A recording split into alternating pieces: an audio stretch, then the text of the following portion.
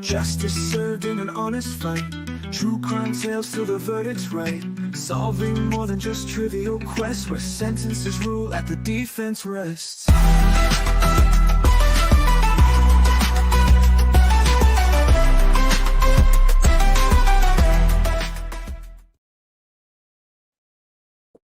What? Hello. Oh, Lord. I'm not having a hot flush. It's a power surge. Okay? That's all it is. It's nothing more. I refuse to admit that it is a hot flush. Good morning. I have a fan on. I shall be right in a minute. Good morning, all. Welcome in. Thank you for joining me. And I apologise for being late. I've been standing in front of a fan for 10 minutes trying to not fog up my glasses. Not particularly successfully, but that is life, as they say it. Happy Freaky Friday. Who's getting it on? Anybody? Not me.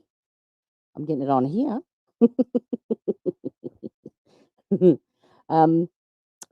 All right. So the last couple of streams, we had a bit of a break from the trials because I did a bit of coverage on the Hurricane Milton, which I completely, absolutely, 100% schmozzled from the start. I initially set the stream when I was watching the weather report, and I noted the time that it was to hit landfall in Tampa Bay.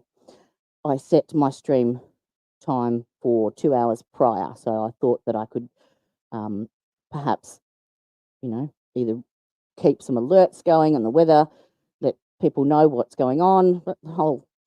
So I joined the stream and I click on. I'd saved all of these great weather channels, storm chasers, you name it. Had them all lined up, ready to go, and I'm like, oh, what? Did she say 1 p.m. or 1? I was 12 hours too early. They had told me 1 a.m. it was going to make landfall, and I'd miscalculated it, the time zones, because I'm in Melbourne. Dickhead number one. So then I recalculated it, went back to bed because I'd been up all night setting up the stream. Stuffed up the times again and missed it by about 2 hours. Never mind. But I was lucky enough to have one of our fabulous subscribers, Udhef, who is actually a resident down in West Palm Beach in Florida, and has lived down there for a long time. And he basically came online and came onto the stream to explain exactly what was happening down there, which was fantastic. Luckily for him, once it sort of hit Tampa Bay, it diverted sort of to the left and more inland up towards Orlando and Jacksonville, which was away from him. He's on the east coast of Florida. So he, I don't know if you've seen my short, but he hadn't particularly paid that much attention to any of the news reports because he's lived in Florida his whole life, well, pretty much his whole life. And a hurricane is a hurricane for him. It's not an unusual occurrence. So, he said he didn't really pay much attention to it, got home from work. The sun was still shining, so he went fishing. Yeah. But he was very, very lucky. He didn't have any damage done whatsoever. And obviously, they build their premises to a certain code, as far as structurally to deal with that. Not that makes it any easier to deal with. What he said was the worst thing, and what they didn't expect was the little microcells of tornadoes that cropped up. And they did the damage because they just occurred really quick and zoomed through. And he said he drove to his girlfriend's place, no problems. Once he got there, one hit. And then by the time he drove back, he said the road was covered with, semi-trailers upturned. Big, D double, the big ones. So yes, he was very, very lucky. So that was that. And because I'd pretty much spent 2 days sitting at my computer, I didn't stream last night. I apologise. So we're doing catch up today. Well, it's not really catch up. It's the last day of the 911 murder trial. And the state has rested. This is the defence's case. They're starting their case in chief now. It's not it's a few hours. And then apparently we have verdict. So it'll be a nice one. And then I'm going to do a sleep stream with the day 4 of the burned husband trial. And by sleep stream, I mean I'm going to have it running whilst I'm watching through my eyelids. May as well stream it overnight and make use of it. I pay enough for the software. All right. So let's get to it, shall we?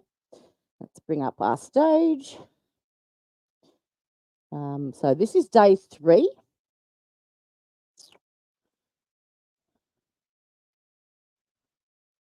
And I'm in the wrong one. That's better. We have it boosted. We have our CCs.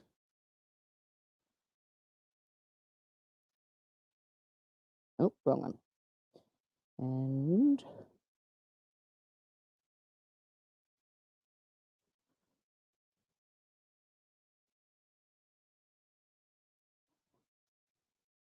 there it is.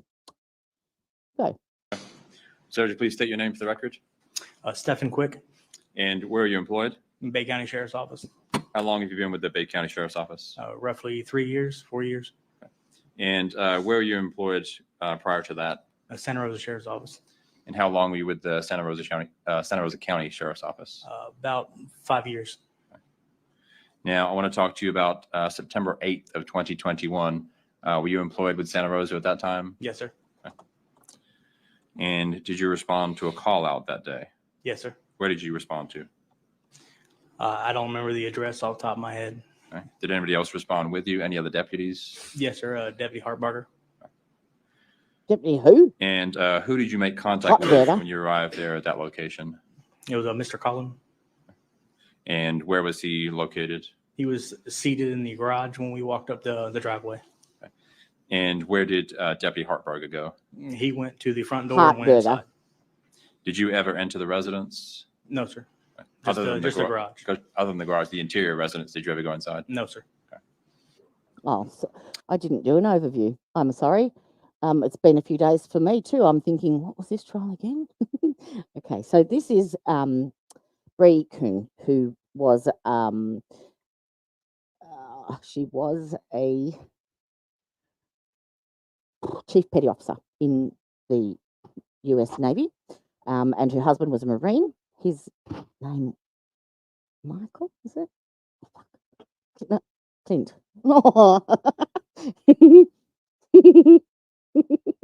Colin, there we go. Colin, sorry, Colin. Yes, so apparently both, he had apparently suffered an acute brain injury at some point, but in the videotapes of him, there doesn't seem to be anything that would indicate to me that he had an ABI. His speech was fine, his cognition was fine, balance was fine. There was nothing that, if I didn't know any better, I would not have known anything. And she has suffered from apparently PTSD and suicidal ideation. and she was currently in an intensive outpatient treatment program with the Navy. Now, there's lots of an argument ensued, and I think they did have quite a volatile relationship between them. The argument initiated over the remote control, believe it or not, and then it progressed to his laptop getting put through the dishwasher and escalated from there. But for some reason, there's a lot of footage of this argument that occurred continuously throughout the day. Now, the police were called at least on 2 occasions to the premises during that day to address the issues. She had locked him out at one stage, or a couple of stages, I think, and yeah, there was threats made and all sorts of stuff. So the police had already previously been called out twice to the home, and nothing was done. He wanted to go but didn't want to leave the kids. She wanted to go but didn't want to leave her kids there, and it just went back and forth. But there was a lot of video footage from her mobile phone, and it was taken like not visual stuff. She had the camera on, but it was like held at her side as she was walking around. So it caught all the audio. And hello, good morning, star of the show. Did you see how many views your short has? Oh, you're gonna have to change your you're gonna have to change your YouTube name to clickbait.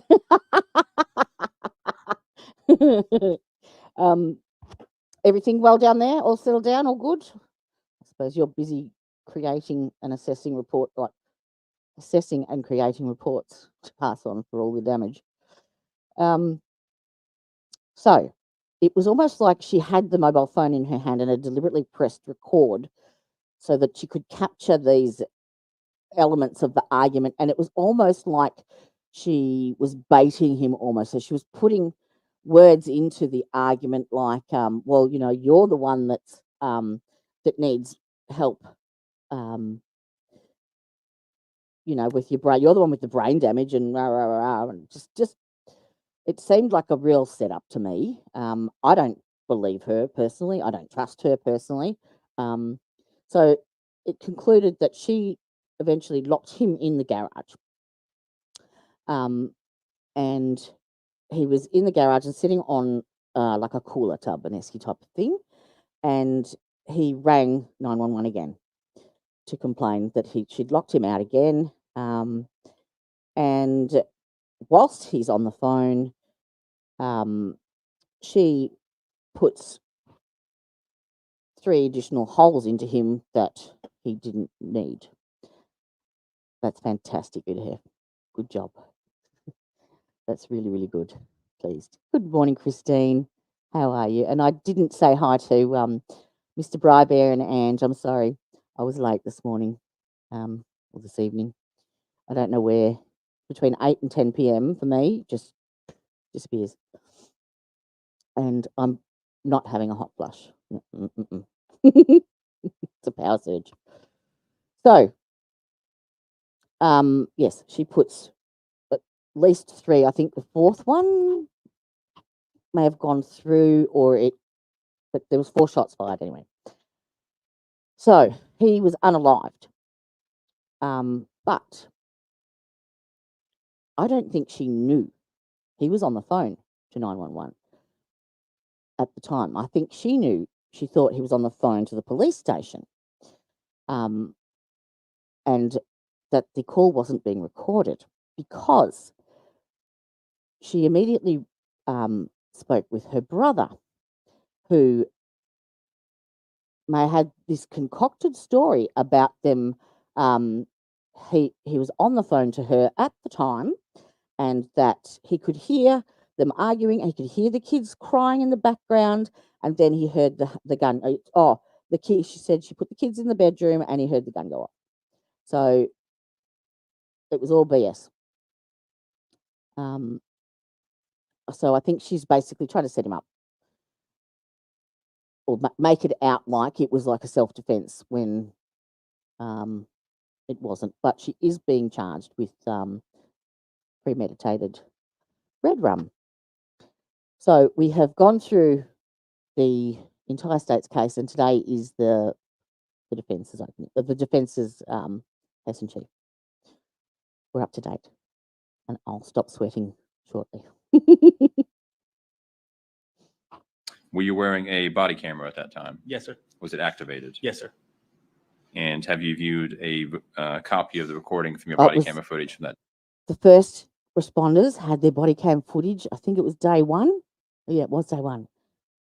And they came in and opened the garage and showed the entire scene, the whole unalived body, everything. So if you're watching day one, be warned. It's everything.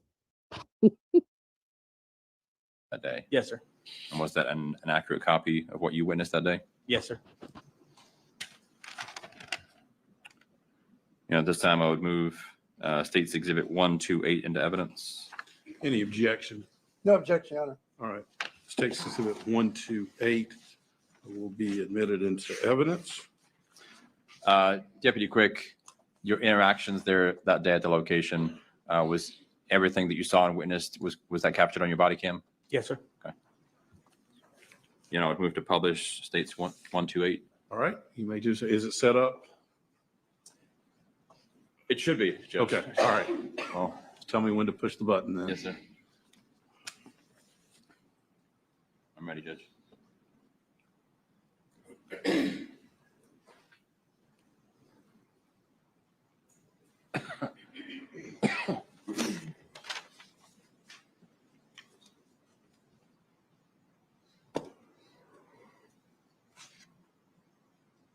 Good morning, Tricia. How are we? Good morning, my little luscious. My little wrench. I've got a few of those now.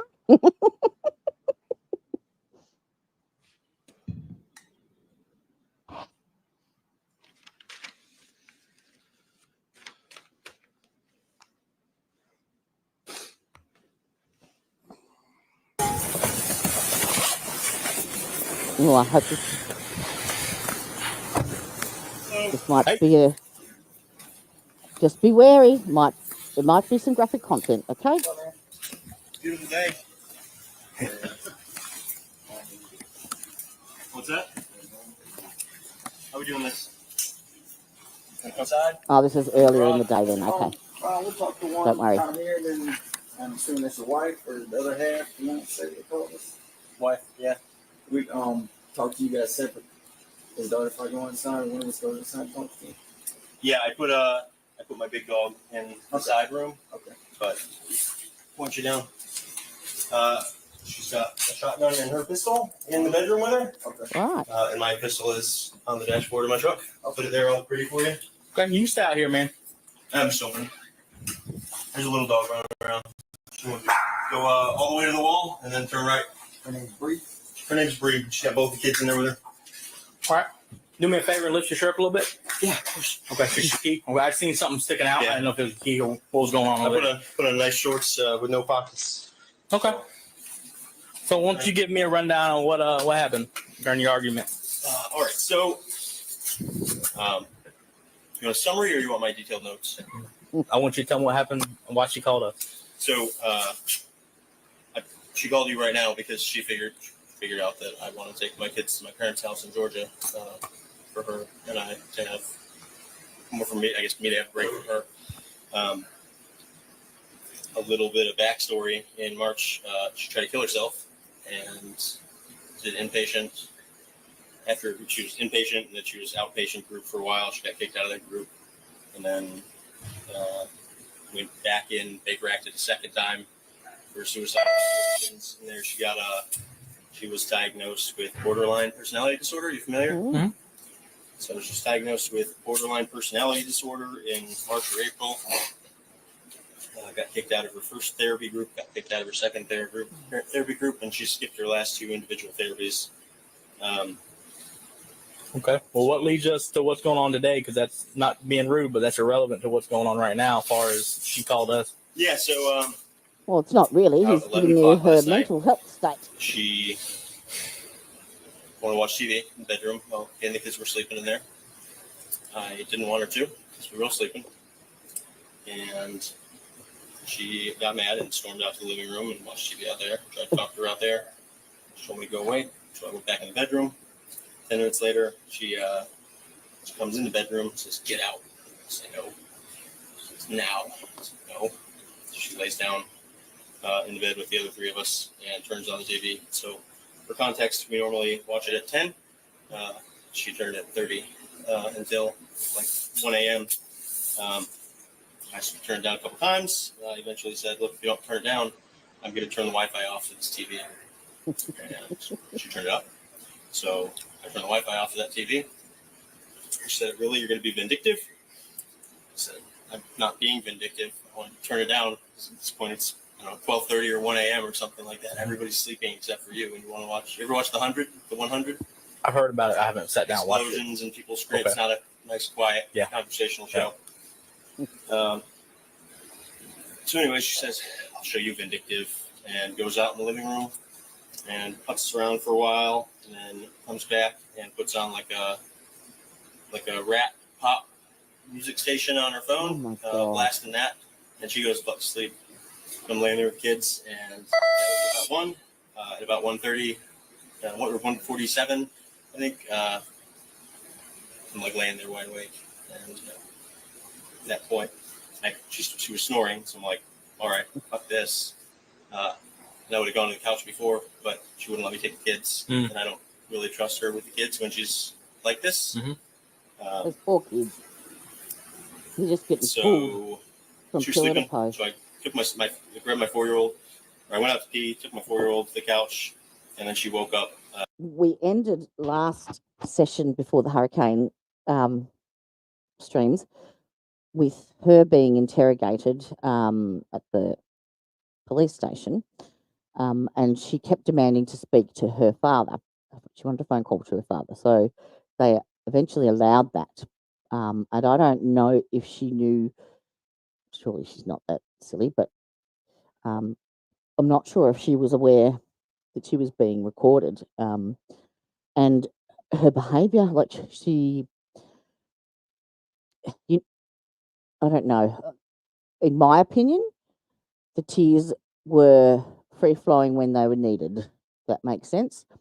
And initially, she was distraught on the phone to her father, but she was calling him daddy. Daddy.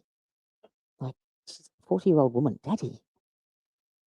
Bizarre. And he was initially fairly sympathetic, but then let her have it a bit, and said that he was really angry with her, and because she asked him to look after her kids for her, and he's like, "You can't ask me to do that." But anyway, but yes, the tears dried up very quickly, and then when she started talking about needing to get an attorney, and she was very concise and clear, and yeah, not a sign of being distraught whatsoever. So that's where we left off at the end of the state's case. So now this is, obviously the defence has brought in their first responders to do his side. And started yelling at me again. So, "What are you doing? I'm taking the kids to the couch." "The fuck you are." And that was all What's up? last night, right? Rolled into this morning. Yeah, this is probably right around 2 a.m. at this point. Okay. So what happened today causing her to pick the phone up and call? I guess she called 911. I didn't look. She found out I was like I was packing my car. That's what the upset was. Yes. That you're going to Georgia to see their grandparents. Yep. And your parent. Yeah, they're my parents. Okay. And your kid's grandparent, actually. Yep. Okay. And she didn't like. And is she like? Was she allowed to go? Like, did you plan on her coming? No, I didn't plan on her coming. Okay, you're just gonna do it. Take a break. Yeah. And they're your kids, right? They're my kids. Okay. Y'all are married, had We're kids. married. They're your blood. They're both of our kids, and then I have a stepdaughter who's probably gonna be here in about 45 minutes from school.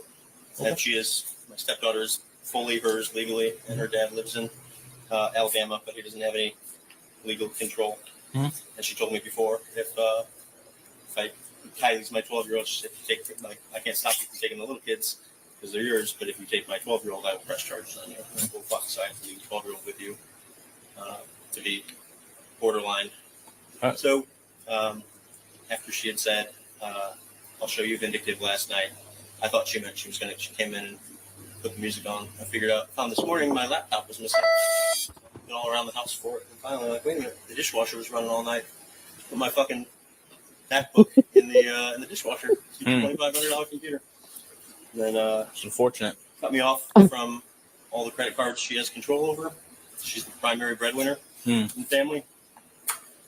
And yeah, I said, you washed my $2,500 computer because I turned off your show? She sounds Because like you a right control my nasty access to piece of work. Wi-Fi. That's also not a legitimate reason.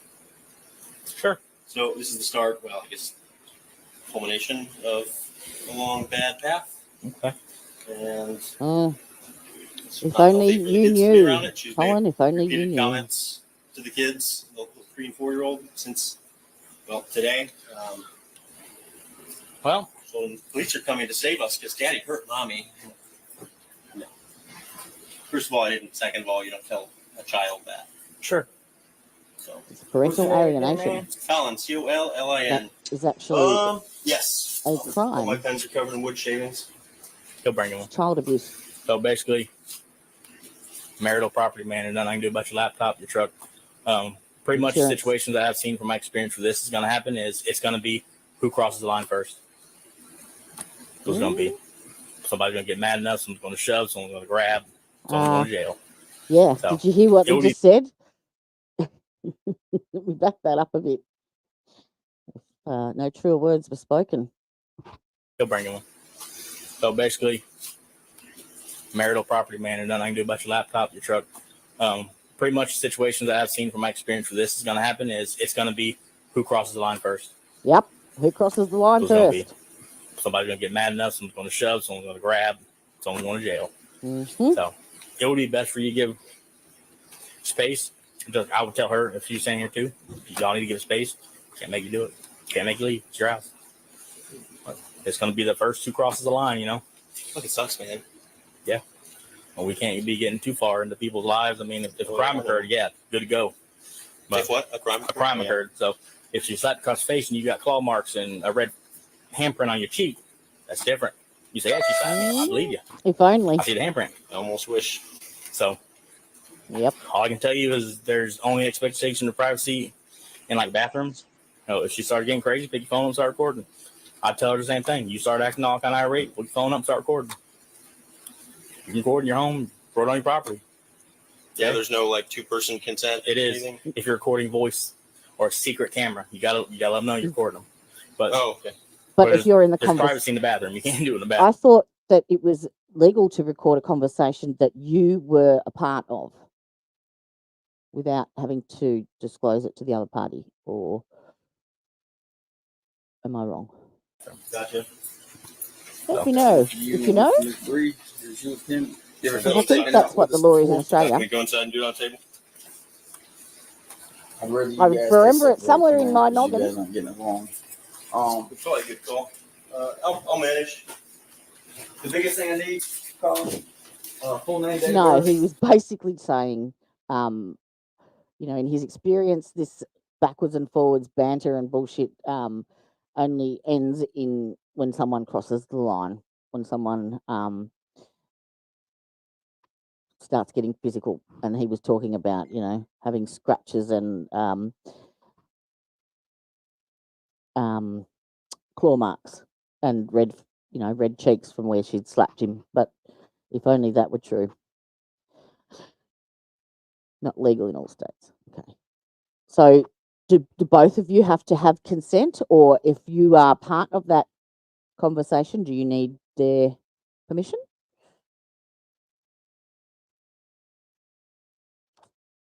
Does that make a sense? How are you, Bri? I didn't even ask. I'm sorry. You're fully recovered from the vid, you poor bugger. Working 2 jobs.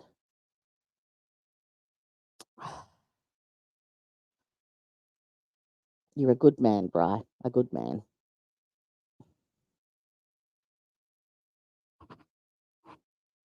Good phone number on there, and then the narrative, there's lines on the back. Tell me what happened. Sounds good. All right.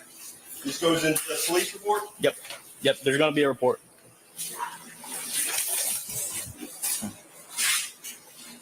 Oh, Did you get the email that I sent you about the Connecticut case?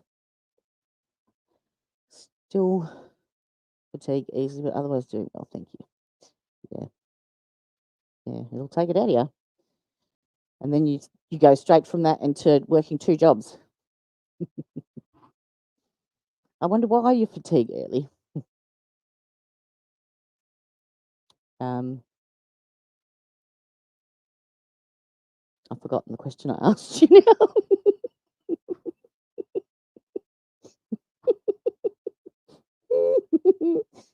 Oh, yes, the email. That's right. I can't wait until Tuesday when I get my ADHD test results. Yeah. Yeah,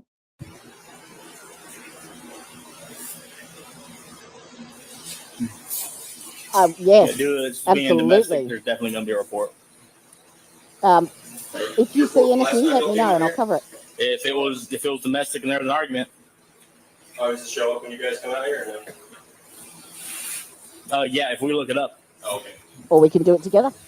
But every time not that we busy. come out and there's something to do with an argument or domestic, there's reports required. What's up with all the little green baggies hanging around? I'm just being nosy. You live in Gulf Breeze? No, I live in Perdido. So the flies have been nightmarish this summer in Gulf Breeze. Oh. And she heard on one of the Facebook pages that if you cut up Dawn soap like that, put it in a bag, it keeps flies away. It seemed to work really well at first. Probably have to change them out quite a bit.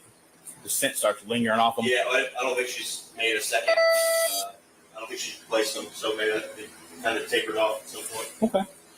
I was just being nosy. You know, if you know anyone, I like chatting. And it's nice to have another adult to talk to, if only briefly. Yeah. So Hopefully, he I'll get doesn't this sound figured out. like he's got an ABI. This is, For at least the kids' sake. Yeah. this is things we were looking up when she was actually doing therapy, and then she stopped, and they're looking down. That's generally how it works. Stop getting help and shocker. What's that? You stop getting help and it's a shocker. You stop going up. That's apparently one of the sad things with particularly bipolar. I've heard that you get just to your therapeutic level, which takes some time to reach it, something that is working for you, that's suitable for you, and controls everything really, really well. And then you feel so good that you don't think you need it anymore, so you stop taking it. And it's just a vicious cycle, apparently.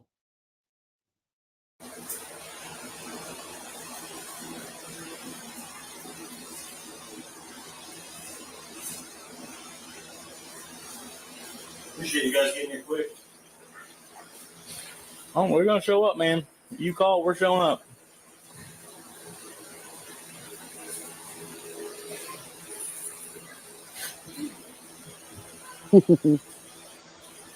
You're right, Dylan.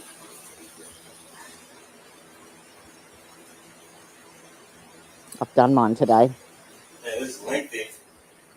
Yeah, just the top is your start, and then the bottom, you just pretty much get the rundown of this incident. How she's upset that you're wanting to take the kids to Georgia. Just for, visiting the grandparents. Which seems absurd to me. Why would you be upset? It was a beautiful day today. Well, so hang on. I've got the one of the things we were talking about on the stream the other night was converting Fahrenheit or Celsius to Fahrenheit. So it was about 22 degrees Celsius here today. So that makes it approximately 70-ish Fahrenheit. So yes, and I had my carpets steam cleaned this morning and thought, okay, right, that's a good time to get the sheets done. And he did all my mats, hung them on the line. So yes. which was why I was late. I'm about to bring them in. Got clean sheets to get into though. I love that. Lady, JP, come here.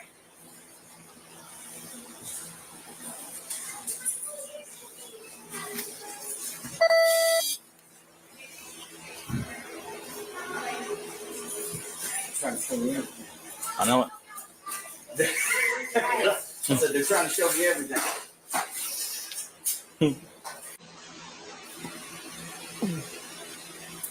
I know. That's it. Ready to sign it? No, I'll read it and I'll tell you to sign it. Make sure it's got all the information that we need. Is there anything else you recommend that I put on there that I said to you but didn't write on there? The kids open. Yeah. Just the one that's got all the energy. Take it, boy. Yep.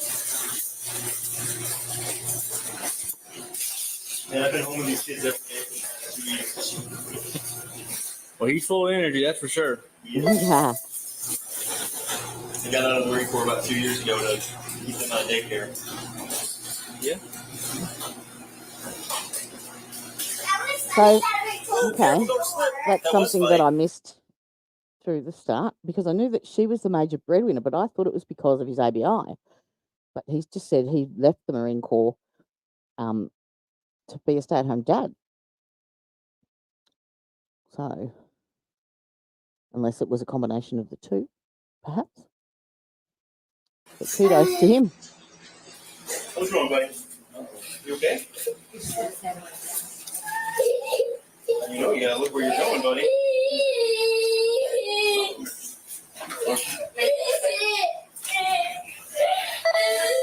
Those poor kids. I'm gonna give you both the business cards. Shit. If you guys need anything, call us, okay? Can I get a copy of his statement later?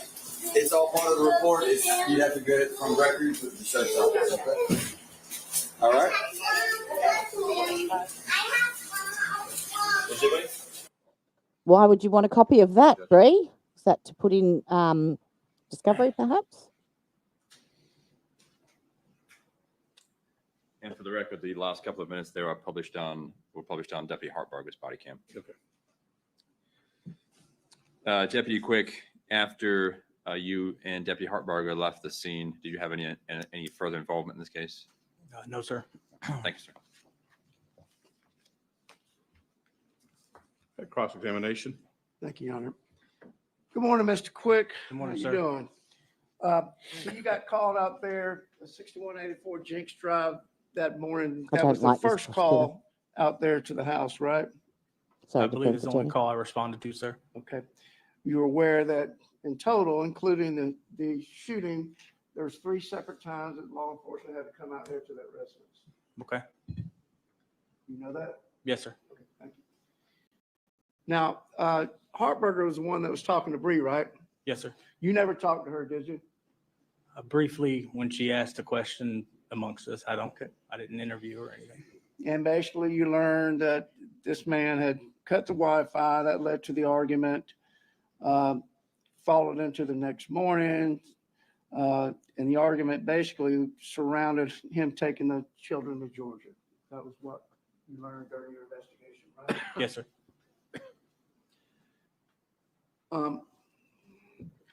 And he told you that he had a firearm in that truck, didn't he? Yes, sir. Dashboard. Yes, sir. You never got any information or any evidence at all that this woman ever threatened him in any way, either physically or with any firearm or anything like that during the time that you were out there, did you? It's I pretty believe irrelevant now, I asked him suppose, if anything was physical or although it goes to premeditation. no, She never threatened him, did she? As far not as to my you knowledge. were able to. Okay. Now, Bree also told law enforcement that she had been pushed into a door frame, she'd been slammed to the floor, and been raped twice. But nothing ever happened as a result of her complaints to law enforcement, did there? I don't know, sir. I didn't. Y'all ask didn't her do a anything. rape assault kit? Y'all didn't? question him about a rape. Y'all didn't question him Your Honor, about a under- battery, did you? Object at this point. Deputy stated he had no contact with Ms. Kuhn. I'll sustain the objection. Did y'all arrest anybody that day? No, sir, I did not. Did y'all take him to the jail? I did not arrest him. Okay.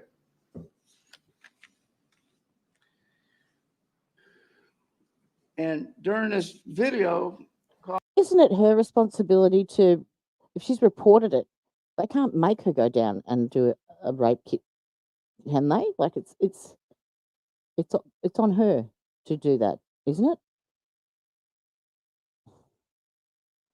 You know, it's well and good to make all these accusations and claims, but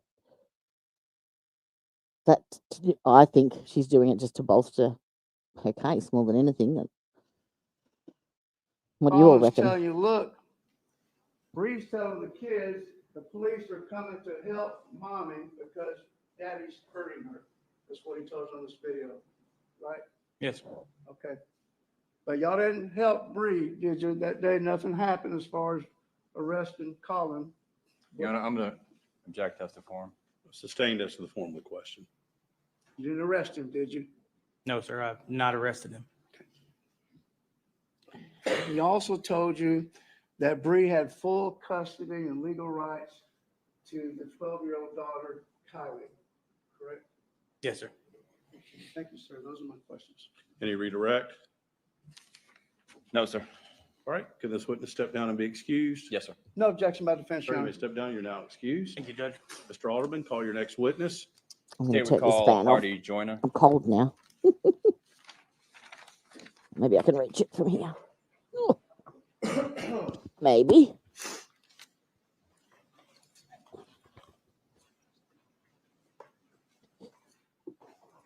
Yep.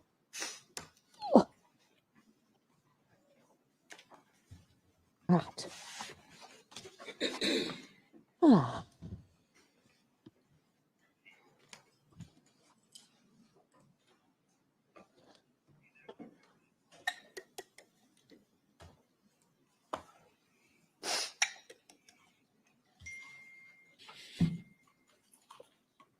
Who might this be?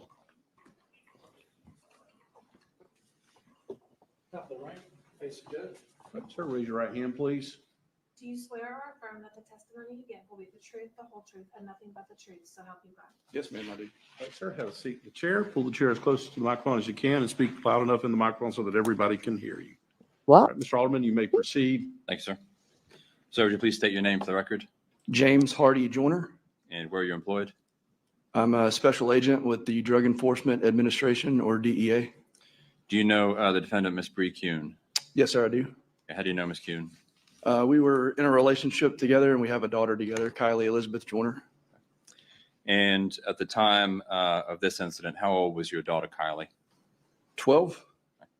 And what was the living situation of Kylie at that time? She lived with Bree and Colin full-time, and I saw her every other weekend. Where were you living? Not the address, but where were you living at that time? The Mobile, Alabama area.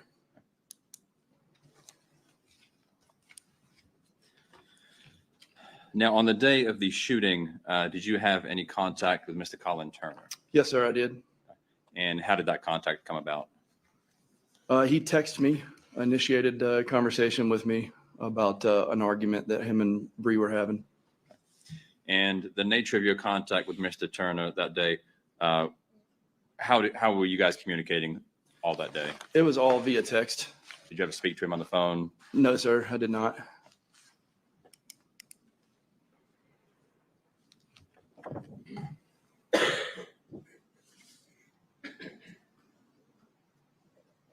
You want me to approach the witness? You may.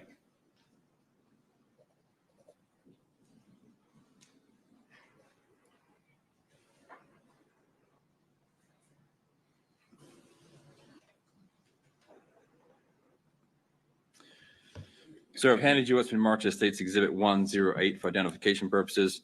Do you recognize those messages? Yes, sir, I do. Okay. How do you recognize those messages? It's a conversation between myself and Colin the night of the incident. And is that an accurate copy of the text messages that you and Colin sent back and forth? Yes, sir, it is. At this time, I'd like to move into evidence State's Exhibit 108 Any objection? No objection, Your Honor. Exhibit 108 will be admitted into evidence. And I would move to publish, Judge. You may.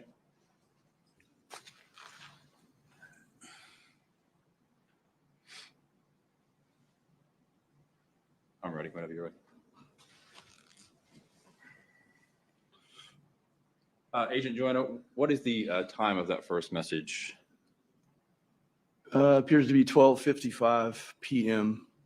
And the messages on the left in the white, who is sending those messages? That's Colin, and that's myself in the darker shade. And can you read the first message that Colin sent you that day? Yes, sir. Hey, man, Bree's losing it. She ran my laptop through the dishwasher last night because I turned the Wi-Fi off. I'm planning on getting out of here with the little kids, but she's already told me she'll press charges if I take Kylie with me. I don't know what you can do legally, but I wanted to give you a heads up. And how did you respond to Colin? I said, damn, dude, I hate that. I'm not sure what to do, but thanks for the heads up. I was really hoping that she, referring to Bree, had gotten better. And what was Colin's response to you? She got kicked out of 2 group therapies and she skipped her last 2 individual therapies, still drinking a lot. And doesn't what help. was the time of your next message back to Colin? It's 18:09, 6:09 p.m., I believe is what it was. And what did you ask Colin, or what did you say to Colin? I said, everything okay, man? And how did Colin respond to you? He said, nah, gonna be worse before it gets better too. She's always told her stories about you and I thought you sucked. But now that I think about it, she's crazy as hell and probably did the same stuff to you. And how did you respond to Colin? I said, I definitely had my down days and I did my share of wrong in the past, but I'm sure there's plenty more to the stories you don't know, as you can probably see now. And what was Colin's next message to you? Yup, she just locked me in the garage because I wouldn't talk to her. And what was the time Colin sent you that message? 6:13 p.m. approximate. And how did you respond to Colin's statement about being locked in the garage? I said, if you ever want to talk, I probably know more about what you were able to keep her happy a lot longer than me, and you somehow have been able to get through to her more than I ever did. Did you ever have any more communication with, oh, thank you, Judge.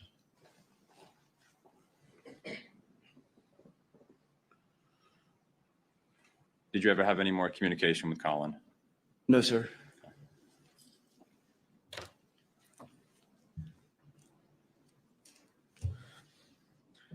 Now, again, you didn't speak with him on the phone, so everything you know about the situation that day is in these text messages. Is that fair to say? Yes, sir. And did you discuss any of the things he's telling you about the issues they're having that day? Did you discuss any of that with Bree? No, sir. At some point that day, did you speak with Bree? I did. How did that come about? She contacted me. She called me. I answered the phone, and she said, you need to come get your daughter to some extent. And I thought, maybe she's just being a 12-year-old. And I said, why do I need to come get my daughter? And she said, I just shot Colin. And I responded, I said, why? And she said, I don't know. She said, you just need to come get Kylie. And I said, okay, I'm on the way. Did she give any more description about what had happened? No.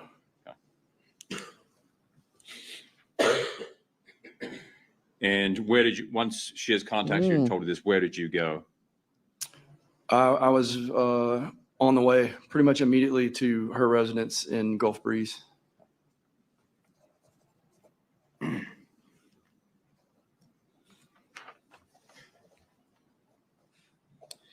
Now, prior to that day, or up until including that day, Colin was Kylie's stepdad. Is that correct? Yes, sir. Okay. Did you ever have any concerns about Colin being a stepdad to Kylie? No, sir. He was great, and she had nothing but good things to say about him all the time. Thank you, sir. Yes, sir. Mr. Etheridge, cross-examination. Yes, sir.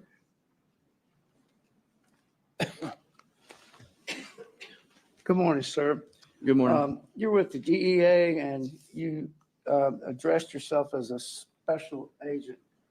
I've practiced federal law many, many years and always, not being facetious, but Is there anything you're special about? Everybody that's an officer for DA are called special agents. That's just your designation, right? No, sir. I'm a 1811, a criminal investigator special agent, and we're the only people in DEA that are special agents. Or Take that, 1811s. smartass. How long you been with them? Approximately 4 years, 5 years going on. Okay. Colin told you he was going to get the kids and go to Georgia, didn't He said he was going to try to take the kids. Yes, sir. In the text. he? And he also told you that Bree was going to have him arrested if he tried to take Kylie, because Kylie wasn't his biological daughter, right? Yes, sir. He told me that she was going to press charges, is what he said. And Bree had full custody of Kylie, didn't she? Yes, sir. She had full custody. I had visitation. She was very liberal with allowing you to see your daughter, right? Y'all don't have any issues with you seeing your daughter? No, I think it was sir. every other weekend, right? Yes, sir. At that time, they had just moved close to me, so I started getting her consistently every other weekend. And you knew that Bree had Oh. been hospitalized for an apparent attempted suicide. I did not at that time. Oh, you didn't? I was aware that she was hospitalized, but I did not know that it was for an attempted suicide until after this incident.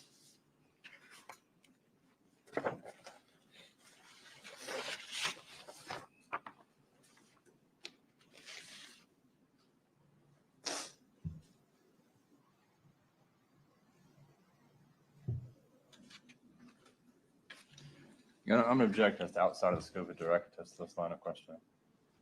We talked about it in the, Overrule the objection. Matt, approach the witness, Sean. You know, I'm going to show you something, page 18, deposition. What page are you on? I'm sorry. Page 18, lines 3 through 5. If you will, Mr. Hardy, I'd like for you to read 3 to 5 to yourself. Don't read it out loud. Just read lines 3 to 5 to yourself. Now, if you have a chance to read that, I'm going to ask you again questions, see whether that helps refresh your recollection. Yes, sir. Like I said, I was not aware that it was an attempted suicide until after this incident occurred. I was aware that she was hospitalized. Well, that's not what you said then. You said, but yeah, I can't remember exactly who mentioned that it was an attempted suicide. After the incident. Yes, sir. No, that's not what you said. I was not aware that it was that extent. That's what you said under oath back in October 26, 2022. You don't remember saying that? I did say that, and I was not aware that it was an attempted suicide until after this incident. I was aware that she was hospitalized. And you knew that she was in the hospital for depression, didn't you? Colin told me his words were mental issues. So, Now, Bree called you immediately after the shooting, didn't you? yes, sir. And you found out from Colin about the basis of the argument, turn off the Wi-Fi, and apparently went over to the next morning.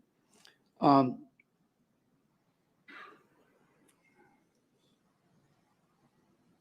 in those texts between you and Colin, you mentioned that you'd had your down days and you did your share of wrong in the past as well, didn't you? Yes, sir.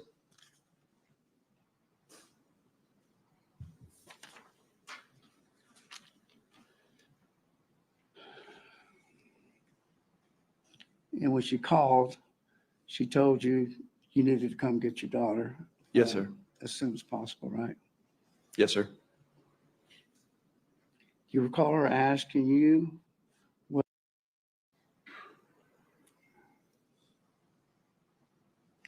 And in those texts between you and Colin, you mentioned that you'd had your down days and you did your share of wrong in the past as well, didn't you? Yes, sir.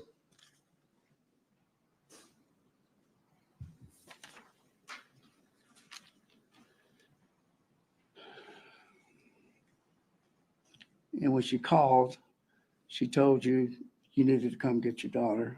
Yes, sir. As soon as possible, right? Yes, sir. You recall her asking you whether Colin was dead? The second phone call that she called me, she asked me if Colin was dead. You were never married to her, were you? No, sir. And you mentioned there in your text, and I believe you testified today as well, that obviously Bree had some mental health issues that needed to be addressed or should be addressed, right? I would agree with that. Yes, sir.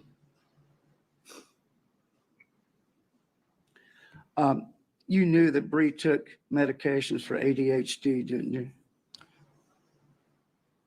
Yes, sir. That was even back in our relationship. I believe she was taking Vyvanse for ADHD, but I don't know if she was still currently at the time of the incident. And you, in the text between you and Colin, I mean, one of the last questions that the prosecution posed to you was, and your answer was, she had nothing but good things to say about him. But then there in your text with Colin, you said Bree had told you stories about him and you thought he sucked. So that's not exactly the same. Which one was it? You're incorrect. He said that he thought I sucked. That's coming from Colin, not from me.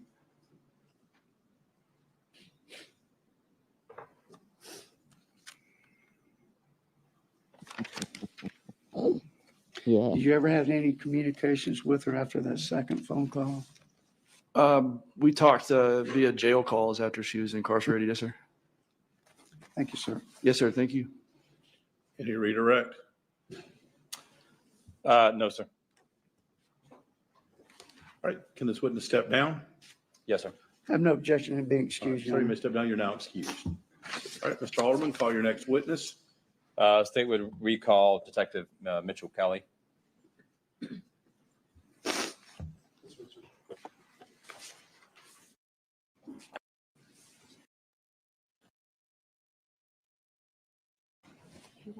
The joiner.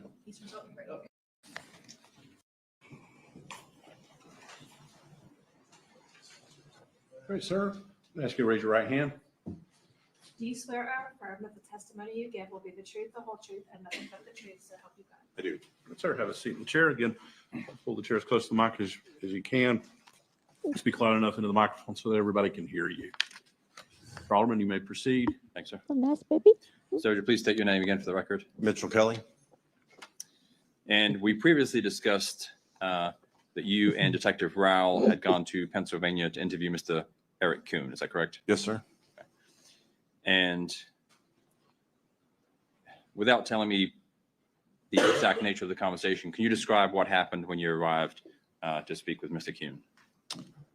So after we got to Pennsylvania, we made contact with defendant's brother to kind of arrange an interview. How did you initially make contact with him? We called him on the phone, let him know we were in town. We have also arranged to have an interview done at the local police department, just in case that was an option. We told him we were in town, told him we wanted to meet for an interview. He wanted to do it at his business, which we were fine with. So after this telephone conversation, where do you go? We went to his business and met with him. And is that you and Detective Rowell? That's correct. And what was the situation when you arrived at his business? Once we got there, he wanted to have a conversation with the attorney about having him on the phone while we were having the interview, which we were fine with. I think once we started the interview, we recorded everything. And the attorney that you mentioned, did he end up being on the phone and part of the conversation? Yes, he was. And you mentioned the recording. Ultimately, the body camera is turned on and recording is done. Is that correct? That's correct. Okay. Now, prior to that recording, what was again, without telling me the exact details, what was the nature of your discussion with Mr. Kuhn? Before the interview? Yes. Just nothing really, banter about his business, I guess. Really was just kind of discussing why we were there, and he was kind of wondering why we were there, why we had kind of shown up to have the interview. We just kind of explained to him it was important to have it in person. Before the recording is done, was there any questioning or interrogation about the specifics of what happened in relation to the murder? No, sir. And you previously stated you've been in law enforcement in both Colorado and Florida. Is that correct? Yes, sir. And worked as a homicide investigator? That's correct. Now, as a homicide investigator, would there ever be a situation where you do a partial interview, start a recording, and then finish an interview? No, Why would you not do that? because it's just It's not the right thing to do. Have you ever done that in your career? No. Thanks, sir. Cross-examination? Yes, sir. Good morning, Mr. Kelly. Morning. You didn't contact Eric Kuhn until you'd already gotten there in Pennsylvania, did you? That's correct. Okay. So he had no idea you were even in Pennsylvania until you got there, right? That's correct. Okay. And did you have a body camera on you when you interviewed him? Yes. Okay. We haven't seen, that hasn't been presented as evidence. Did Raul have a body camera? We were there together, so we had the one body camera. That hasn't been introduced into evidence. Your Honor, I'm going to object for relevance and an improper question to a witness. Your approach. Mm.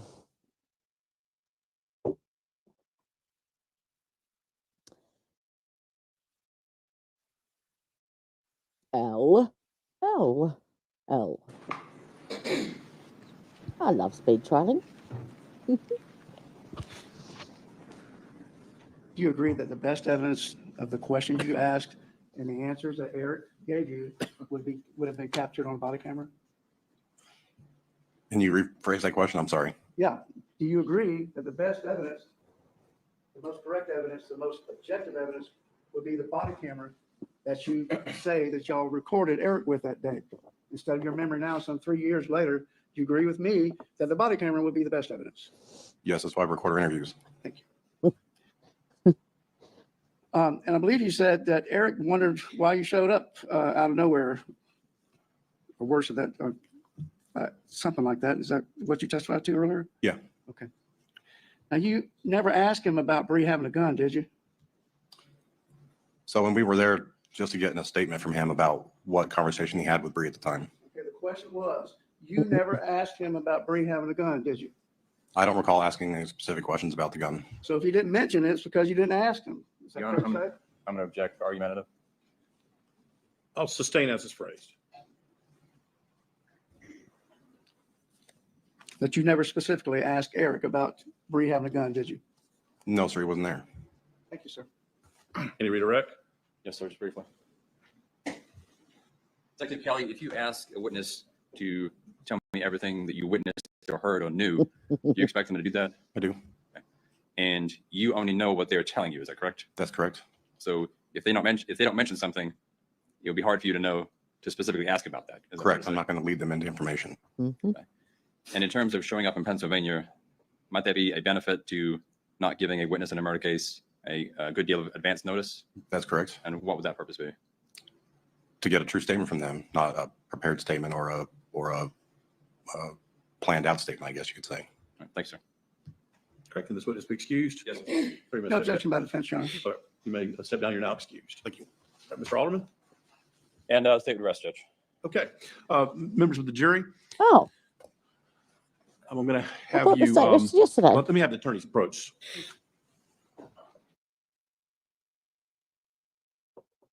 They've recorded this trial very, very weirdly because it looks like this is the final day. But I've just noticed that one down,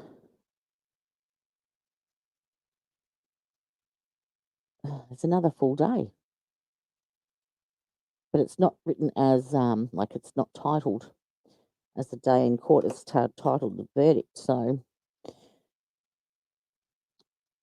I actually had to look at this. Most of it, yeah, they have a side. That sidebar goes straight into a long break. And we left off the other day. They were arguing about Point 4. the defendant hadn't made her decision whether or not she was going to take the stand, and the defense wanted to bring in, I think, an expert witness or some documentation regarding a diagnosis of PTSD, but it had not been introduced in any evidence during the trial at all, and so they were debating over that. So I think the end of this day is that argument that they're they're going over. So let's have a listen, see if there's anything worthwhile. Otherwise, we'll sir. move to the next day. No, sir. Because there's no more witnesses. It's just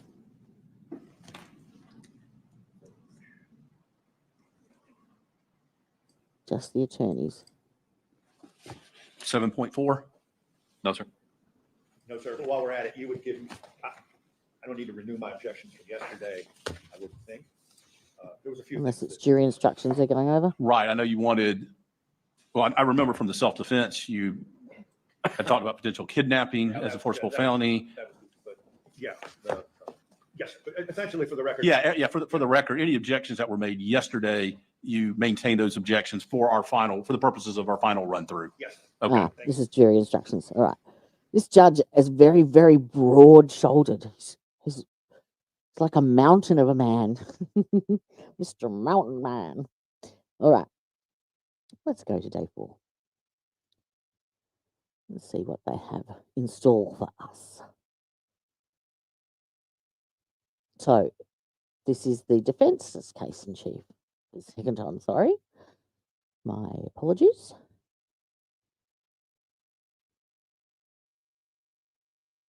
Looks like closing straight away. Maybe she didn't have any people. Let me just cue it up. Sorry. Close captions.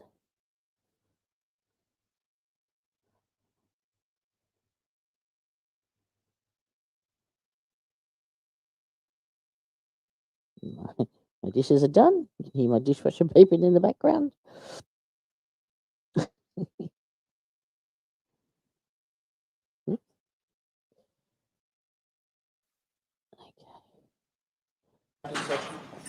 All right, everybody be seated. We'll get Ms. Kuhn in here. Okay, I'm sorry, a Judge. couple of things.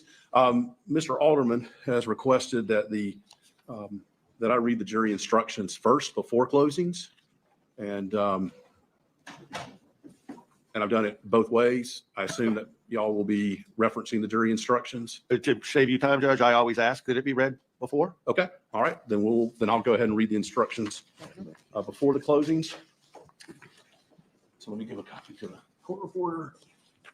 Copy to, I'll give this one after I read it. And then I believe I've already given counsel copies of it. Yes, sir. We're done. And usually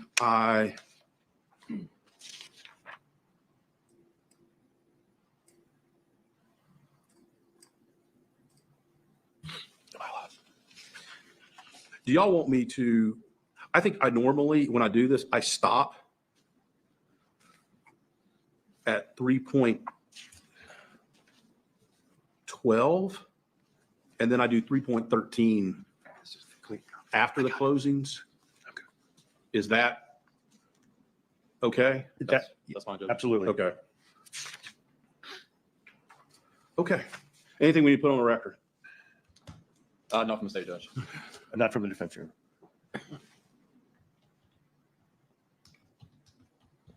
Sounds like These are the alternates. Okay. we're going to go Okay. straight into jury Let's go instructions. ahead and bring the jury in.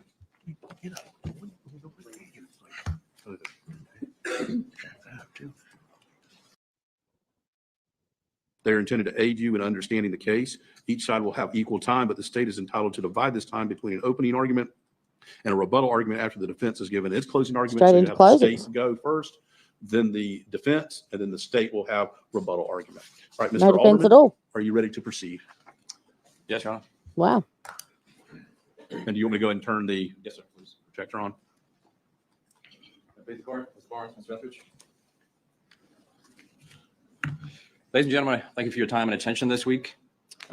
Before I start running through my closing, I do want to point out, obviously, on Tuesday, Mr. Etheridge and I giving opening arguments or opening statements.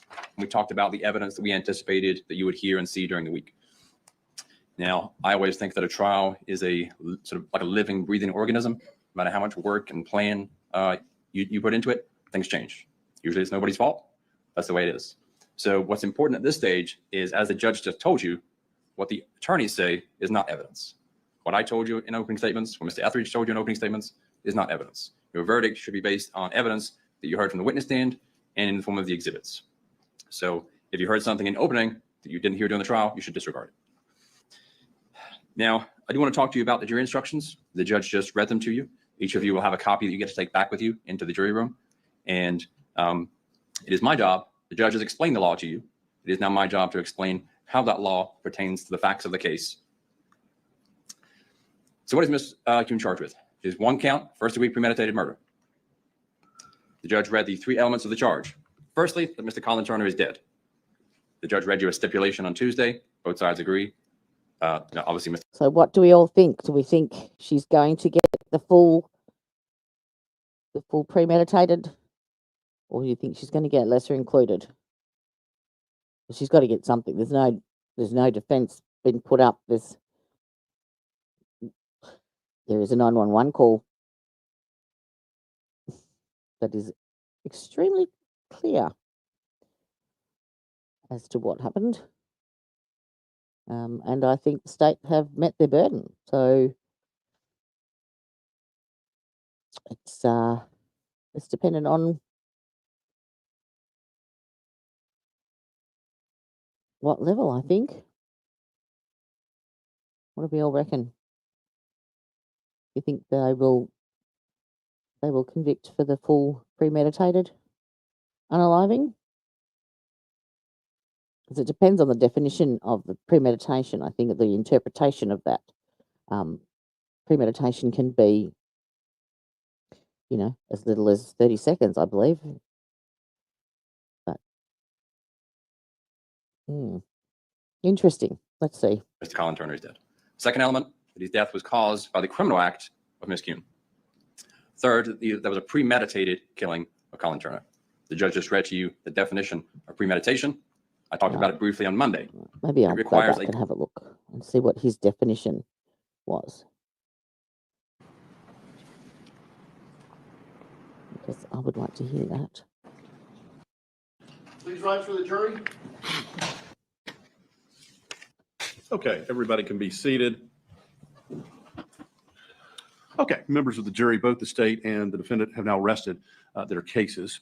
In a few moments, they will give you their closing arguments. But before they do that, I'm going to go ahead and read you your jury instructions. Now, each of you will receive a copy of these instructions when you go back to deliberate. So don't feel that you have to take everything down in writing of what I'm going to say, but I want to go ahead and give you your jury instructions beforehand, and then the attorneys will do their closing, and then I will give you some final instructions.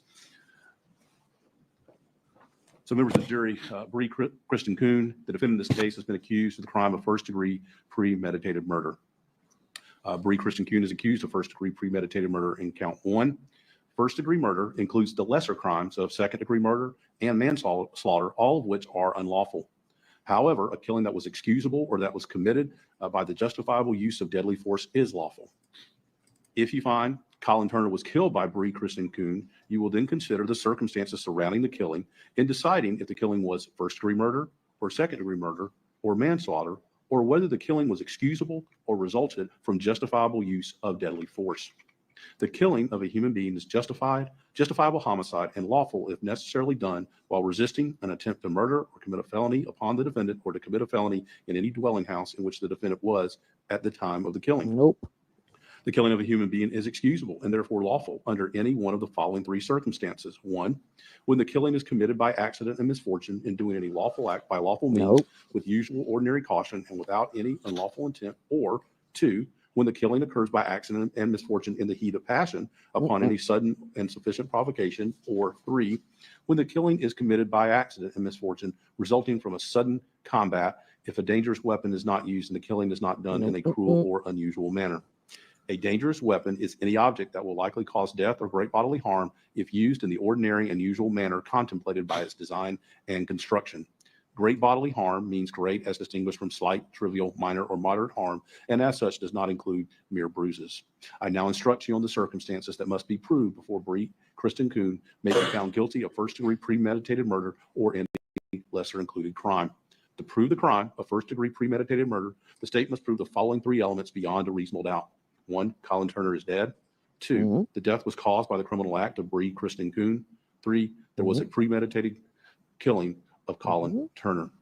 An act includes a series of related actions arising from and performed pursuant to a single design or purpose.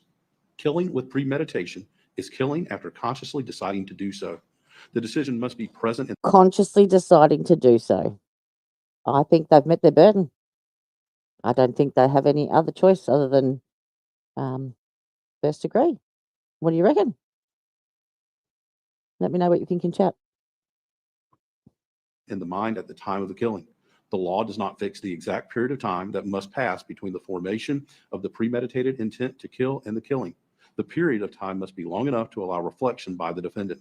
The premeditated intent to kill must be formed before the killing. The question of premeditation is a question of fact to be determined by you from the evidence. It will be sufficient proof of premeditation if the circumstances of the killing and the conduct of the accused convince you beyond a reasonable doubt of the existence of premeditation at the time of the killing. In considering the evidence, you should consider the possibility that although the evidence may not convince you that the defendant committed the main crime of which he is accused, there may be evidence that she committed other acts that would constitute a lesser included crime. Therefore, if you decide that the main accusation has not been proved beyond a reasonable doubt, you will next need to decide if the defendant is guilty of any lesser included crime. The lesser crimes indicated in the definition of first-degree premeditated murder are second-degree murder and manslaughter. To prove the crime of second-degree murder, the state must prove the following three elements beyond a reasonable doubt. 1, Colin Turner is dead. 2, the death was caused by the criminal act of Bree Kristen Kuhn. 3, there was an unlawful killing of Colin Turner by an act eminently dangerous to another and demonstrating a depraved mind without regard for human life. An act includes a series of related actions arising from and performed pursuant to a single design or purpose. An act is eminently dangerous to another and demonstrating a depraved mind if it is an act or series of acts that, 1, a person of ordinary judgment would know is We've read all reasonably certain those. to kill or do serious bodily injury. Let's get back to the closings. The doctor described. They are perfect little circles. She brings in the child so he can calm it down. She calls 911 and reports. And I recalled he had contact with both Colin and Bree. Find where we were at. Judge read to you the reasonable doubt. I'm not going to read it to you. This is the standard that you have to apply, that you have to hold the state to. Not all doubt, not every doubt. You know, I gave you the example on Monday about the rain example. And what is a reasonable conclusion from the evidence? And this standard applies to those three elements of first-degree murder. You believe the state has proven those three elements, first-degree murder? Find it guilty. Another important thing to note is you can have reasonable doubt about things outside the elements. The state does not have to prove every little aspect of the case beyond our reasonable doubt.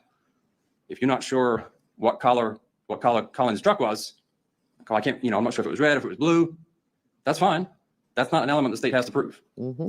So always go back to that like it's the second page. What are the three elements the state has to prove? That's it for your verdict to be guilty. Weighing the evidence.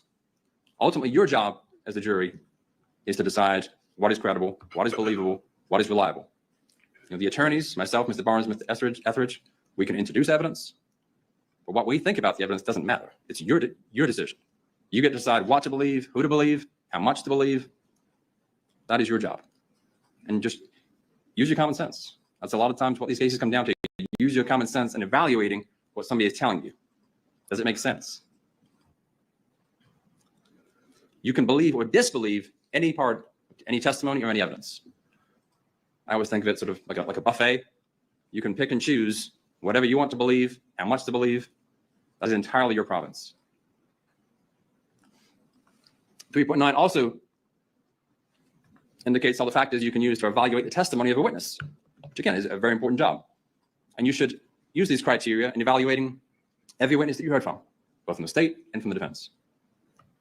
Now you see that many of the state witnesses, a great deal of what they testified to, what they saw, what they heard, what they did, was on camera. That's one of the great things about the body cams is that we're not reliant on somebody's interpretation or their memory. For example, Deputy Lynn, he had contact with both Colin and Bree right before the murder, about 45 minutes. I think he left about 45 minutes before the shooting. Now we're here 3 years later. We don't have to rely on what he thought they said or what he believed their attitude was. You got to see it and hear it for yourself. So no disrespect to him, but if his memory isn't that great about what happened, you've seen and heard it. You know what happened. Now, when you apply these criteria to the testimony of Eric Kuhn, you're going to see that his testimony should not be relied upon. Now, I do want to talk about it briefly. So, Mr. Kuhn's testimony, you heard from him about what he heard, and his testimony was all over the place. I mean, right from the get-go, he tells you this call was several minutes, and then seconds later, he says the call was 45 minutes. And granted, he probably didn't have a stopwatch on him, but that's a huge difference. He said Colin was dragging Laney by the arm. 30 seconds later, he turns around and said, I never said dragging. You literally just said it 30 seconds ago. We went back and went round and round in circles about the statements early in the day about whether Colin was refusing to watch the kids or whether he was kidnapping the kids. And he said both. And he even said on the stand, how can it be both? I said, I don't know. I don't know. There was all the things that he was convinced that he told the police before they started recording about dragging Laney by the arm, about Colin or Brees saying that Colin's threatening to kill the kids. He's throwing her down. And he believed that he said all these things he told the police before they started recording, or he must have said it while Zoom was glitched. And I recalled Deputy Kelly, but I hope you understand that that's not how murder investigations proceed. These detectives don't have a full-on interview and then say, hey, now let's start the recording. I asked Detective Kelly, or Sergeant Kelly now, did you do that in this case? No. Have you ever done that in your career? No. Would you ever do that? Of course not. Although even then, when they're talking to him, they say, tell us everything. And he sat there and told you, oh, I didn't mention all the things I mentioned before because I didn't want to be redundant. He also talked about how them showing up, and he was so taken aback, and how unprofessional they were to just simply show up. And he was shell-shocked. These detectives show up to talk to him. He's saying that he is the only witness in a murder case. He's on the phone. He hears the entire thing. He hears his sister being attacked. The only witness to a murder case. And then he is shell-shocked that homicide detectives turn up to talk to him. He should have welcomed them with open arms. Instead, he sat here and seemed to have absolutely no clue what he told them. You're going to rely on his memory and his version of events? No, you shouldn't. Ultimately, it was, I'm not sure exactly what his end testimony was, but the takeaway was that he hears this scuffle, altercation, fight. He hears Bree being hit. She's reporting, Al, that hurts. Colin, you're hitting me. Things that she's saying that Colin's doing. He hears kids screaming. Then he hears gunshots. All part of one sequence. He tried to sort of equivocate between immediately, right after. He said it was all one sequence. This fight, gunshots. It sounds good, right? It sounds like somebody defending themselves. She's being attacked. He's threatening the kids. She's got to defend herself. You've heard the 911 recording. And Colin was not in a physical altercation. He was not attacking anybody. He was not dragging anybody. The kids weren't screaming. He's out on the phone having a calm, rational conversation. None of that was taking place. Two conclusions come to mind. Either Mr. Kuhn is mistaken about what he thought he heard, or perhaps he did hear, and he is right about some of the things he heard. I asked him, can you tell between someone hitting themselves, someone being hit by somebody else? No, of course not, on the phone. Exactly. Because he's hearing this ruckus, this fight, right before the shooting. Staged. Right? Logically, that did not take place in Colin's vicinity. Otherwise, we would have heard it. He's locked outside in the garage. She's inside with the kids. What he's hearing could not have taken place near Colin. So if he's hearing somebody being hit, ow, that hurts, Colin, stop. She's doing that inside the house. Walks to the door, shoots Colin in the back. She now has a witness and an alibi for murder. Is that what happened? We don't know. What we do know is that Colin was not attacking her. So if what Eric Kuhn is reporting is accurate about this fight, it didn't involve Colin. And Deputy Hartberger told her earlier that morning or early in the afternoon, when he did not arrest Colin? Was there another witness? Now, he wasn't suggesting to her to sort of find a witness, but she knew something would happen. She needed another witness. Now, hey presto, she has a witness. At the end of the day, you just got to use your common sense. And you get to decide what to make your testimony, what to believe, how much to believe. I would urge you just to disregard the whole thing. You can do that. Just because there are conflicts in the evidence doesn't mean that you have to believe one side. If somebody gets on the stand and insists that 2 + 2 = 17, you can go back to the jury room and say, I don't believe him. Because his statements not only were inconsistent in and of itself, it was also completely different than the version his sister gave. It's also contradicted by the physical evidence and any degree of common sense or rationality. Anyway, I'm not going to spend any more time on that. I hope you evaluate his testimony as you should. And at the end of the day, he's a brother. He told you about she was my protector growing up. Now she's on trial. Mm-hmm. And it's his turn to be the protector. Yep. So let's talk about the state's case. So that day, things got started, 12:54. Miss Kuhn calls 911 and reports that Colin is pushed her and thrown her down. And then another interesting aspect of that 911 call is that the operator then tells her, do not interact with him. Right? Makes sense. She's reporting a physical altercation. Don't interact with him. So what does she do? Goes and grabs her phone and starts recording him, trying to provoke him into an argument. And I'm not going to play that whole thing. You have it in evidence. Those last couple of minutes, I think give you a good insight. If she goes out there and is trying to talk to him, and he says, I tried to talk to you. No, you didn't. He says, tried to talk to you last night. And again, she is surreptitiously recording. She's got the phone held down by the side of her leg. Common sense would tell you when someone's recording their partner, they're on their best behavior. Right? So when she's having this, I don't know if you call it an argument, this discussion with him, she's on her best behavior.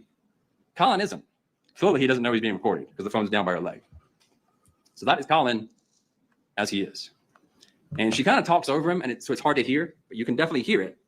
When she's sort of going after him, he says, if you talk, I will listen. Depending on what you say, I may or may not respond. That is a very calm and rational response in a even tone. Like I said, and that was Colin in this discussion. And then they kind of go back and forth. I don't trust you with the kids. I don't trust you with the kids. I think what you get from that is she wanted an argument and was frustrated that he just did not seem to want to argue with her. Then she starts picking at him, oh, you're on disability for this. And, because she's talking about he's emotionally unstable. Given her position and the things she's been through, the old saying about if you live in a glass house, you shouldn't throw stones. Because he could have come back and said, well, yeah, you've been Baker acted and you attempted to commit suicide. He didn't say any of that. Because it just seemed like he just didn't want to argue about it. So, but that is a good insight into sort of their relationship. And at that time, she's reporting, he's just throwing me down. She wanted him to say or do something stupid, the cops.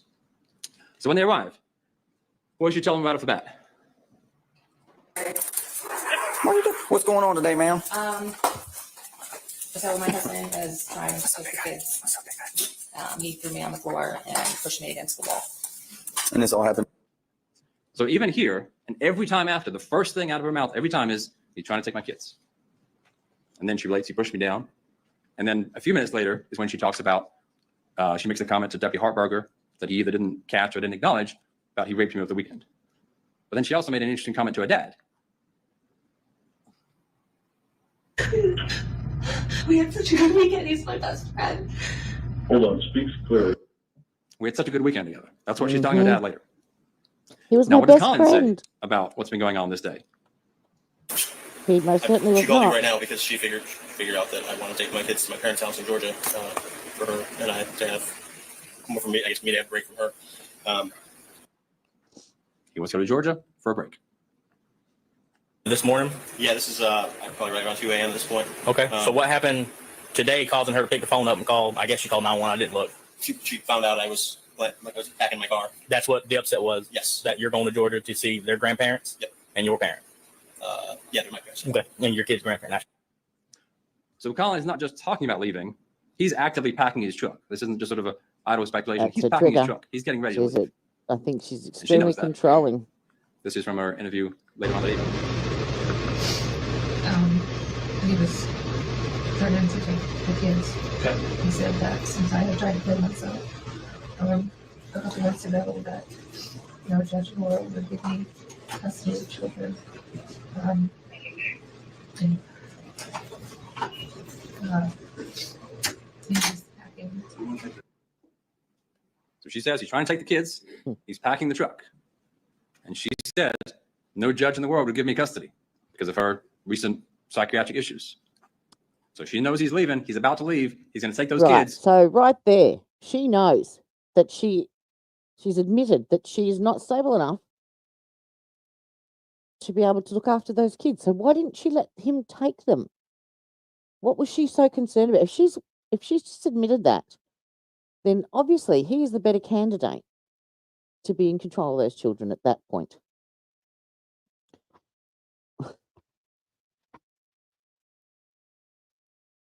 I think the defence should have gone a completely different track and gone down the insanity defence instead of self-defence, because clearly I don't think that's even part of it. I think she was the abuser, especially listening to her ex-partner and the father of her other daughter. She knows she's not going to win this custody battle. So she has to stop him from leaving. One way or Doesn't another. have to.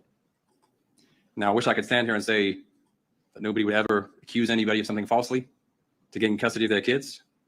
But that's not the world we live in. Really? She had Really? It's never happened before. No, that would never happen. No one would ever embellish or make up something in a custody battle. I don't know what they're talking about. Goodness me. Goodness. had to stop him from leaving. He's packing his truck. He is leaving. She's got to stop him from leaving. And so conveniently, right before he's leaving to Georgia, she says he pushes me down. She wanted him taken to jail. And I think you can see that through her interaction with Hartbarger. Because when she realizes that's not happening, she doesn't fill out the witness statement he gives her because she's not getting what she wanted. Take him to jail, and then I get custody of the kids. So I think that should give you some insight as to her mindset as to how this all transpired. Now, obviously all the body cams you have, and you can watch any of them as you want. I try to be cognizant of your value time. So you saw the interactions between them, and Colin's out there with the little kid, and they're looking at the truck, and they leave.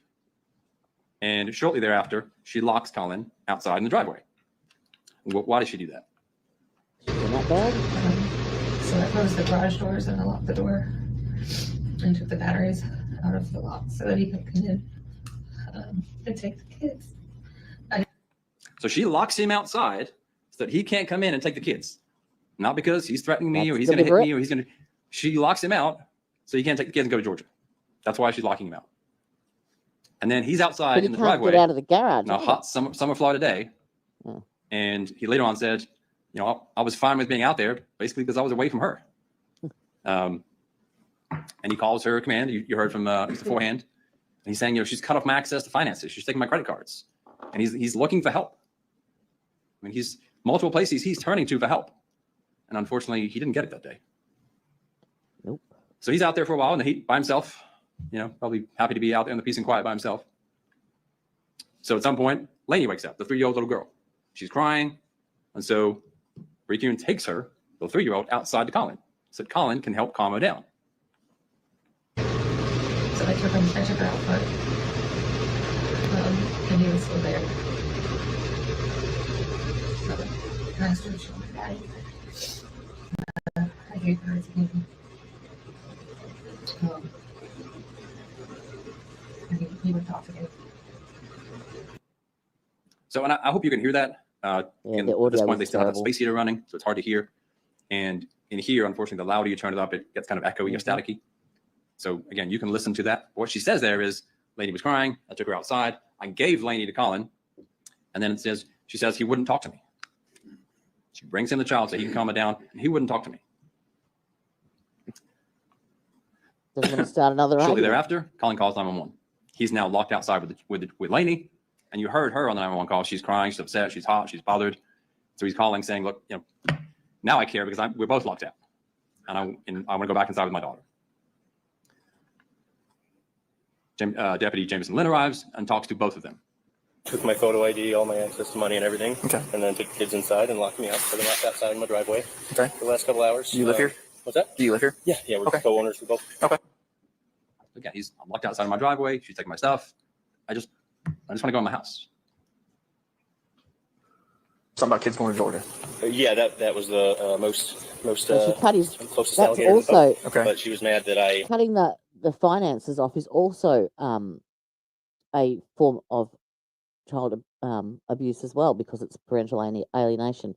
She's financially restricting him, which then prevents him having access to the funds, which he'll need to have petrol and, fund his trip to Georgia. So it's like she's the ultimate control freak. Turned off the Wi-Fi last night, so she Okay. washed my Piece of laptop work, and this one. dishwasher, Okay. and that's kind of like the last straw. You guys, So is are it you legal? guys still married? I mean, for now, yeah, It's still legal. It's common Yeah. property. Yep. What's yours is hers, and hers is yours. Unfortunately, yeah. So she's Well, not she was allowed to seeing a stop me divorce from attorney. entering my house. if it's your house and you still live here, by all means, you got to enter your home. However, you got to enter your home. So a couple of interesting things there. When Deputy Lynn asked him if you're still married, you saw Colin sort of involuntarily glance down at his wedding ring and said, for now. And you can see he's just, he doesn't want At to his talk to her. wit's end. Deputy also tells him it's your house. Whatever you need to do, Uh-huh. kicking the door, breaking the window, it's your Yep. house. You can get in whoever you want. It's not The breaking other and interesting entering thing if about you this own interaction it. is you see Miss Kuhn there in the background. And she is just staring him down while he's standing there. I mean, look at her body language. Look at what she's doing. She is staring him down. This is less than an hour before she murders him. And she seems very aggravated. And he's just calmly holding his daughter, talking about what's going on. That is a very powerful visual of what is about to happen and what her state of mind is. So then Deputy Lynn talks to her. What's going on today? Well, you guys were out here earlier. I'm I'm 10-14. just trying to take my kids to Georgia. Okay. I Are they your kids or are they yours and his? these two. Well, the Again, first thing she complains, he's trying to take my kids. You don't own them, darling. out here because I'm You're not a he's trophy. used to him and I, so I brought her out here so he can help calm her down. He snatched her from me and then Oh. started trying to use her to. Okay. I don't know. Okay. He said, she doesn't want to come in the house unless daddy's there. Okay. Being manipulative. Okay. It's not a So- good impact. So there, Please. she's telling the deputy, he snatched Lainey from me. Mhm. You just heard her say she went out there and handed it to him. And then she accuses him of, he's being so manipulative. Well, make up your own minds about that. She continues. Okay. All right. And same thing if you change the locks, he's got every right to get in the house. However, he's got to get in the house. Okay. If he lives here, he's got property here. For the betterment of your daughter, whatever you guys got going on, you got to put aside for the kids. You see Well, what I I'm agree, saying? but he told me not to talk to him. So Okay. I'm not going to. Again, she's complaining. He won't talk to me. That's what she keeps complaining about. He won't talk to me. Because they go around in circles. We can't say, well, you got to stay out in the front yard for the rest of your life. You know what I'm saying? Yeah. No, I just At the risk of, yeah, of a I didn't- potential I didn't call argument. you. I just came in. No, I get it. But like I said, I'm letting you know. At some point, we got to put our differences aside for the Yeah. kids, and we got to say, hey, look, Yeah. you got Be to get an bedroom, adult. I got my room, or vice versa, whatever it is. I mean, if you all sleep in separate rooms, or maybe somebody, take a chill pill and sleep on the couch Right, tonight, he which won't do that. He told me not Okay. to talk to him. All right, So well. I want to get my daughter out of the Okay. bugs and eat, if that's okay. And I have a I'm perfectly fine with that. But I mean, like I said, it's just something that we got to, I mean, if bringing your daughter inside means he gets to come inside too, that might be somewhere we got to say, look, let's make a compromise. If you want to come inside with her, that's fine. I'm gonna go to the room and I'm gonna close the door and I'm gonna stay here. But at least your daughter's safe and she's not, out here on the road or whatever, or in the heat, getting bug bites or something like that. Does that make sense? Yeah, so I'm gonna grab her if he. Okay. Let me just get some information from you real quick. What's the kid's names? Kylie, Is it KY? KYLIE. It's my L-I-E. Okay. Soon. I'm sorry. I really have to go back in because my 4-year-old. Can I just? Okay. Yeah, absolutely. Well, if he's gonna wait out here for just a second with her, I'll go inside if you want with you. And I don't want them alone with her. okay, well then we can all walk back inside. Okay. All right. I don't want that either. Okay. Well, I mean that's what I'm saying. But we need to check on the 4-year-old. We want to make sure the 4-year-old. No, that's fine. My 12-year-old's in there. So. Okay. All right. It's okay. So what's Kylie's So last one name? minute she's saying she's not going to get custody. She'll never get custody of the children. But she doesn't trust him outside alone with the daughter that she just took to him for him to calm down.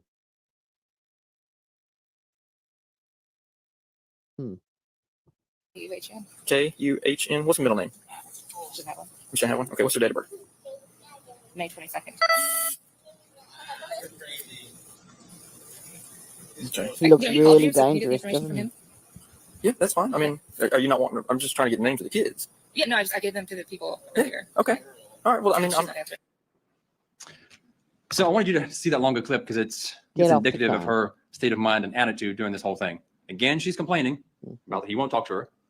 And then Deputy Lynn, bless him, is trying to propose solutions, compromises, ways to resolve the situation for the betterment of the children. And she is just not interested in any of that. She has no interest in that. And her entire demeanor is just sort of argumentative and combative. Now, if she's that way with a deputy standing there in uniform, what's she going to be like with a husband? I mean, are you surprised that he keeps telling her, I don't want to talk to you?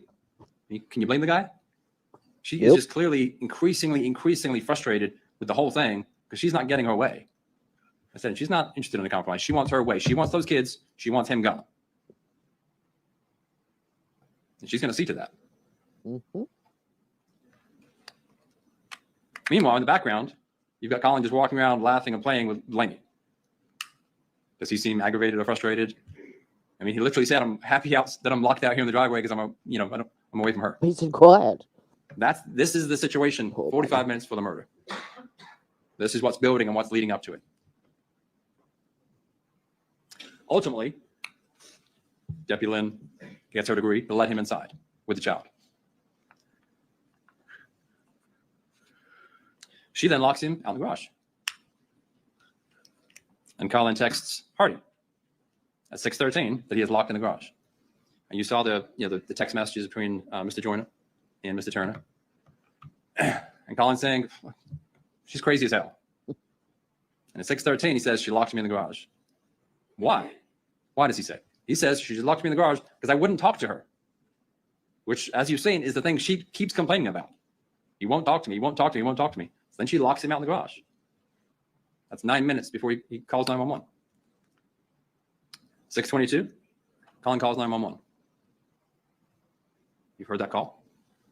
He, on that phone call, is the same way he is at all the times during that day. Whether he's on with 911, whether he's talking to the deputies, whether he's being secretly recorded, he's calm, he's rational, he's explaining what's going on. I mean, if anything, he just sounds a little disheartened. And he's relaying to them what's happened. She's locked me out in the garage. You guys have been out here twice today already. And she comes out there and shoots him.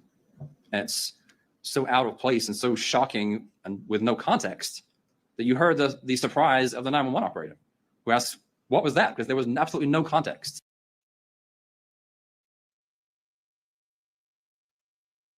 Stop that. When she works for 911, she probably hears a lot on 911 calls. People fighting, screaming, yelling, gunshots.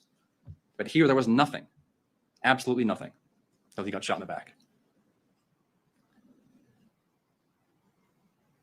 This is State's Exhibit 12. You can see that door to the garage leading out. And you can see the little Yeti cooler, probably 8 feet from the door, and where Colin was found. Not in the doorway, not by the door. He's well into the garage. What does Ms. Kuhn say about it? Just for right now, okay? You're taking for ours, okay? I'm a murderer. So listen, you're not listening to me. You're not under arrest right now. You're being detained. Okay, we'll investigate. No, you should arrest me. I killed my husband. Hopefully I just shot him. Maybe he's not dead. He should not be dead. She says two things there that are supported by all the evidence. One, I'm a murderer. Two, he should not be dead. Absolutely. So let's talk about the injuries that Colin suffered. Gunshot wound to the upper back, comes out of his neck, ends up lodged in his wrist. Breaks his ribs, but this one goes through the trapezius muscles, the cervical vertebrae. Now, obviously we weren't there, we didn't see it. Logical conclusion is that he's either holding the phone or is like this, as the bullet comes in the back, out the neck, and ends up into his wrist. Shot in the back to front. Hello, Missy. Second How gunshot. are you? Yeah, the I was hoping you would show up. Just a little bit, maybe.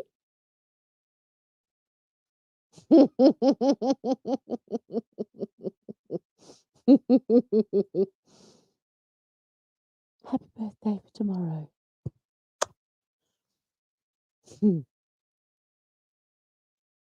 Yay! Sorry for that interruption, folks. Oop. Oop, what have I done?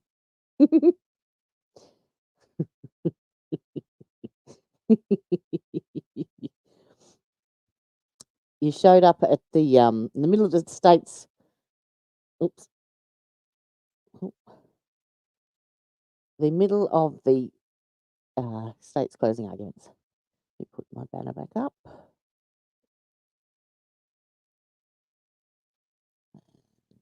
They're just going through the injuries that Collins sustained. ring, So, ribs, lungs, back to Hope you have front, a great day tomorrow. comes out through the chest. Third gunshot in the right of his back. Again, goes through the right ribs, lung, sternum, exits his chest. Fourth gunshot, then the left lower back, goes through his spleen, goes through his heart, and is ultimately recovered. You heard Dr. Lesky's testimony about these injuries, about how each one, likely in and of itself, would have been a fatal gunshot wound. Mhm. What does that tell Especially you? that last one. These were kill shots. Mhm. You know, we talked about premeditation, the circumstances of the killing. What was her intent? How do we know what her intent was? These gunshots tell you her intent. 4 kill shots right to the back. Yep. Her intent was very clear. Now you have the pictures, of the autopsy pictures, which I'm not going to put up here. But if you have questions or want to look at them, they're all in evidence. You will see those wounds on his back that the doctor described. They are perfect little circles. I always think sometimes they almost look like cigarette burns, just perfect little circles, look almost harmless sometimes. Those are entrance wounds. Exit wounds he has on his chest, much larger, much more ragged as the bullet comes out. Those are very, very clear.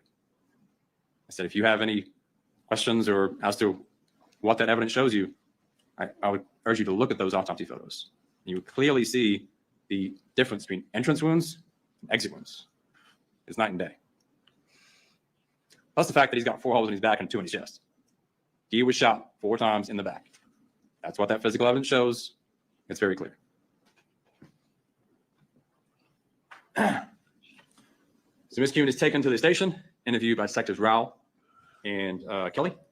Again, that's a fairly long interview. If you want to watch it again, you can. But I did want to just highlight some of the things that she talked about. She embellished, you mean? After they left, when I know what. She starts to pretend to hyperventilate and have a panic attack here. He was in the garage again, and I locked him out.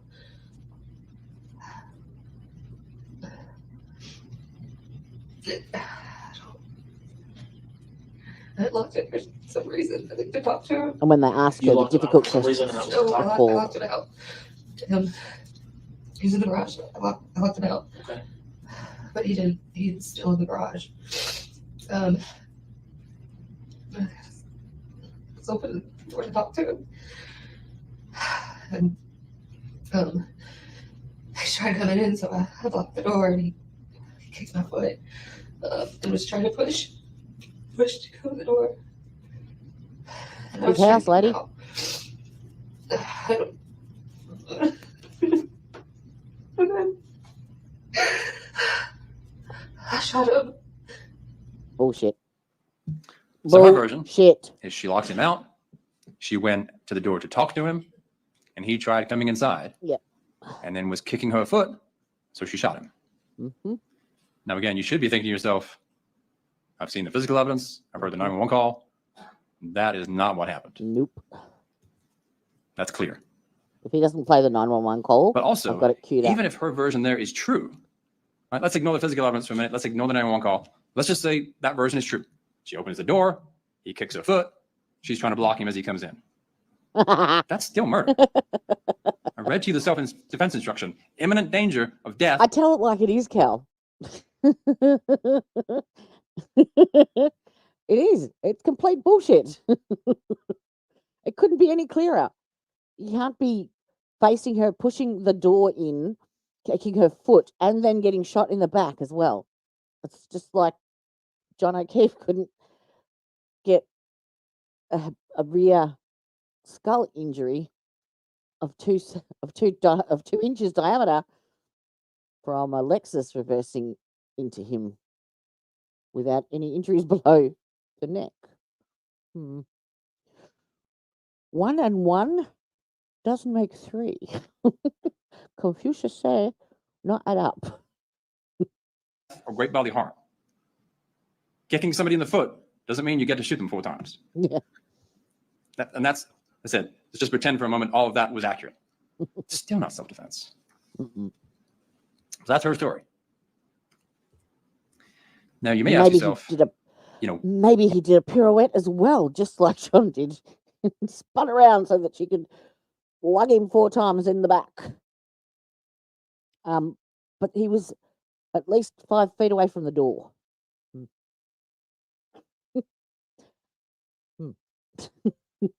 why is she telling this story? And the logical conclusion that comes to mind is that she never realized he was on the phone with 911. She didn't When realize she it was opens being that door, recorded. fires that first shot. And ultimately the phone was found sort of underneath him. She didn't know he was on the phone with 911. Nope. And She she never never said it was realized phoned to the the police. difference when he said, she just shot me. He didn't say you just shot me. It didn't occur to her the difference. She didn't know he was on the phone with 911. So she's telling the detectives this, thinking, hey, there's no other witness. So that's my brother. And this is what happened. She continues. He was still coming towards me. I don't think I shut the door and I went. To get my kids. And I took them out of the house. Went to get a kid. She is insisting after she shot him, he is still coming towards her. That's just not what the physical evidence shows. But that's her version. He's still coming towards her, even after I shot him. So I had to shut the door and get in the house to get away from him. That's not what the evidence shows. She continues. Sure. So just to kind of I didn't mean to shoot him. It was at least twice I didn't mean to shoot him, but I did. And then he said something and just the look on his face. What was the look on his face? He was gonna kill me. The look on his face that he was going to And that's kill. how I shot him. So, good bit to unpack in that statement there. She says, I didn't mean to shoot him. Okay. She wasn't cleaning the gun and it went off. Okay. Yep. She went to the door, shot him 4 times in the back. She's telling the police, I didn't mean to shoot him. You absolutely meant to shoot him and kill him. No matter how you try and describe it, that is crystal clear. I didn't mean to shoot him. Yeah, you did. And then she says, he said something and had this look on his face. He was going to kill me. That sounds good. It sounds like self-defense. He was going to kill me. Well, you know what he was saying because you've heard it. He was speaking calmly in a rational manner. She is sitting there telling he was going to kill me. No, he wasn't. But again, she doesn't know he was on the phone.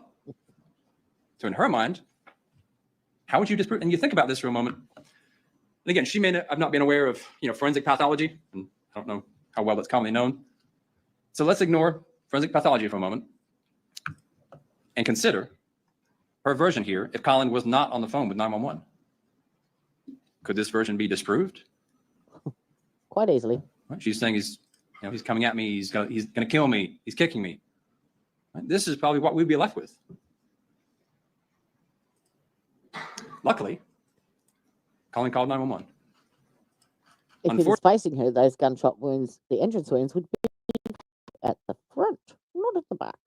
I don't think he's going to play the 911, so I will play it because it's very relevant to that, what he's framing there.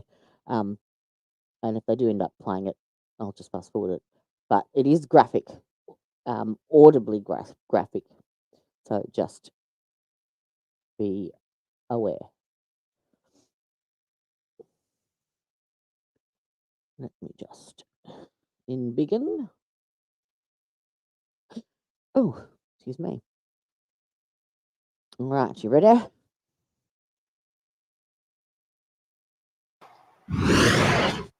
Sheriff's Office Emergency.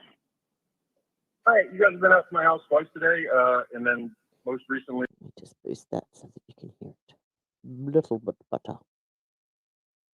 The deputy talked my wife into letting me in the house, and then she locked me in the garage, and I tried to break my arm when I was trying to get back in.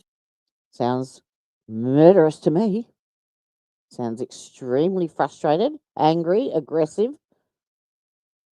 Let's fit in the story. Side. What's your address, sir?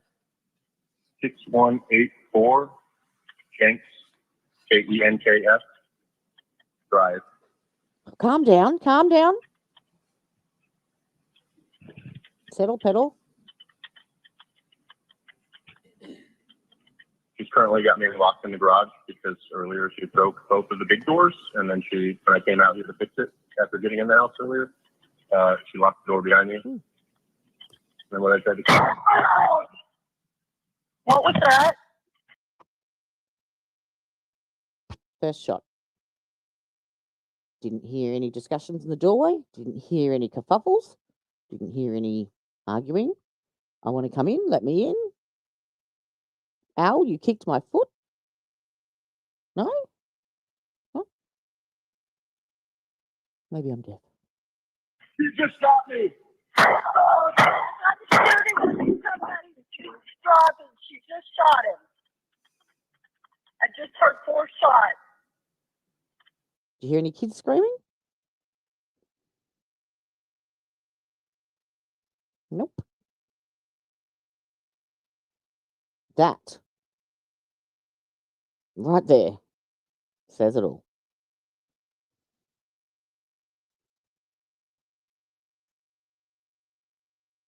You silly woman. Fortunately, Colin did not call 911 in time to save his own life. No. But him calling 911 hopefully will ensure that his murderer does not get away with it. She didn't know all that.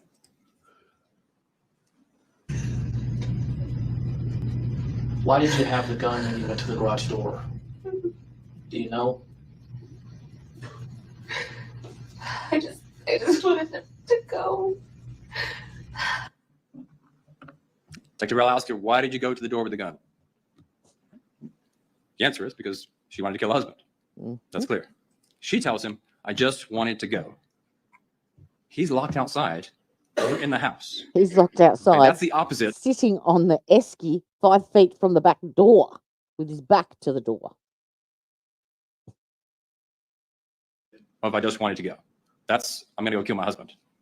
She is sitting there saying, I just wanted to go. This is what she's telling the police. No, she had plenty of options. Now, again, she doesn't have a duty to retreat. She's not legally obligated to leave the house. No. She's saying, I just wanted to go. But that wasn't an No, aggravated you just wanted to go assault kill your husband. or threat. That's what she wanted. I couldn't get in the front door because I had taken out the batteries from earlier. Front door was locked. Colin couldn't get in the house. He was locked out. She couldn't even get back in the front door. The jail, they don't. Hey, Bree, where were your babies at when this went down? In the bedroom. They were in my room. They were in your room? Okay. Do they normally hang out in there, or did you tell them to go to your room? That goes to premeditation too. You're not sure? Okay. I don't know. You've got 2 small ones and you have a 12-year-old girl. Okay. Where was your 12-year-old at? With them. They were with them in your room? Yeah. Okay. Was he on the... All the children are in her room. Yep. And again, we talk about premeditation, talk about the circumstances behind the killing. All the children are in her Should have room. been an attorney. Her gun is kept in her closet. Yep. So again, whether it's 1 minute, 10 minutes, kids are in her room. The worst thing Clearly- for me is that she did that whilst those children were in that house. They would have heard that. They would have heard that. And I guarantee you, they probably saw her taking the gun out of the bedroom as well. Now, they've just been subjected to over 24 hours of their parents acting like absolute teenagers, or her in particular. And now they've got neither parent there. So if she was that worried about her children, then why take their father away from them?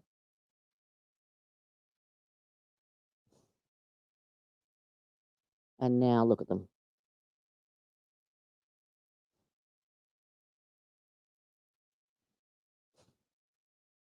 Where are they now, Bree? Are they being looked after?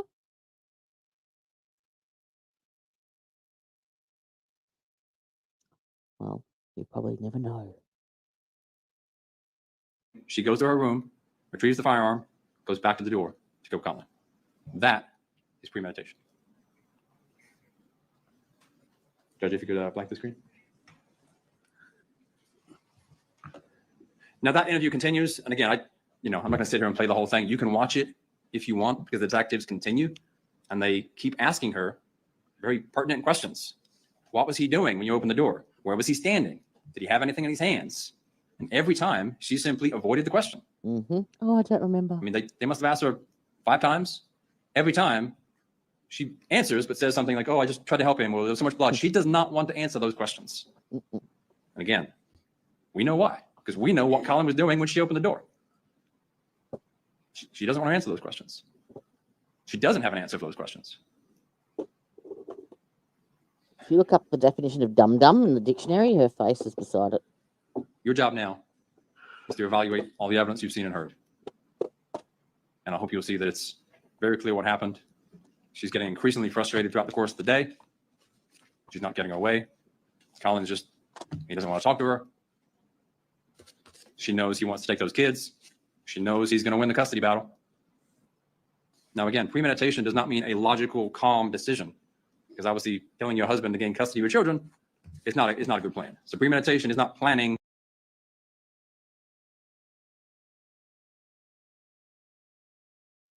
Sorry, I was muted. Click on the StreamYard link that I sent in your email. Not via YouTube. You go in through StreamYard.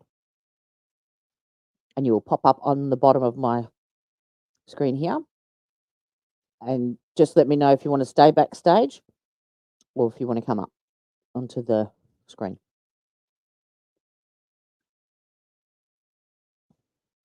Or a calm, logical decision. It's just intent with time for reflection. The evidence shows, again, we'll never know exactly how much time. She locked him out, went and got a gun, went to the door, came back, and shot him in the back 4 times. That's the evidence. And that is premeditated murder. Thank you. The attorneys will approach. There you go. Just type in chat if you want to come up or not.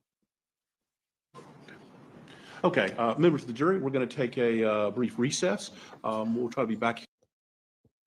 A brief recess. Okay. Then we have a sidebar. And then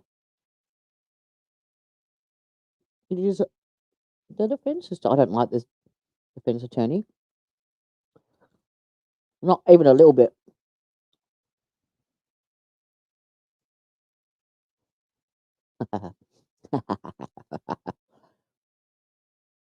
Oh, sweet. Let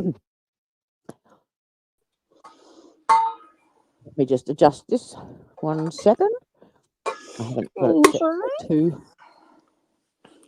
un momento, per favore. There we go. Hello. Hello. That's my Hello, best. Dale. That's my best Aussie accent. Hello. Are you on your phone or on a computer? On my phone. Okay. That's why your audio is just a little bit Is it low. bad? Is it bad? I can't hear you in my Oh. ears. Hang on, let me see. Yeah. My husband's upstairs on our computer right now. I can hear you like as we're talking now, but if you're talking whilst the trial's on, I won't be able to hear you. So Oh, okay. Okay. I just wanted type to pop something in and say hi. Yay, welcome. Thank you. What have you got planned for your birthday tomorrow? Oh, my 24-year-old son asked me to go on a little road trip with him. So of course I'm where going to to? go. Yeah. Where are What you was off that? to? Well, we're going to go across the state line and pick up something that's not legal here in Tennessee. Is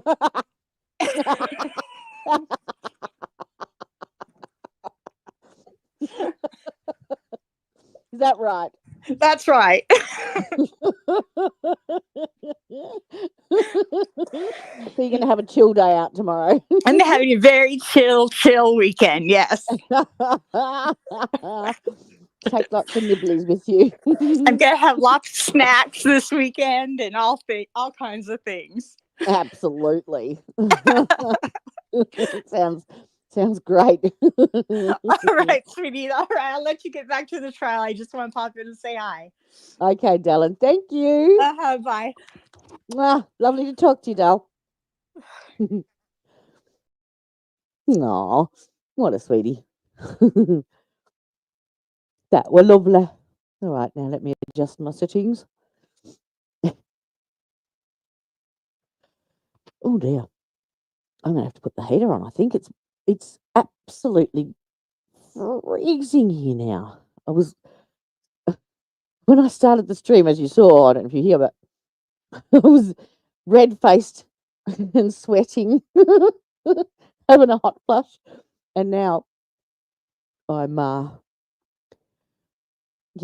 freezing. All right, have I got it back to? I think so. All right, I'll start this playing, and I'm going to go put the heater on. I'll be 2 shakes.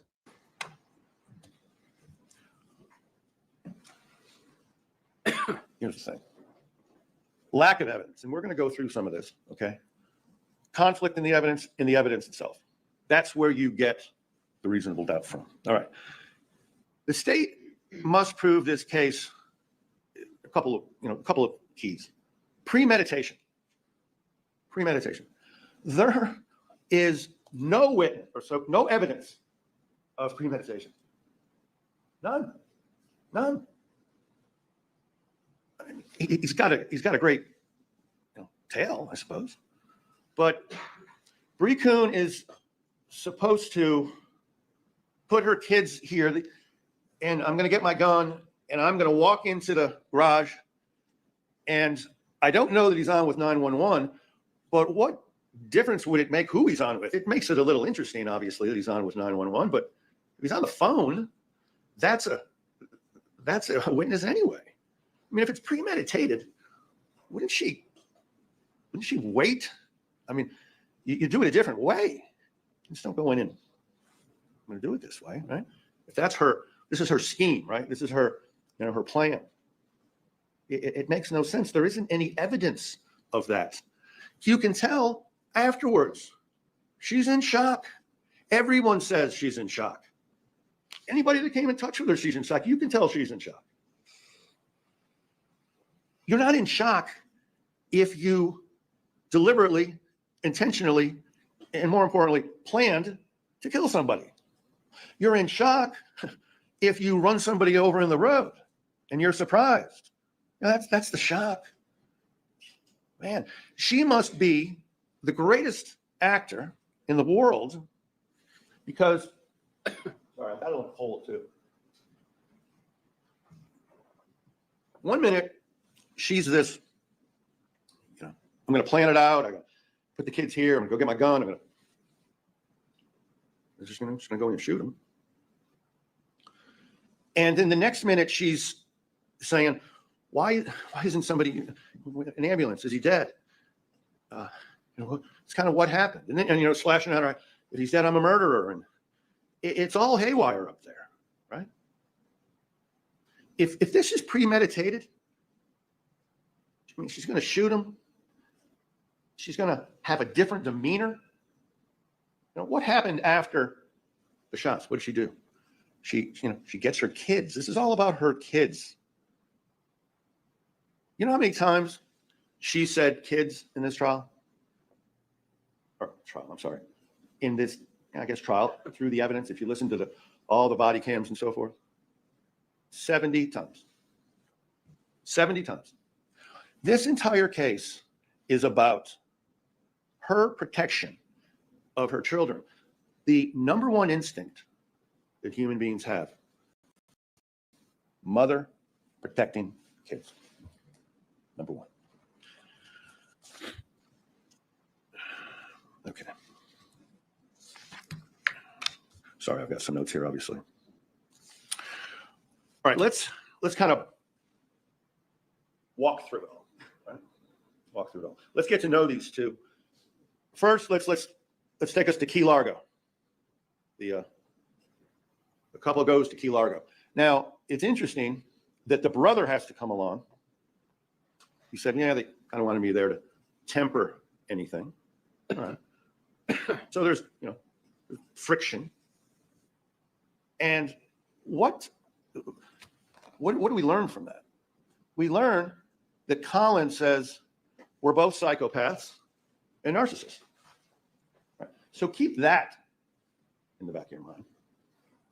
Additionally, he has 100% disability from brain injury. Keep that in the back of your mind. Now, let's move then to get to know Colin a little better with the suicide attempt. There's no contradiction to this evidence. Eric Kuhn realizes that his sister has taken a bottle full of pills, drank a significant amount of wine. That's better. He calls down to Colin. Right? This is how much Colin cares for this woman. What in the world is he doing? He knows she's upstairs, had just taken the pills and the wine. And Eric says, hey, you called EMS, right? No. What? And then we're supposed to believe that this guy is a good husband and it's all her. That's crazy. If that call didn't exist between those guys, and if this suicide didn't happen and it's all just made up, Mr. Alderman would be giving you proof of that. Now let's talk about Eric Kuhn. Do you think for a minute, if his testimony, because we're going to talk about his testimony here in a little bit coming up, and I've already referenced him a couple times. Bullshit. Some of you might be thinking, well, how is he such a great historian? Do you think for a minute, if he was going to fly in here, right? And we brought him here. State didn't. Kind of important. He's the only, I guess, other than the 911 caller, but he's the only other witness. You would think that if it's all orchestrated, man, we'd have had it down, right? We'd have had it tight. He's doing the best he can. Do you think that he would have said, no, that, I realized then that, my sister kind of laughed and said she was a psychopath too. I mean, right? It would have been, we would have gotten a lot more out of that. But it was important for him to talk to you because clearly when you go back and you listen, there's a struggle going on there. The guy's doing the best he can. His sister ends up getting arrested. Guy's doing the best he can to recall what his sister told him to say or what she elaborated and acted on the phone to him prior to the unaliving. And we want to browbeat him over some choice of words that really, okay. Choice of words. Truth. Lie. Choice of words. Interpretation. It's all in the interpretation, people. The point of all of that is he heard what he heard and he did his best to describe it. Yep. But he's not watching it. He's not seeing it. Nope. So no, you don't just reject his testimony because he gets some, he gets some words wrong. That really gets the timeline wrong. No one's in here. I mean, we're not in here saying that he gets the people present wrong, the events wrong.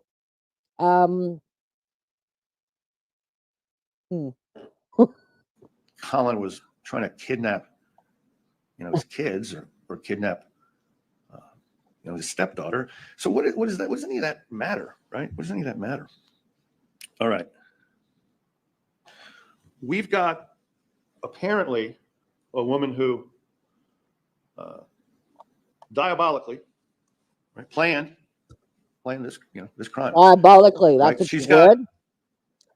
Got suicide attempts, 2 Baker Acts, hospitalizations. Yeah, she cray. She's doing the best she can, but she's got, she's got some issues. She's not scheming this whole thing, right? She's not, here's what I'm going to do. I'm going to first call the police and then this is going to happen. And this is going to happen. And ultimately I'm just going to, go in and shoot him. That makes no sense. It does to me. Exactly what happened. Obviously, you're getting paid by her. And why we're here to a large degree in terms of the why. The police. Okay, the police. Oh, it's the police's fault now. She cries out for help to them. She's relying on them. What about Colin? He called too. Raped. And for anybody that thinks a husband can't rape his own wife, well, of course it you can. can go back to about 1950. Did she charge him? Right. Those kinds of thoughts. Yeah. Obviously. It's a load of shit. And she calls the police. She's had enough. She Does she charge him? Does she go down and have a rape get done? No. She's just bolstering her story. Then she can reflect back on it and claim self-defense. Except she was too dumb to think of the directionality of the bullets. And she didn't stage the crime scene very well at all. Bye-bye. gets thrown around, thrown on the ground, and she makes a call. Oh, did we see all those bruises and stuff? Oh. They get there, and it's really kind of just a checklist deal that they go through. Mm-hmm. And while you got the kids, it's the police's fault because they methodically went through everything. I'm going to have to mute him in a second, or I'm going to have to mute myself. running everywhere too, which is odd, right? She's giving her, she's telling the cop that she was battered. And he's saying, you have to have signs of the injury, and this is Hartbarger, obviously. You have to have signs of the injury. Can't do anything about that. She says, while her kids are there, right? So she can't really get into too much detail. But so she says, she can put the kids in the bedroom to unalive her husband, but she can't put the kids in the bedroom to speak to the police officers who have attended many domestic violence call-outs. And if they didn't press charges against him because they didn't have any evidence or any obvious signs of physical injury, maybe, just maybe, they might be a better judge. was also raped. Can't do that if he's locked outside. Had he already made up his mind? Was it, And the kids were in the bed. The kids were all in the bed with them.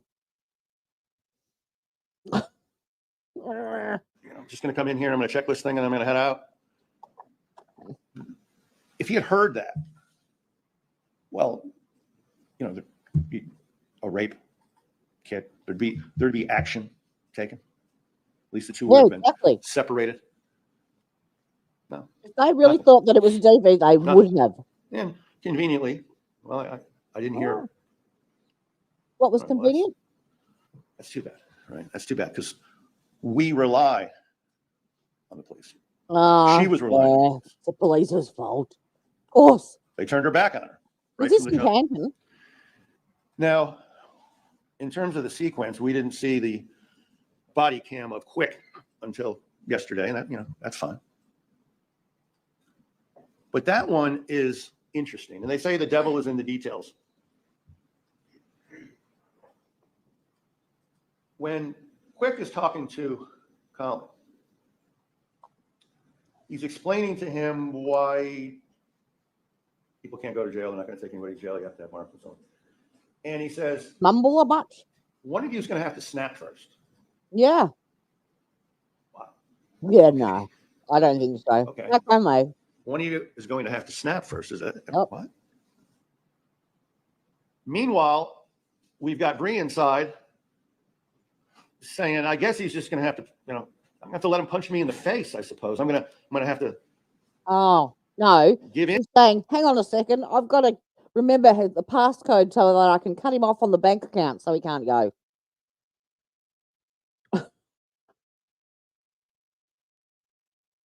into his aggressions. Do you think that this situation where the police go, the testimony, the evidence is 5 times in total, do you think that this situation is harmony? It's pretty reasonable to think that there's some physical going on. Yeah. Right? And I guarantee you I know which way it was going. But even so, the police attended 5 times. At no point in those 5 times, well, in the 4 previous, did they witness or believe, obviously, that any physical altercations had occurred, because they can do the protection order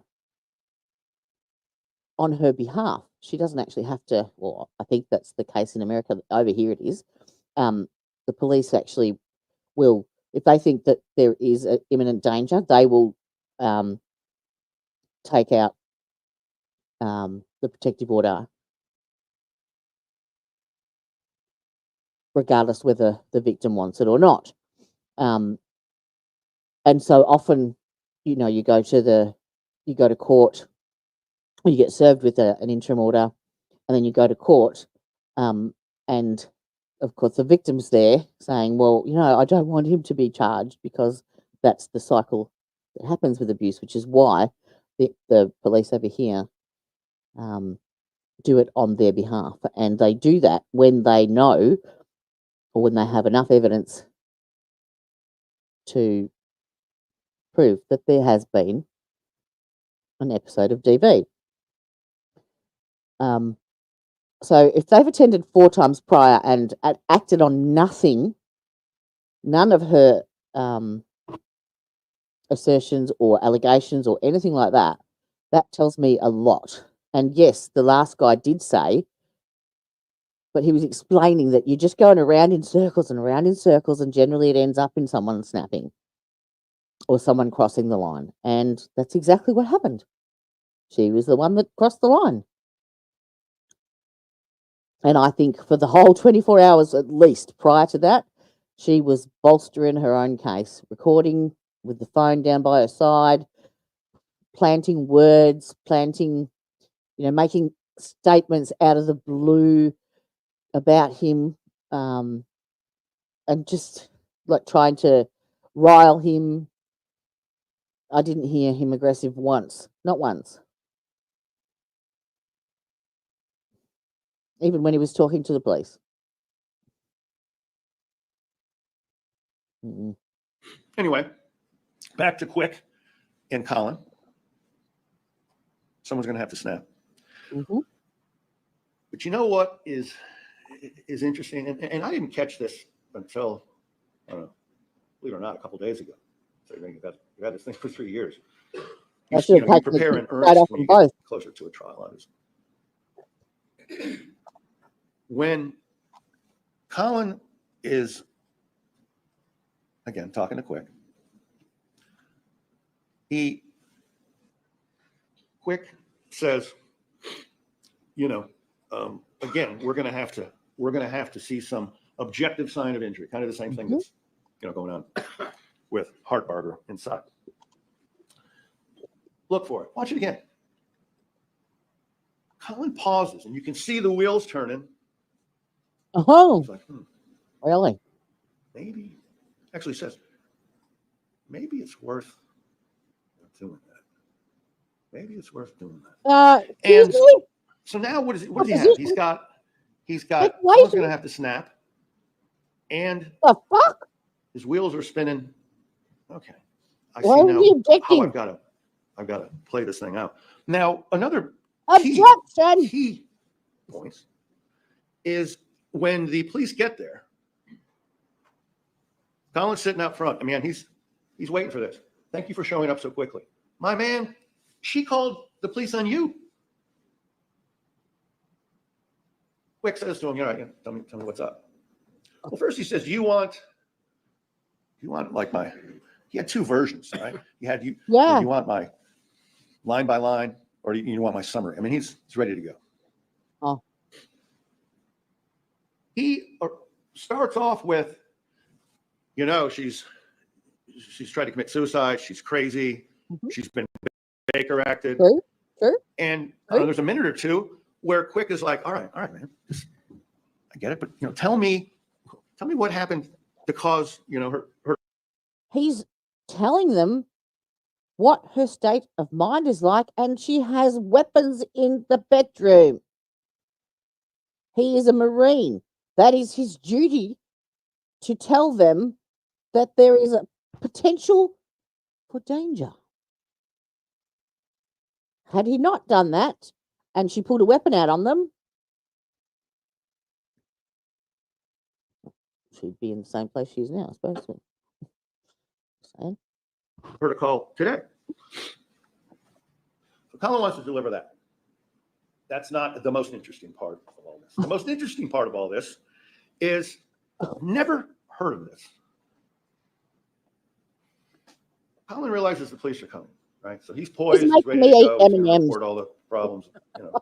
She's the mental health. Yeah, that's been proven beyond a reasonable doubt. He changes his clothes. All right. It's hot. He's been sweaty.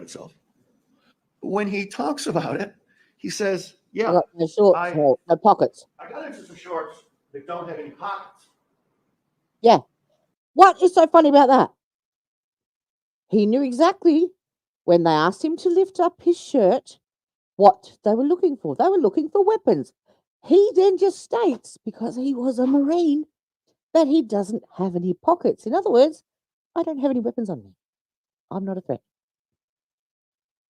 He's been locked outside in the heat for hours prior to being locked in the garage. He was locked out in the sun. And it's odd that he wants to change his sweaty clothes.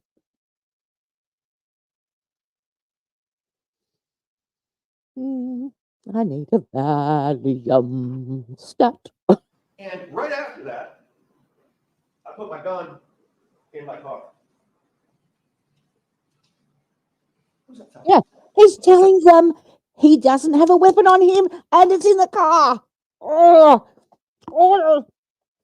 This guy is an absolute fuckwit. Fuckwit, I tell you. Fuck. Oh, hang on. This guy is an absolute fuckwit. Yes, I said it. Fuckwit.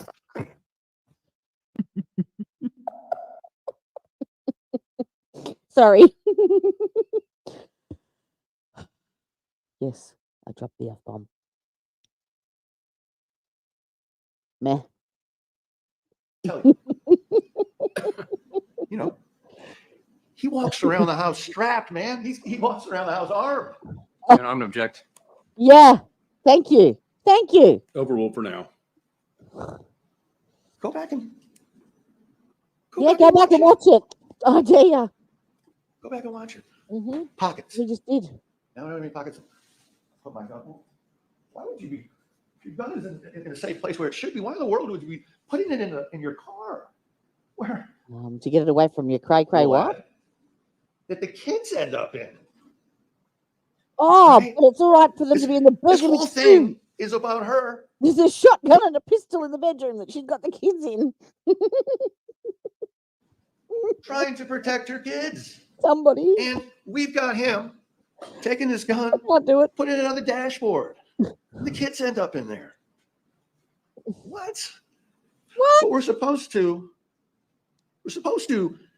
just believe everything Oh my God. that we can through.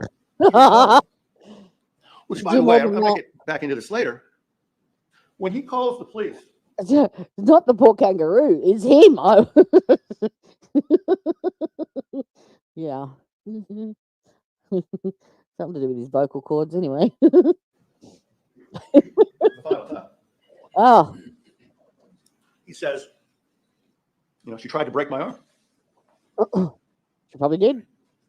There's zero evidence of that. Uh-oh. Number two, Oh, what's good for the goose?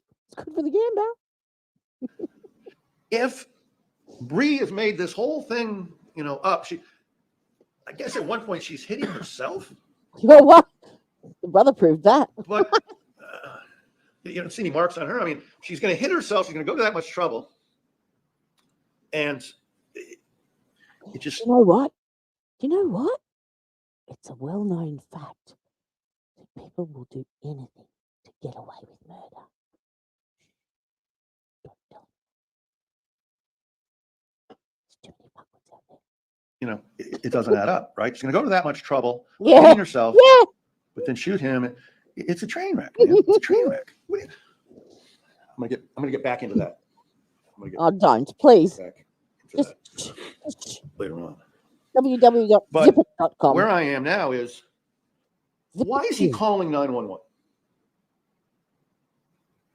Because he's locked in his garage? This guy's a Marine. Dude, you're locked. Oh. Oh my God, no. He's going down the wussburger route. You what a wussy. Why he's ringing 911? He's locked in the garage. He's a Marine. Toughen up. Harden up, princess.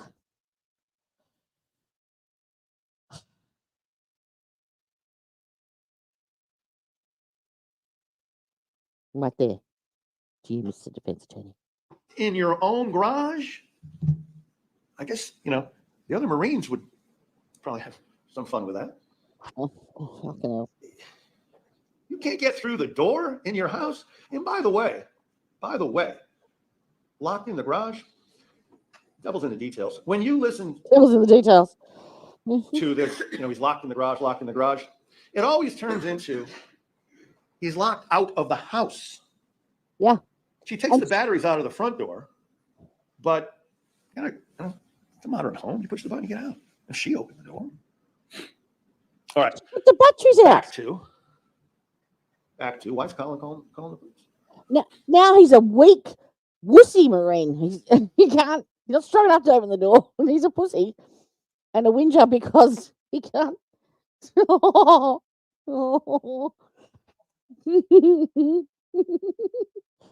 Fucking hell. Oh, hello, Bryce. Sorry, I didn't see you. Speaking of punching kangaroo, what's the going price for a reskin? Oh, I don't know. You probably get one for free out in the country because they tend to cull them when the numbers get too big. So yeah, that came out of left field, Brian. Are you listening to this rubbish? That this verbal garbage that's coming out of said thing in suit. I can't even call him an attorney because that's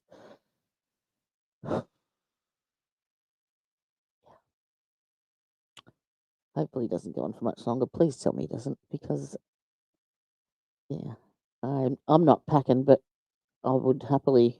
Oh my God, he's still going. Yeah, I would happily go and buy one. Australia got back upstairs. What?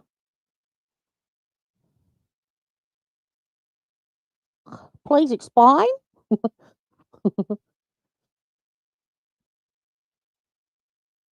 I not understand. Oh, just got back upstairs. Okay. All right. Well, yeah. So this is the defence's closing arguments.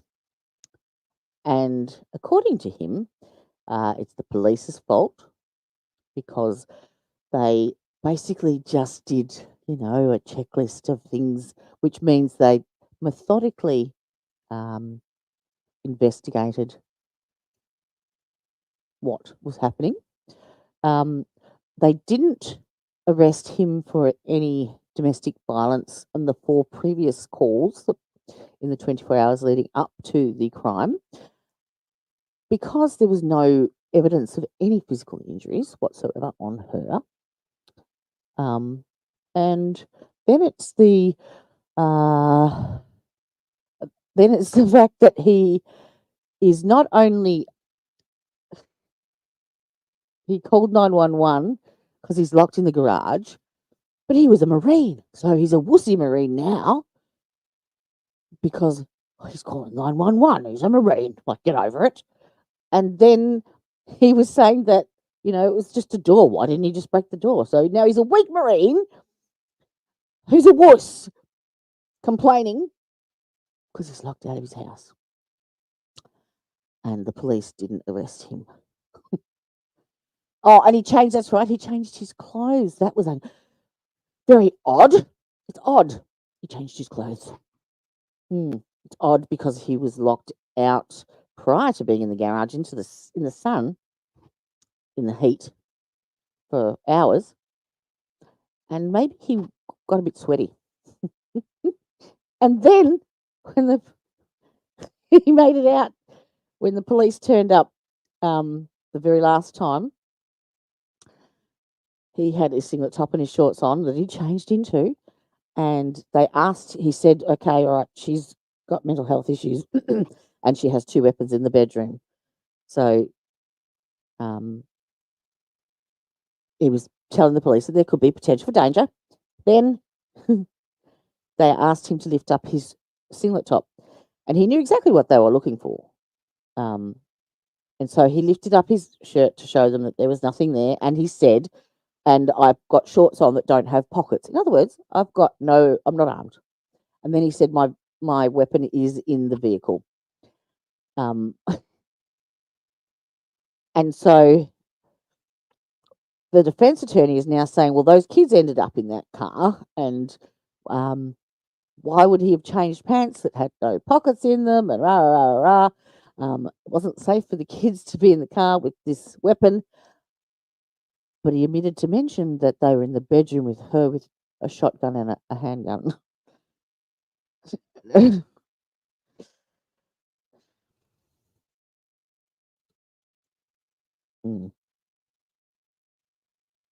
Yeah. Save it to say, I want to punch him in the face.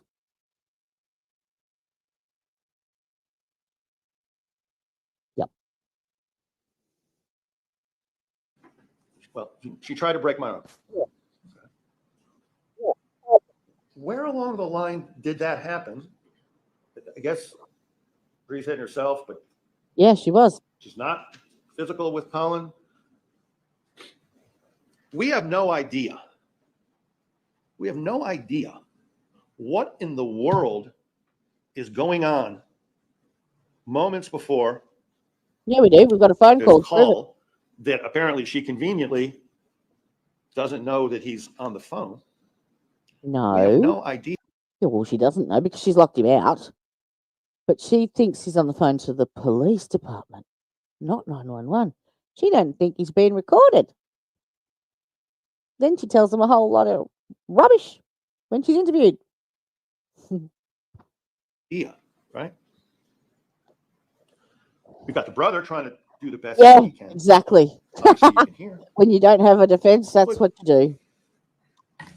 It's What's all he funny. said, right? Yes. He said, Do you know what? if he, It's a good thing I'm in Melbourne and not over. Where is it? Oh, it was in Florida. Of course it was. Everything happens in Florida. you go back to, he's thinking, I see now what I have to do. If we're gonna talk about, take some liberties, the whole scheme that Mr. Alderman went through, that whole scheme. You mean the truth? How about he's calling 911? Why? Because he wants to call 911, be the guy that made the call, because it's about to go down. Oh. It's about to go down. Oh, he's a psychic now. What other reason is he calling 911? Because That he's his locked arm, out that of the there's house, zero you evidence dickhead. of?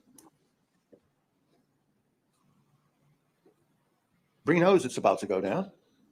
She does. She says later he gives a look. Premeditated. Yeah, she's seen that look before. That's right. Yeah. Her statement was, he was still coming at me after I shot him with a look like he was going to murder me. But the bullet's entrance wounds, all 4 of them were in his back. But he was pushing the door in and trying to get in the house and kicking her foot at the same time as she shot him. You're a dickhead. She knows that look. What do you think's going to happen after he hangs up that phone? He doesn't get a chance. She knew.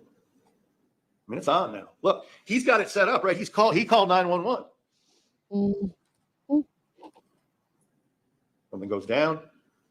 She's the Yeah, he does. mental patient. There's evidence that he calls 911. Yeah, there is. It works, right? It's not. You got it. Oh, it was part of his elaborate plan. I'm going to get her on tape killing me. Yep. That explains it. No, fuck. Well, what was I thinking? Get past this whole thing. To convict her, It's just bullshit. you got to answer that question. Why is he calling? Why is he calling? No, I object. This is a statement. Yeah, I'll sustain the objection as phrased.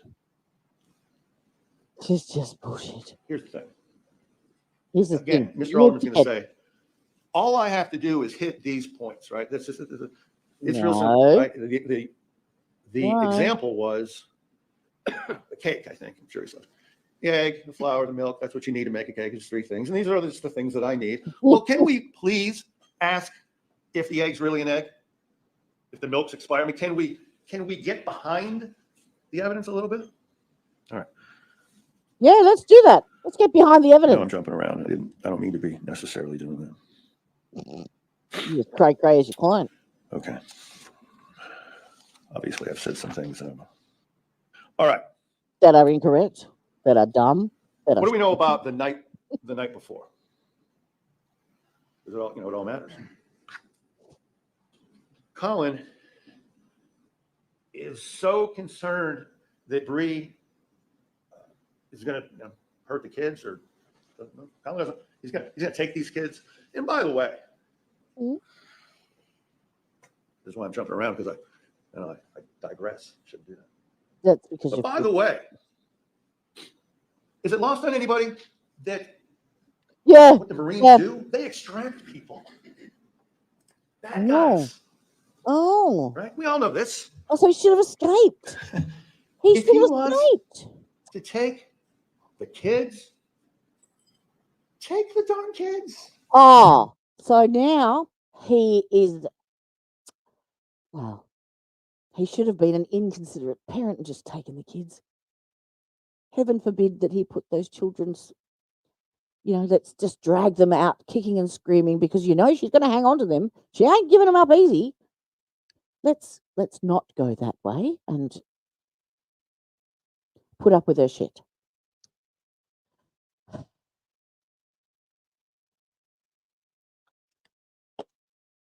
Mm, Take the kids.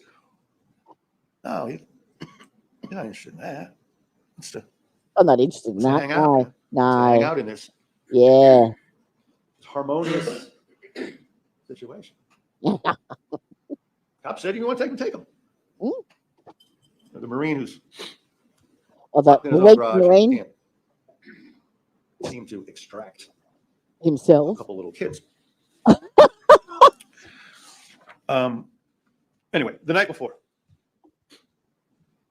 Bree is asleep, snoring.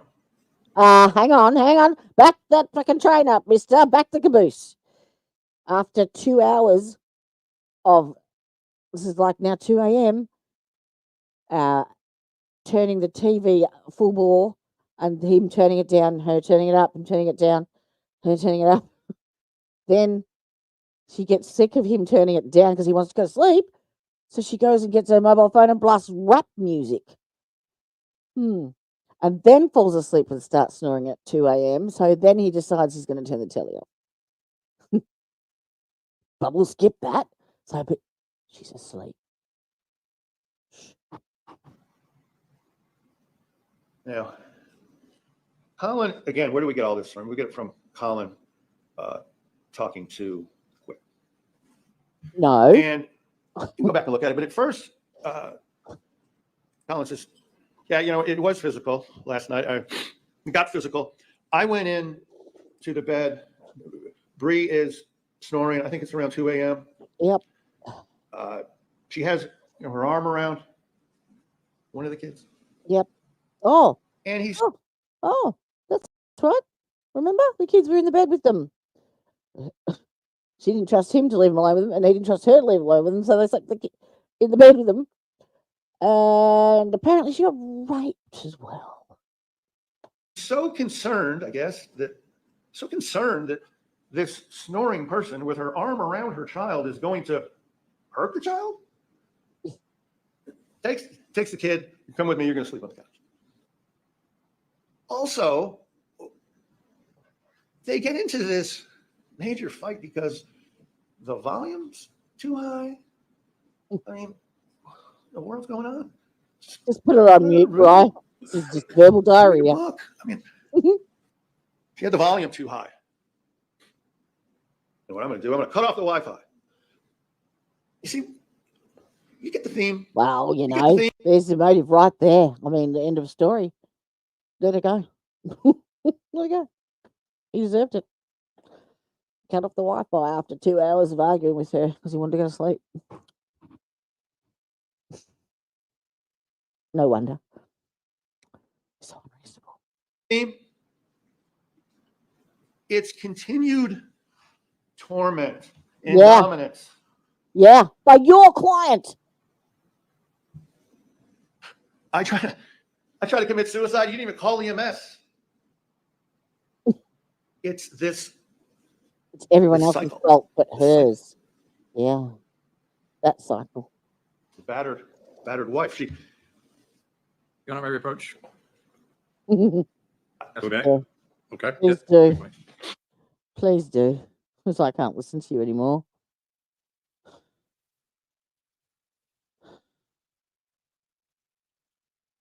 Oh, shiny suit man.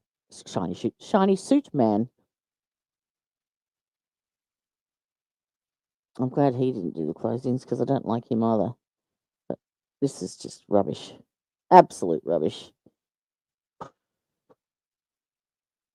surprised the state hasn't objected more. Maybe they're just letting him tie his own. Yeah, I'll withdraw the objection. Oh, noose. Okay. I think you get the idea. Yeah, we do. Building. Yeah. And until, somebody snaps. Yep.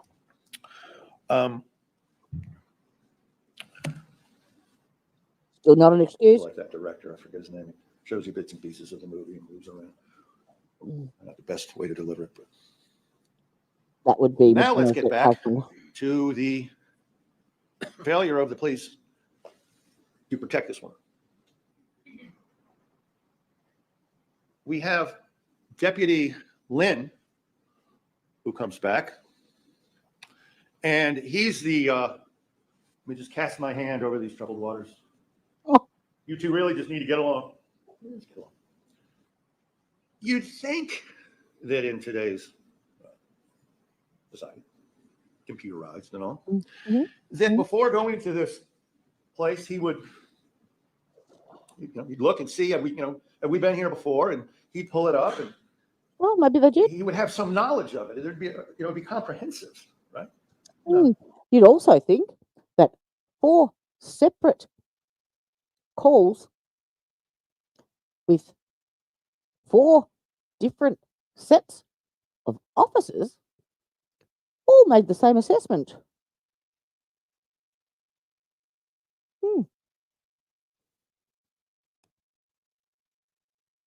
Not one of them believed any of the bullshit she was saying. On 4 different occasions with multiple. He shows up. He doesn't know what happened. Doesn't know what happened before.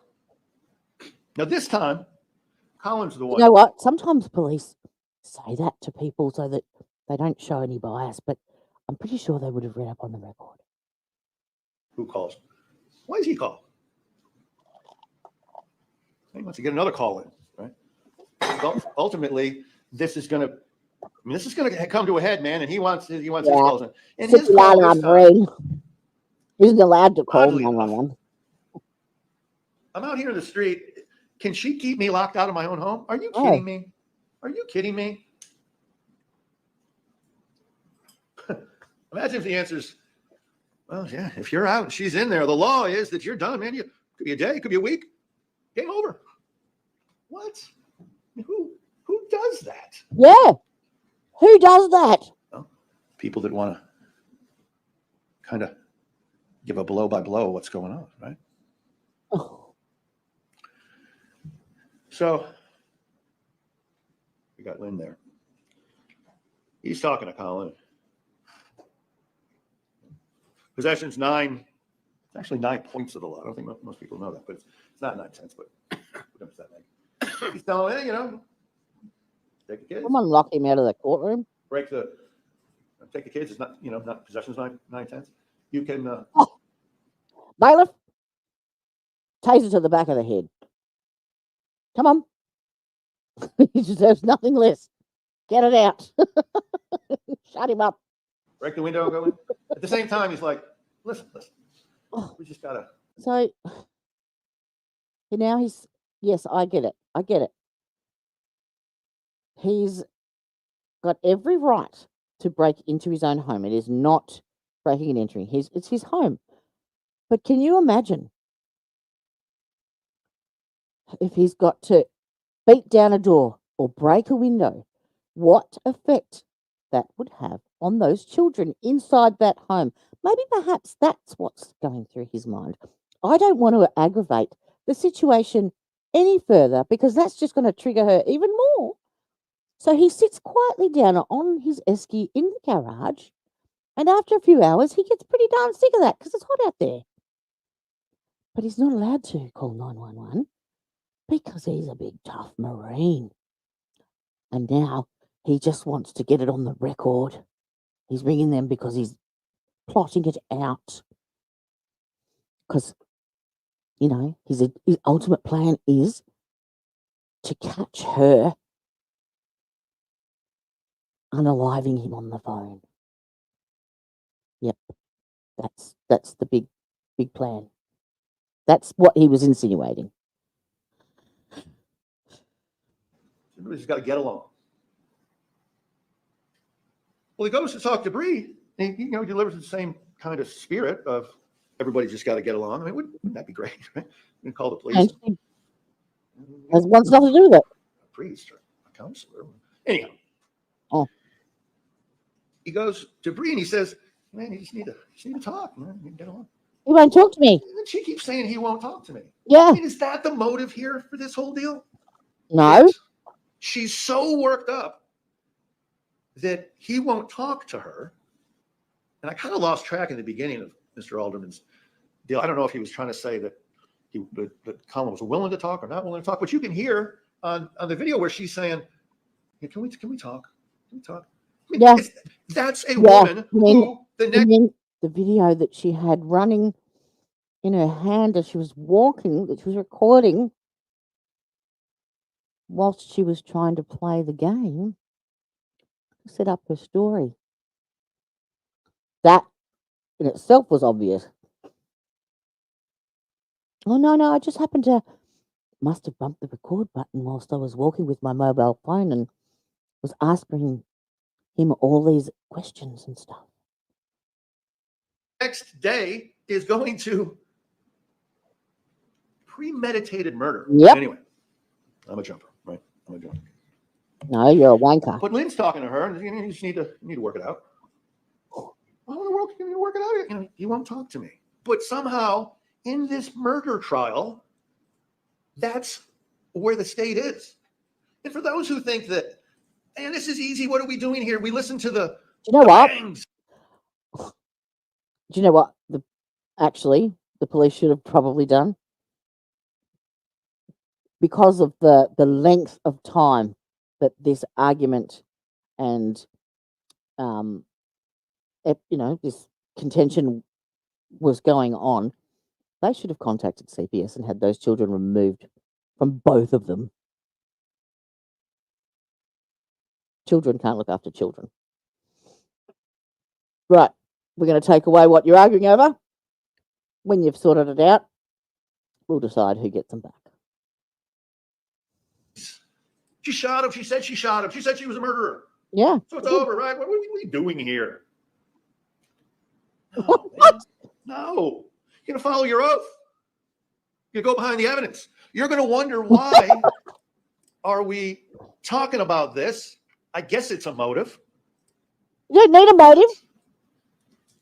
And again, small detail, but an interesting one. Under the theme of the police don't do anything to help her. Oh. Right. I get the argument, right? I get the argument. Well, the police didn't shoot him. No, man. It's all this torment leads her to call. Who in the world is going to say they were raped? If it's just, Maybe someone who's mentally unstable, perhaps. And maybe someone that is that mentally unstable, that is premeditating the demise of her husband, perhaps. Just food for thought. just I get him out of here kind of thing. It's all building up. And Lynn, this is a good one. This is a good one. Lynn says, if you need anything, just call us. She gives a little bit of a laugh. And I do too. Oh, I'll be sure to do that. Hell, I've called you. I've told you. You haven't done anything. Came down and you let my kid go look at your car. That's a nice enough thing to do. Nice guy. Nice guy. But do your job, man.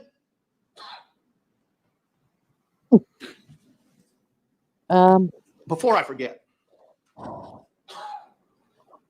I wonder if those officers are in the courtroom right now. Because if they are, you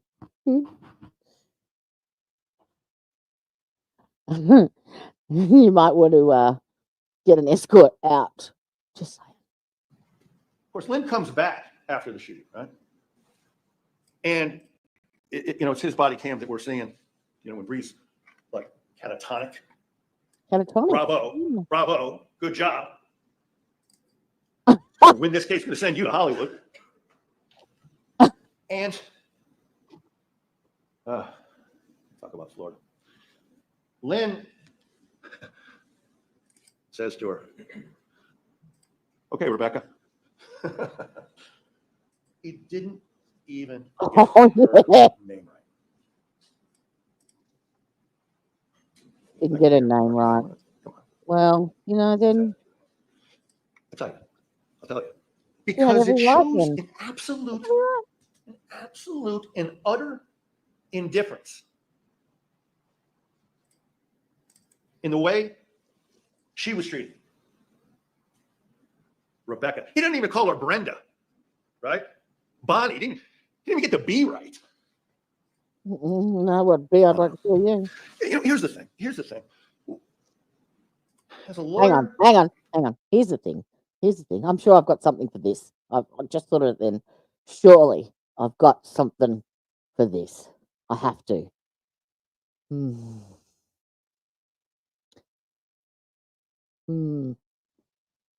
What about this one?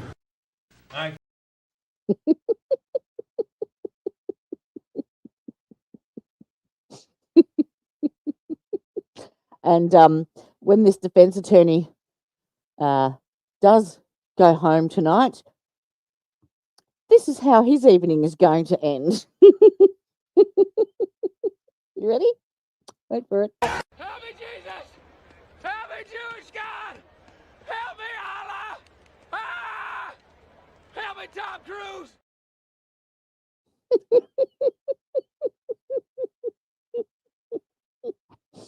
Yep, because that's what he deserves.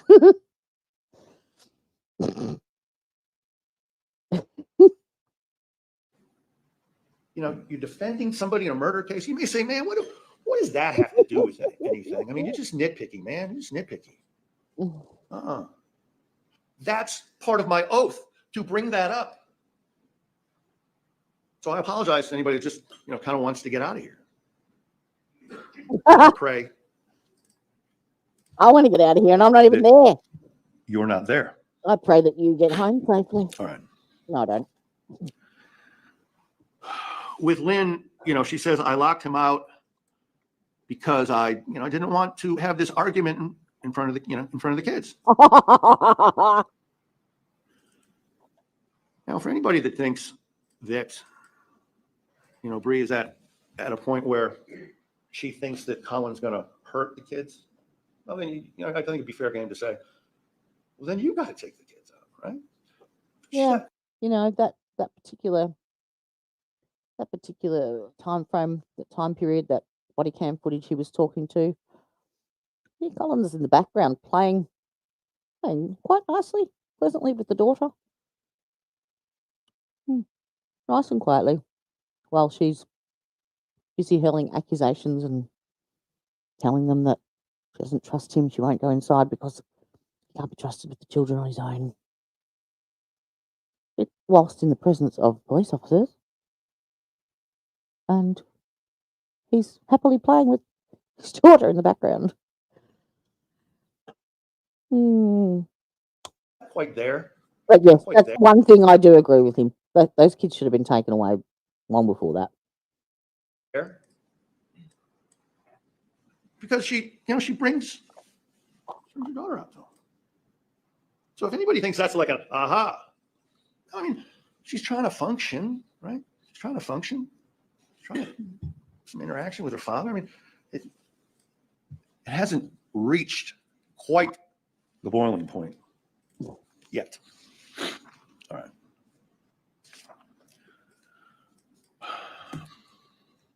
I would have loved to be in that jury deliberation room. A lot of this I've covered. I apologize to be so note bound. Normally I'm not. You mean being so full of shit? All right, a lot's been made about, what Bree said afterwards. You mean the bullshit? If any among you don't think that this woman's in shock, then I got a lot of work to do. Was there any medical evaluation or testimony or evidence in that? If she was in shock, why didn't they get her treated? You can't have someone testify and give a statement if they're in shock. They might need treatment. That's not admissible in court. She's clearly in shock. He's clearly lying. She gathers her kids afterwards. She goes and stands. Remember, this is premeditated. Yeah, it is. She goes and stands, huddles up, I guess, with the kids. Yes? What do you know? Jumper. After she checks on her husband, that she intentionally She checked on him, did she? reflected is what the element is. I Timer. thought she said she went and grabbed the kids and ran to the neighbour. She didn't know if he was dead. She said, I shot him. Is he dead? I don't know. He shouldn't be dead. So if she checked him, she would know that, wouldn't she? Reflection. Anyway,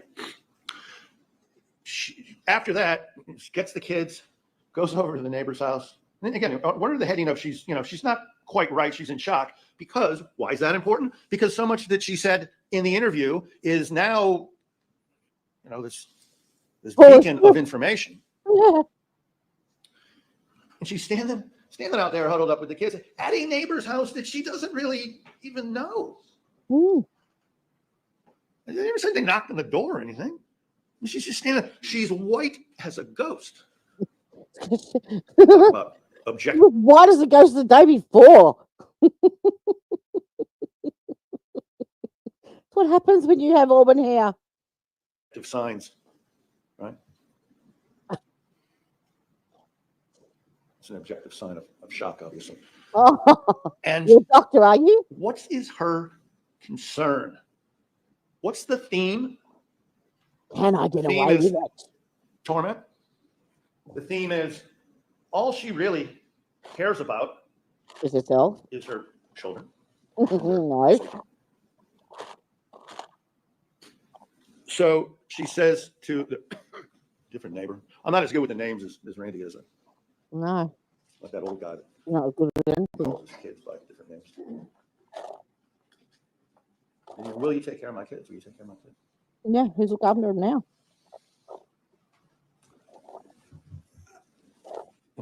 What's going on there, man? What's going on there? She's Scrambling. the abusive relationship. I mean, so why didn't she just divorce him? Oh, stop, Jody. He's making you eat M&Ms. all right, That's how bad it is. She's not going to get custody, and she said something what? about, he said to her, no one's going to believe you, you're a crazy bitch, and I'm not going to get custody and stuff. Well, she sure got custody from Special Agent Hardy, right?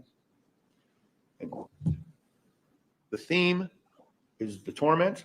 The theme is that this woman really just cares about her kids. Bullshit. This diabolical killer Bullshit. who says 70 times, kids, kids, kids. Yeah. Control freak.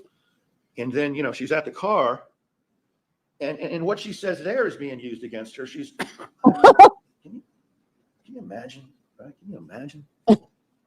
Whoa, why isn't Hang on a why isn't second. there why isn't Hang there on a an agency? Why don't you guys So,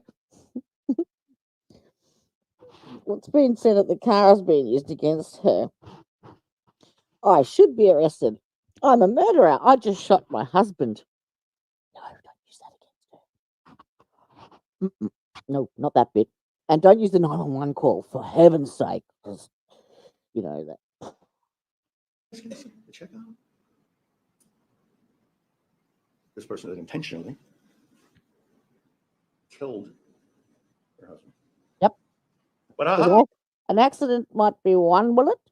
Intentional is probably 4. she says she's a murderer. There you go. That's an admission. Let's wrap it up. Let's go. I don't know which officer it was.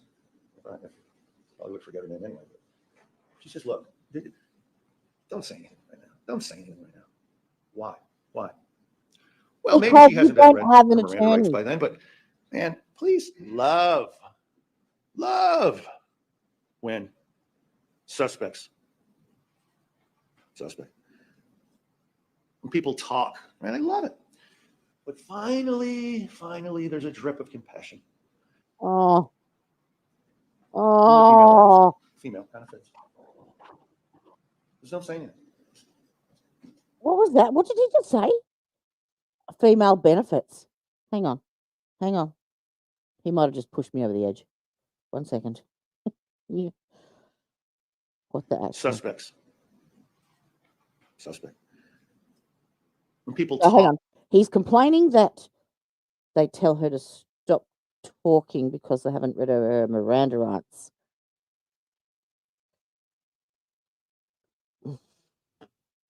Right? I love it. But finally, there's a drip of compassion Mm. in the female officer. Female. Oh, lucky. From the female Don't officer. say anything. All right. Haven't seen it in 35 years. Good for you. A little late. A little late. What? Good for you. Well, where are we? Right? We're in. The police haven't shown her any compassion in 35 years now.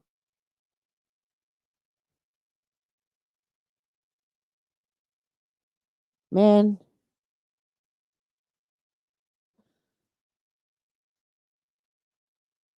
You need a napkin because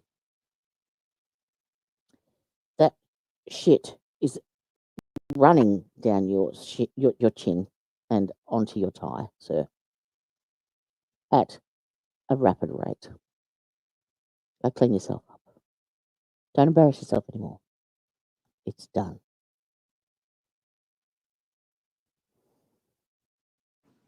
The area now of he's in shock. So when she goes to the interview, I don't know, maybe it's me, but get this. What the fuck? I hate to tell people that they didn't do a good job in their profession. Oh, really?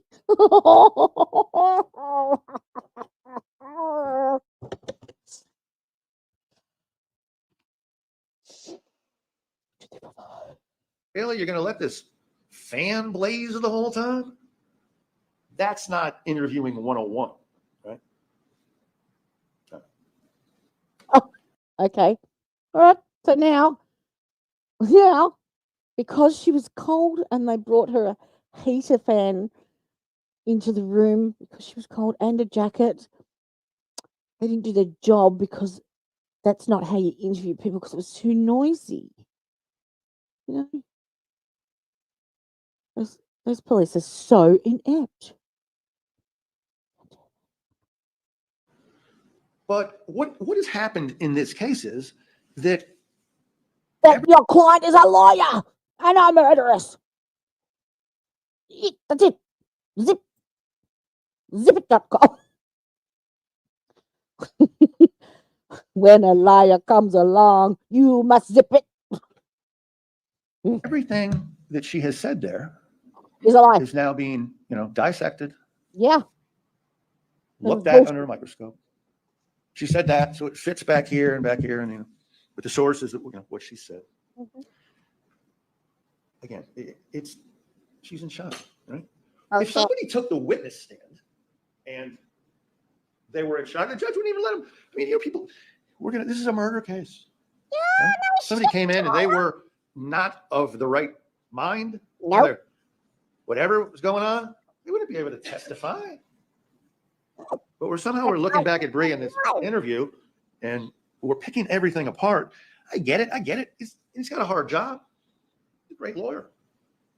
Great lawyer. You're not. But don't let the fact that he's a great lawyer turn into and result that she's this diabolical, murderer. It just doesn't make any sense, right? So you gotta. No. See, that's the thing. With the jury, you gotta. It's not the prosecutor's fault that she offed her husband. It's not the police's fault that she offed her husband. It's not anybody else's fault but hers. He's trying to sell you car A. I'm trying to sell you car B.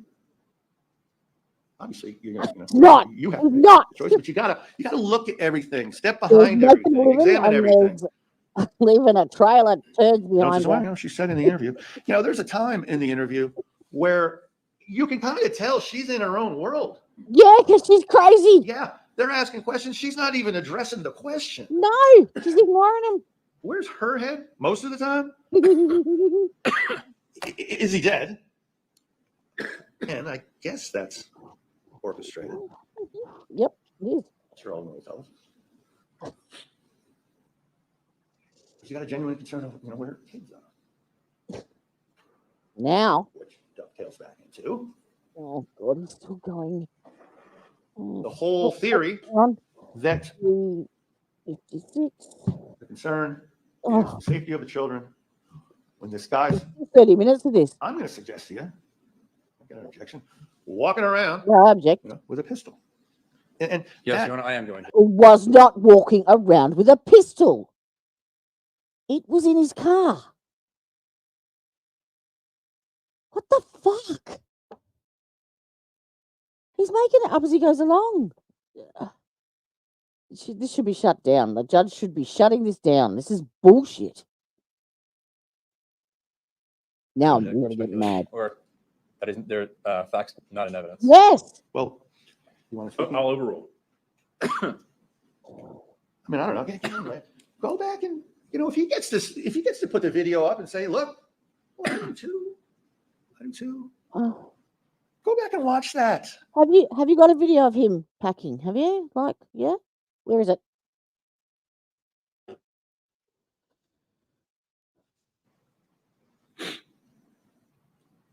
All right. No. Yeah. What else? Mm. Well, at least in the video, you can say she's fully cooperative, right? And you would I think if a person is going to plan a murder like this, while he's on with 911, come on. Anyhow, if this person is going to plan that, I don't think they're going to be all, open to talk. Really? But she's doing the best she can. Stop. She tells him where the gun is, too, right? Yeah. This isn't. I don't know. Look, if she planned this, man, it's a train wreck. It's a train wreck. Yeah. And again, I can hear. You say, well, she doesn't have to have long to plan it. I don't know. There's no evidence of any premeditation. None. That you will be convinced beyond a reasonable doubt about. I beg to differ. Let's bring Mr. Reasonable Doubt back in. Yeah. Somebody can't maybe be guilty, probably is guilty. Well, I don't know. I think 51 before. No. While I'm on it, reasonable doubt instruction says you have to have an abiding conviction of guilt. Yeah. When Mr. Alderman flashed that up there, he didn't talk about that, did he? Twice in that instruction, an abiding conviction of guilt. We're talking about ultimately a huge decision. Shall I play the 911 call again? Big time in your life. You've made them. Career, marriage, kids. This isn't let's guilt the jury now. Let's just guilt them into not convicting her. Let's put it on them. Let's make them feel guilty. Yeah. Don't convict her. No, because it's a big decision. No, we don't want to muck it up. No. Yeah, there are stupid criminals. Absolutely. And she's right up there. And I'm sorry, but he surpasses that. And he's getting paid for it. He's living the dream. Oh, I'm such an idiot. I get paid for it. I got paid a shit ton for being a fuckwit. Which soup spoon should I use? There's zero evidence in this case, zero evidence that could convince you beyond a reasonable doubt that this is premeditated. First degree murder? Come on, man. Come on, man. You know better. Your Honor, I'm going to object. Yeah. Sustain as to you know better. I'll strike. Jury. Fuck no.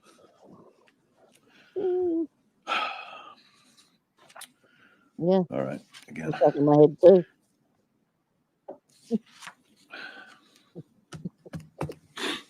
You want to look over your shoulder on your own.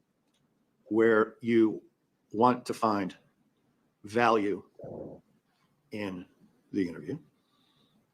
Well, I mean, I'll spend some time there with you. Mm-hmm. She says, I tried to block the door. Ooh. And again, it gets back to You saw the size of this guy. You see his arms? Sir,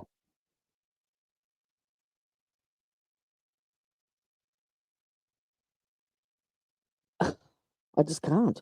I can't. So hang on. Yeah. He's even digging his own grave because he's about to say, she's claiming he pushes the door. He's trying to get into the house, yeah? And she's blocking it and stopping him from getting in, and he's kicking her foot. But you see the size of his arms. He could have easily pushed that door open, and he probably could have had he been doing that. So you've just disproved your own theory. Then there's the 911 call that showed no arguments, no physical shuffling, no, Al, you kicked me, no, let me in, no, nothing. And then there's the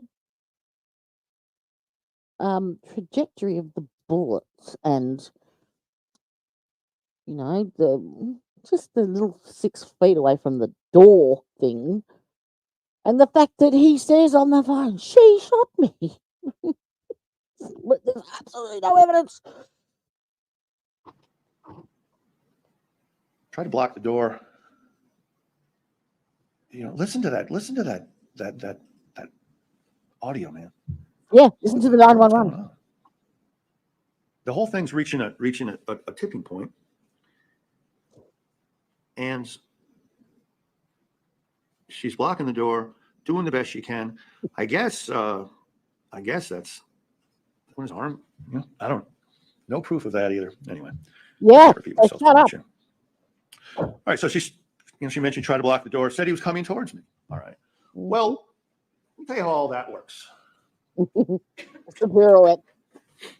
Mr. Alderman is not a reconstructionist. He's not an expert witness in this area. No. He's got it all laid out. Common sense. Got it all laid out. And hello, mister. What I would challenge him on is he flashes up here. First bullet here, second bullet here, third bullet here, fourth bullet here. Oh, really? How do you know which one was the first one? You know where that one went. Doesn't matter. They all came from the back. So semantics. That's a flaw. Additionally, he's looked at the entry wounds and he knows what those are. Mm-hmm. That's because of medical exam. He knows how it all happened in there. Yeah, yeah. He's one of those experts what did an autopsy thingy and you know pretty much had a little look in there, had a glance, and you know assumed that was what happened because you know that's what medical examiners do. He's your video, and we've got the audio, and let's wrap it up and go. Mm-hmm. I wonder how long they took to deliberate. The evidence is, and you don't need to be a reconstructionist for this, that there's a shot. How about I did 4 shots. Right? Oh, I'm gonna speed him because he's shooting me. He's not like, excuse me, to turn my back. It's not like, there's no evidence just here. It's just yeah, change your back.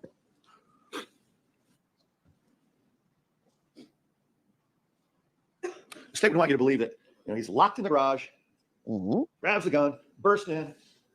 So no evidence of that. No evidence of that. All right.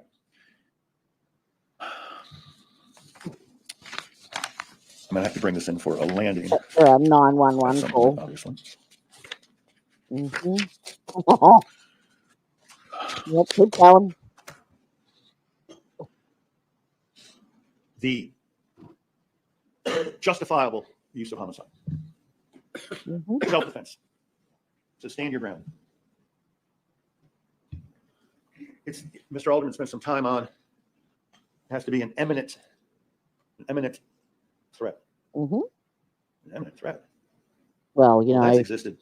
Sitting on a cooler is pretty threatening. Like, I mean, that happened to me the other day, and I just freaked out. You know, someone sat on my esky, and I swear to God, I was just my life flashed before my eyes. Oh. It's not just me, is it? Is it?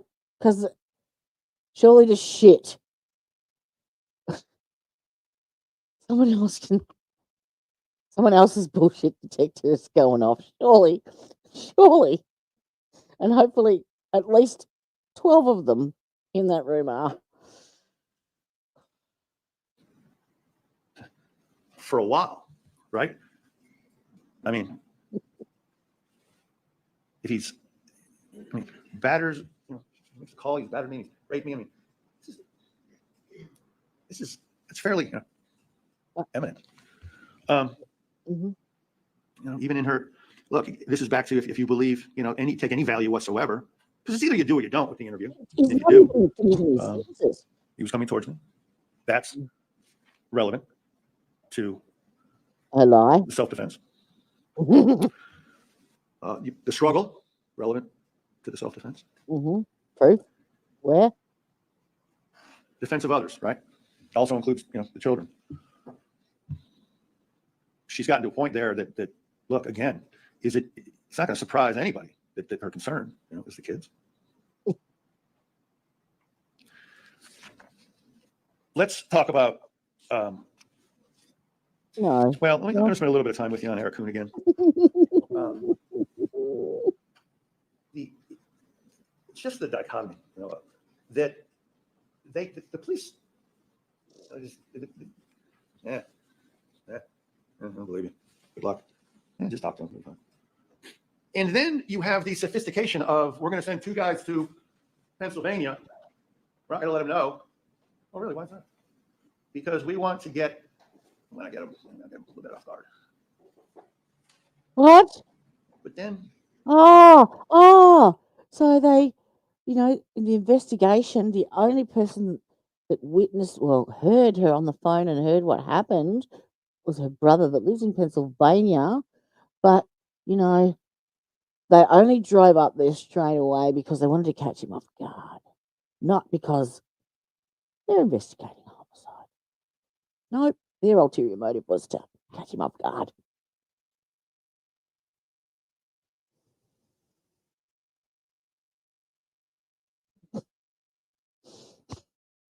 The defense isn't running around with James Bond camera talking to witnesses, catching them off guard. I have to hold them off. Fair trial. That's some trickery, man. That's some subterfuge. What was any of that? Oh, goodness me. When they were called to Bree's house. It just, look. He's just. Just sit down. You're just making yourself look even worse. I was on the phone. I'm not a witness in this case. I hate to say I in front of a jury, particularly in a case like this. I was on the phone. I said, just walk it through. Just walk it through. Those officers didn't ask him a single question. A single question. Fly all the way up there. We're gonna do a little, little tactic, a little trick. We're gonna show up at 6 a.m. Tactic. Let's do a little tactic investigate for once.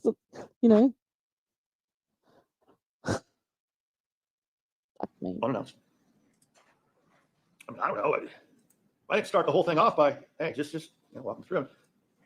They had no questions. And then the guy comes down here. Oh, how was it? She saved him. He's now saving her. He's going to be saved. And then he's really, this is kind of baffling. He's ridiculed ultimately. You didn't say this, you didn't say that. I wasn't asked. I was told to walk through it. Was it 3 days after he listens to an event? Probably an event that he's not going to have anything like that the rest of his life. Yeah, so you'd think you'd remember it, wouldn't you? We're going to use this stuff, man. We're going to use this stuff. You mean testimony? To convict your sister of first-degree murder. I don't know. I guess. Obviously. I guess I should have spent more time with him. Shut up. He said, 7 minutes, and then about this phone call. And then I said 45 minutes. And if you go back to the exchange, it's really on me. He was called all day long, right? That's the other thing here. Why is she calling her brother all day long? Again, it's not what you see when the police are there. This is what you got to say. Man, this is a day. This is a day. He's being called all day long. Anyhow, deeper. I just wanted to mention, that was probably more my fault. Okay, let's get to. Oh, well, that. I think. Let me just look. Stop sniffing. The problem sometimes is, as a lawyer, You're a you lawyer. do these and you say, I'm not going to You're change. a big, tough, brute lawyer. Stop sniffling. Stop sniffling like a little sniveling child. It's rabbits. What that means, lawyers, is that when the state goes first, and anything they say, you go after, you take the bait. Sometimes it can look like you're adding credibility to it. But it's hard, right? It's hard. Incredible come out of your mouth. You may not All right. say the true word. Let's get to the jury instructions. And then I apologize. I'm almost out of water. So Yeah, talking that'll shit. get me to sit down Right. and shut up. Killing with premeditation.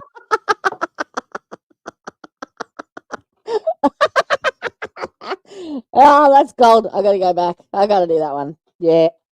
That's the only thing I've enjoyed him saying. And I'm gonna play it at normal because I'm gonna get every bit of enjoyment out of that. I hope closed captions got it too, because I'd really like to screenshot that. Stop. All right, you ready? And maybe I'll turn it up so I can really, really hear it. And go. And then I apologize. I'm almost out of water. So that's good news for you. That's good news for you, yeah? That'll get me to sit down and shut up. That'll get me to sit down. Hey, I've got to screenshot that. Hang on. Yep, that's happening. That'll get me to sit down and shut up. With the CC. Oops. Hang on. And done. Killing with premeditation is killing after consciously deciding to do so. Yep. All right. The decision must be present in mind. Present in mind.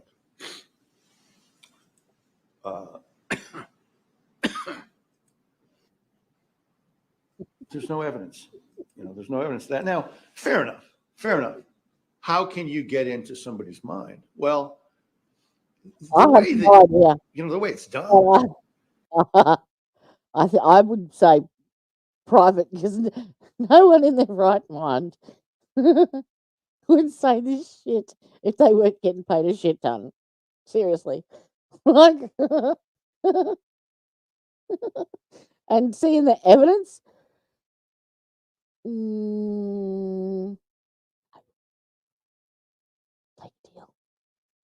Is if you want to know what was on someone's mind at the time, anytime, what do? What's the only thing you can do? Is you go back before. No, you get an expert, maybe. Get them assessed. And see if the before is consistent with what you are trying to allege or find out in terms of their mind. And then you go afterwards. Yeah. Yep. She was a bitch before, and she was an even bigger bitch afterwards. Sorry, she was a liar before, and she continued those lies. I mean, clearly, the law wouldn't be the way it is if there was no way to prove it. You've proven Right? nothing. I guess ultimately, Mr. Alderman's like, well, there's no way to prove that. All right, fine. We'll go on, right? You're trying to prove. The period of time must be long enough to allow reflection by the No, defendant. no. Nuh-uh. No, I mean, there's no evidence of any of this. Any of this. Or remorse. All right, we get to second degree, right? First degree is the low-hanging fruit. I mean, Like your testicles. My bad. no evidence, okay? There's no evidence of premeditation. Really? The second degree. It's one thing to say that. You can say that all you like. You can say there's no evidence all day. It doesn't make it right. It doesn't make it true. I can say I'm a model all day. It doesn't make it right. It doesn't make it true. Why don't you show us why? Sir, why is this not true? Where is the evidence that disproves that? Perhaps. What? Oh, you didn't find any? Oh, okay. The is number two, and you'll have these. I'm not a PowerPoint guy. I guess I should be, but I'm stumbling around with that probably. Now they want us to be able Is to done say from things. ill will, hatred, spite, Yep. or an evil intent. Yep. Tick.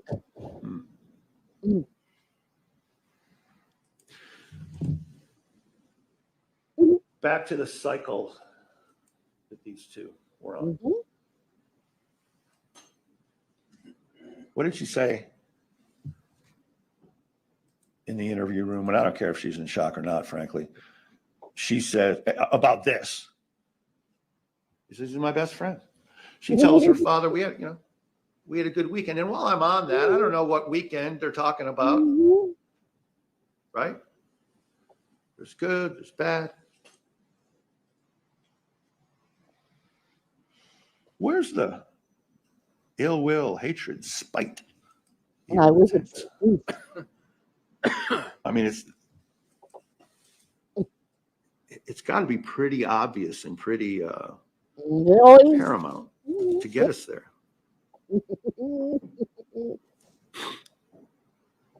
Daddy, I killed my All right, best friend. now, this is always tough for No, lawyers. the one that I put his laptop in the computer and annoyed him for 2 days and then put 4 slugs in him. You know, my best friend and that. The one I don't trust with my kids. It's my best friend. Where you're going to end up, in my opinion. And look, here's the thing, man. Here's the thing. The jury room, it's like, I don't want to get too weird. You don't describe it because I won't be there long. Doesn't mean I'm weird by definition. That place it's a place where you can say what you want to say. Yeah, like you're a fuckwit. You can exchange things. Did anyone believe that defense And attorney? nobody is going to question it. Mhm. People may have obviously they're going to be I wonder what the first thing out of their mouth interested, is. disappointed, or happy, or what have you. But there's not going to be any investigation. You're not going to show any math to anybody. You decide this case on all the evidence, and Don't you apply your common sense. Yeah, you do And that. you're going to get down to manslaughter. Mm-mm. Nope. Colin Turner is dead. Yep. Bree intentionally committed an act or acts that caused Yep. the death of 4 of them, actually. Colin Turner. Mhm. Well, that one doesn't fly either. And again, well, what are we talking about here? We're talking about, what am I going to say? Beyond a reasonable doubt, right? Beyond a reasonable doubt, abiding conviction. Well, you know, this love of her life, and I get you, I can hear you. I can hear you. Really? It's the love of her life? Yeah. No. No. But She was seeing a defense attorney. it's a cycle, right? It's a cycle. Yeah. Yeah, it is. And then, you know, why no ambulance for him? Yeah, because Why no ambulance? she already. So I'm not conceding manslaughter, but I would expect that's where you're going to, where you're ultimately going to end up. And So all this if you is do, over well, you do, but premeditation. it's absolutely not first degree murder. Absolutely. It's not second degree murder. Bullshit. Bullshit. Bullshit all night. I've already talked about justifiable, you know, use of deadly force. I mean, there was a struggle, right? There was a struggle. Nuh-uh. And again, we don't know. What sound effect have I got here to shut him up? Garage, man. We don't know. Yeah, that. All right. There's a couple little ones, and then we're gonna bring it in for a landing. Yeah. We give you rules of the road in terms of how to evaluate witnesses. And one of those is, did the witness seem to have an interest in the outcome of the case? Yep. Well,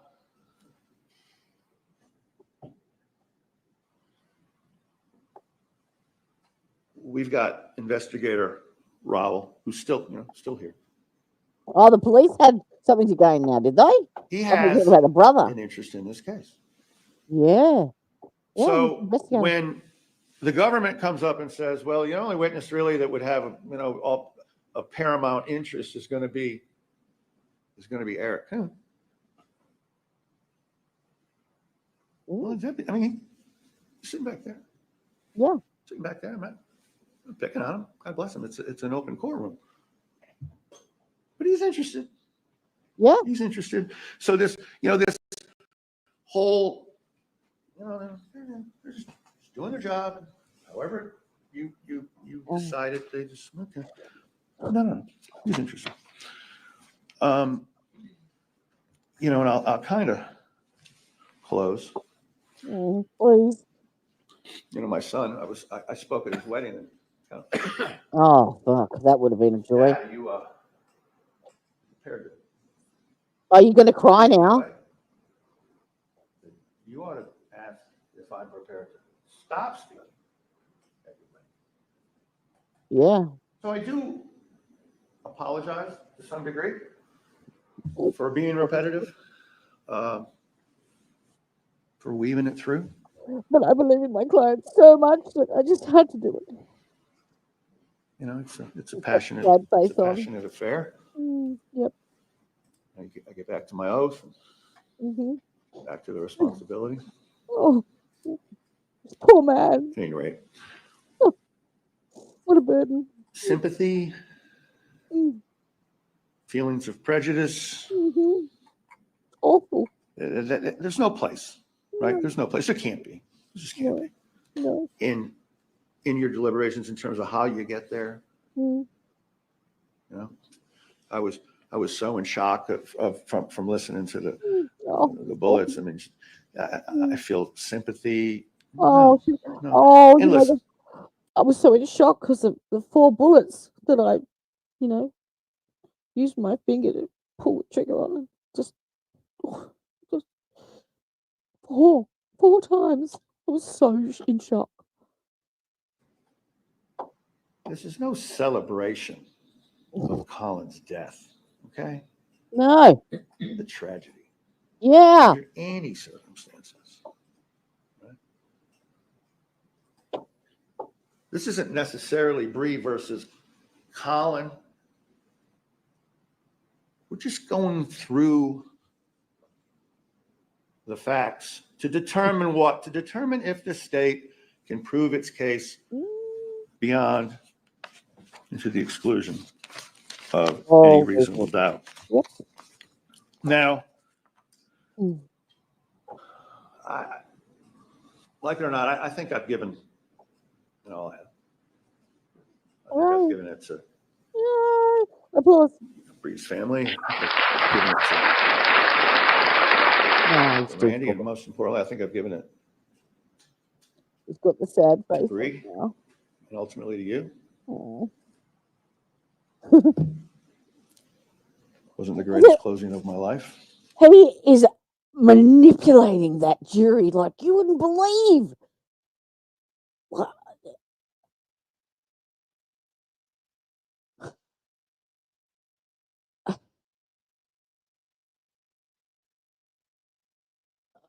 I've no words.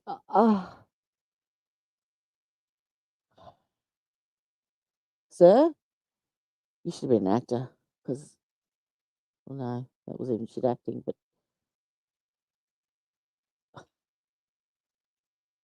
yeah, this is just.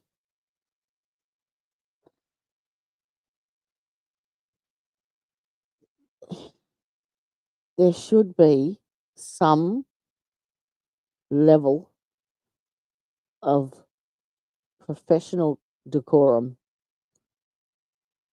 instead of being a whiny little bitch.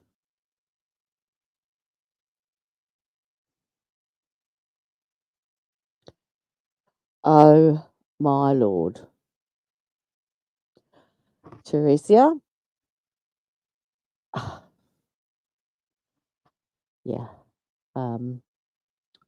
I can't either. Unless I mute myself. But I literally want to rip his vocal cords out of his throat.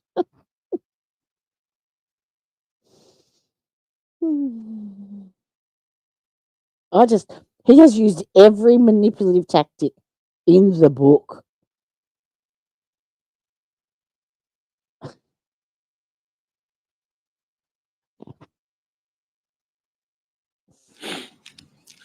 But you know, sounds like he's going to cry now. It really kind of comes down to, is this woman here a murderer? Yep. Yep. Or, excuse me, yep. Or, yeah. Was she a person that was? She's not just a murderer, she's a dumb one. Protecting her children. Nope. They were in the bedroom. And got 0 points for intelligence. 0 help from the police. Right. And of course, ultimately, she was protecting herself, right? Mm-hmm. Yeah.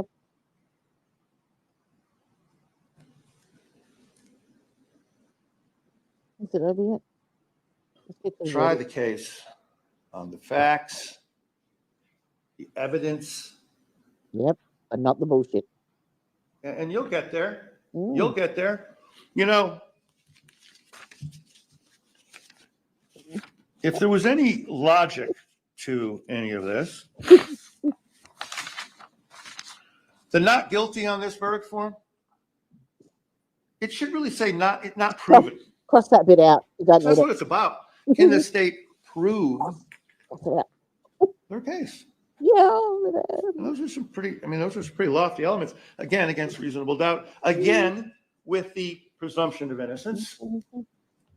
Mm-hmm. So when you get there, it's all right. Just the say, look, presumption of man, intelligence. there wasn't enough evidence for this element. or this element. Mm, This nope. wasn't, this wasn't enough to convince me beyond a reasonable doubt. When you look at the whole picture, the whole totality of circumstances, Mhm. and, in a minute, I'm going to be done, I promise. Mm. And Mr. Alderman's going to get up here and he's going to say some bad things about me. Like, bad guy, but he's going to tell you that I was trying to sell you a bill of goods. Yeah. That's a nice way of He's going saying to it. say some bad things about Ray. Mm. Yeah. And, all I can say is, as I sit there and I hear what he's going to say, and I can't get back up, but you know what? I would if I could. Yeah, I know you would. And you know that. Poor me. Poor me. This case, it's not an easy case. It's Yeah. not a she shot him. Oh. Let's go home. Oh. It's got it all figured out. Mm. No. Think you might be wrong.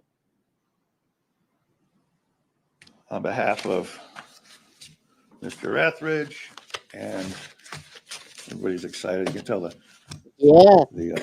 landing gears coming out, right? On behalf of Mr. Etheridge, family, and ultimately Bree Coon, we want to thank you. We do. Taking a week out of your life. Oh, look, he's giving them praise. That's not it. That's not Like easy. begging now. I'm But begging you. Make the right I want to choice. thank you in advance Mm-hmm. for following the law, Mm-hmm. going behind the evidence, Mm-hmm. And finding her guilty. and ultimately reaching a just verdict, given everything, First degree. which is justifiably not guilty. Thank you. Alderman. Excuse me. Sorry. Oh. Ooh.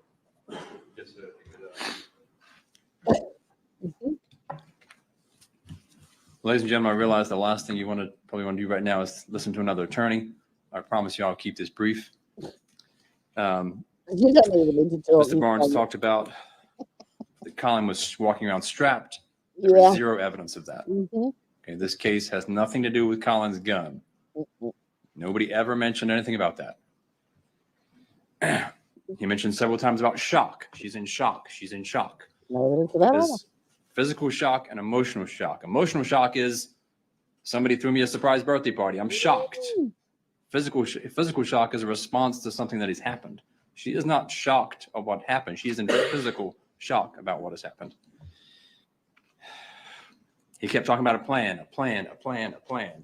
I hope that every time he said that in your mind, you said, that is not required. Premeditation does not require a plan. Mm-hmm. The evidence shows this was a premeditated act. Mm-hmm. Physically, she had to go get her gun, come back, walk to the door with the intent of killing her husband. That's not a plan, but that is premeditation. Mm-hmm. So it could even be she shot him once and he was still alive because he said on the phone, she shot me, and then chose to fire 3 more times. So that in itself is premeditation because she didn't finish the job on the first one.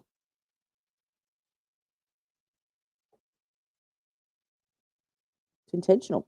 You don't, if you fire one and miss it or don't do the job and, oh my God, I'm in shock, you run away, you don't stand there and go, oh crap, that didn't do the job, bang, bang, bang.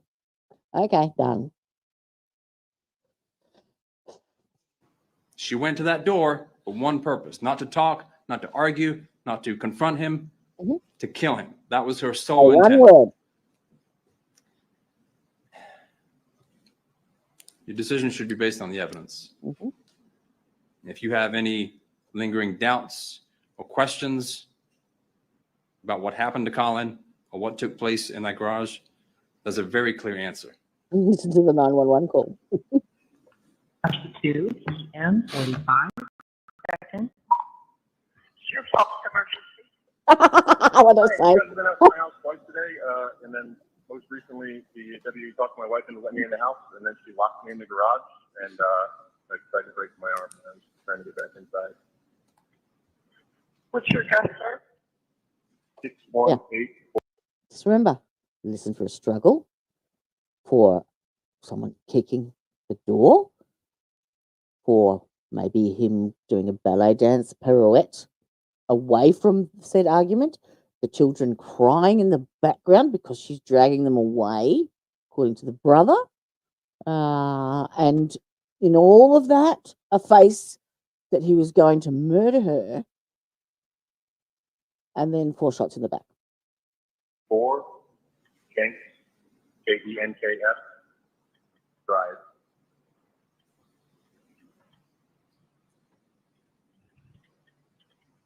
Oh, I can't wait to find out how long it took them She's currently to got me locked make a in the garage decision. because earlier she broke both of the big doors, and then when I came out here to fix it after getting in the house earlier, she locked the door behind me.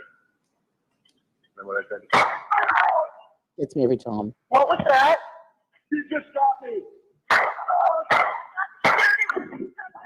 She just shot it. Thank you, Judge. Yep. Bree Kuhn murdered her husband, Colin. Mm-hmm. Now it's time for you to make that official. Found her guilty of first-degree premeditated murder. Thank you. Good job. Good job. Members of the jury, in just a few moments, you will be taken to the jury room by the court deputy. The first thing you should do is choose a foreperson who will preside over your deliberations. The foreperson should see to it that your discussions are carried on in an organized way and that everyone has a fair chance to be heard. It is also the foreperson's job to sign and date the verdict form when all of you have agreed on a verdict and to bring the verdict form back to the courtroom when you return. During deliberations, jurors must communicate about the case only with one another. Okay, so we are at the... All right, if the attorneys will approach. So the jury's gone out. It is at the 4-hour mark in the video. And we go, right, that's an hour and a half.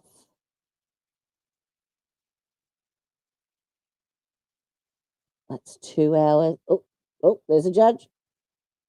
2 hours, that might be a question. Let's have a look.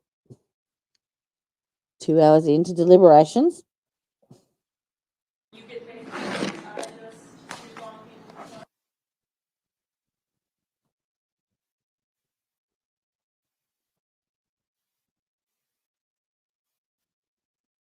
There you go. Everybody be seated.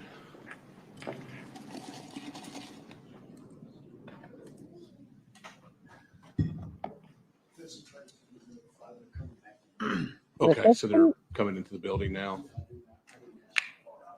Okay.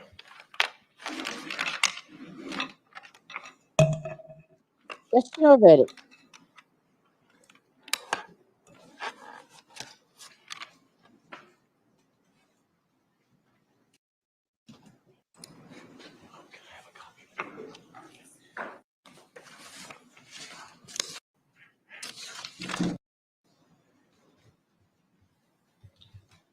Wait for the attorneys to come in.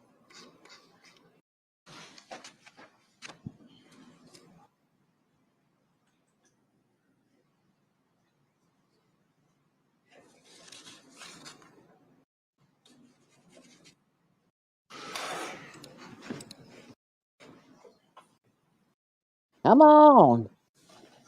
Okay. I'm sorry, Judge. Is he like in the building? He's, Oh. I'll go call him right now, Judge. Okay. he's in the back. He's in the back of one of the squad cars. They can't find him. Sorry, my bad. He's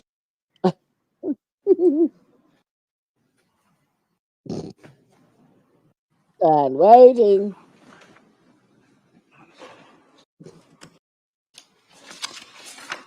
Why are we waiting? Slowly deliberate.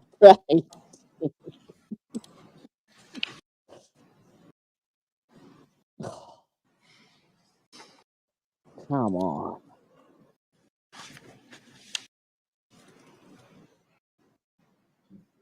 He was told to stay close, wasn't he?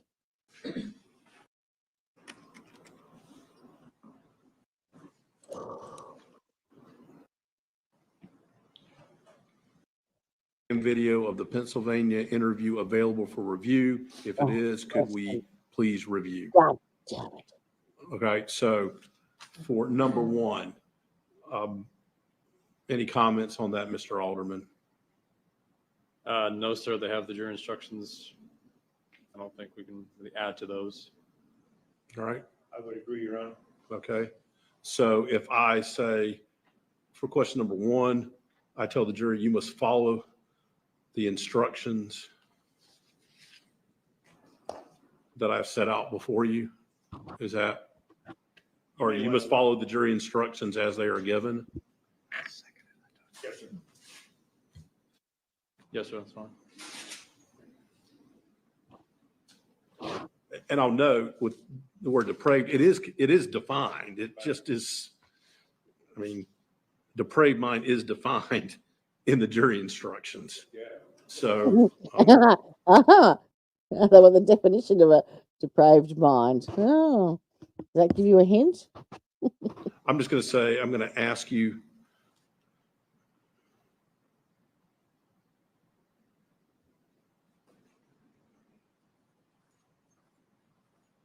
to follow the jury instructions All right. So then we have that were submitted. 6.5 hour mark. Okay, so they go back half an hour, 1 hour.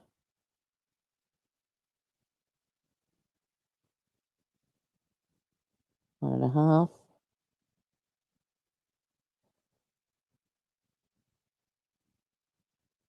Two hours. Well, so that's a total of 4 hours deliberation so far.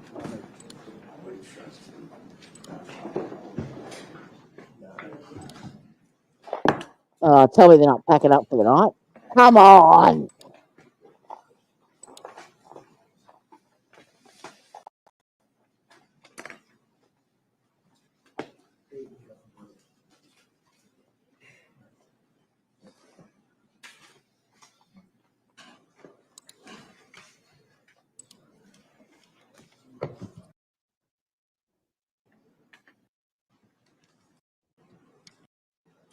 Come on. Bring the jury. I wouldn't be smiling, lady. Just quietly. Okay, it looks like we just.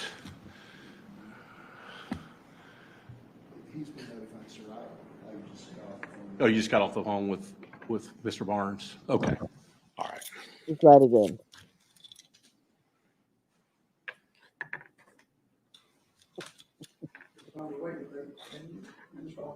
Sure.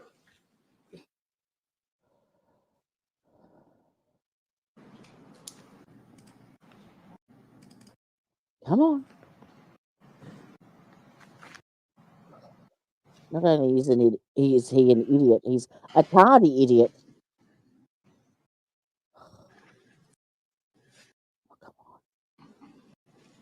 Courtroom. My understanding is the jury has reached a verdict. Yes. So let's bring the jury in. Bring the jury. What do we reckon? What do we reckon? Hold up before you do. Yes, agree? Let me just say this before the jury comes in. For the people that are in the audience, I'm going to ask that you show no emotion regardless of Glad you can't hear me then. what the verdict is. If you don't think you can control your emotions, I'm going to ask you to step outside, and then somebody can go outside and tell you the verdict.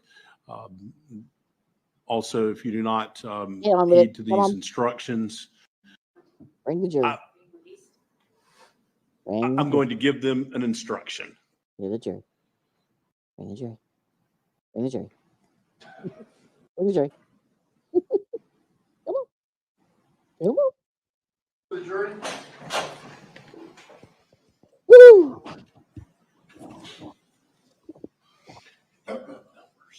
I'm going first degree. Absolutely. Yep. Premeditated first degree. That's my. If they go manslaughter.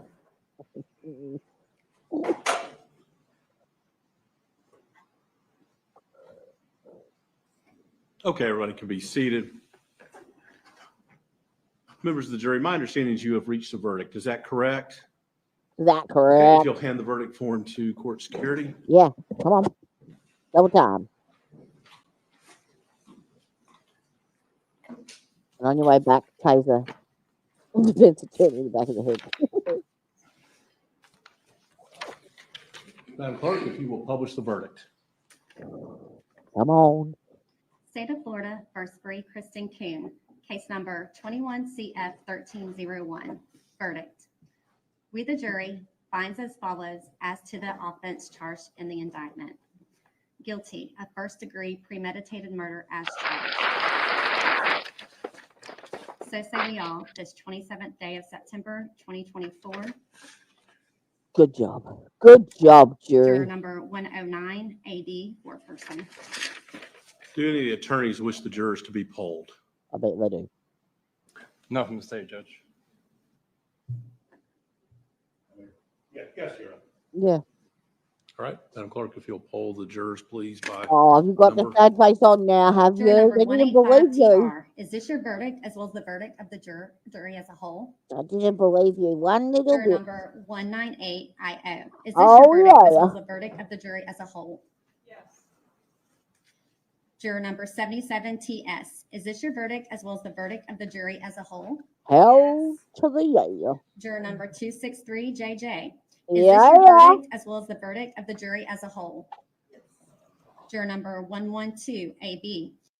And I'm sorry, but this is probably the first case that I actually believe proper justice was done. Yeah. Beyond any reasonable doubt, in my mind anyway. And I'm so glad that the jury did not see through that absolute crock bucket of poop that he was spilling. Now, I wonder if they did the sentencing. I do have a sentencing video. Oh. Let me see. Oh, play would be good, Jody. Juror number 109AD. Yeah. Is it We That believe you. occurred in the jury room except by court order. For many centuries, our society has relied upon juries for consideration of difficult cases. We have recognized for hundreds of years that a jury's deliberations, discussions, and votes should remain their private affair about from those. Yeah. Get to the sentencing. Come on. The jury's leaving. We got much longer on here. Oh yeah, it looks like there might be victim impact. Okay, everybody can be seated.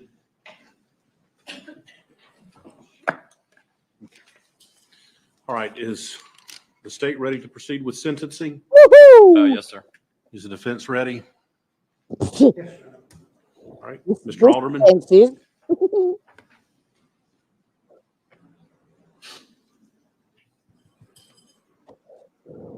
Bye-bye, lady.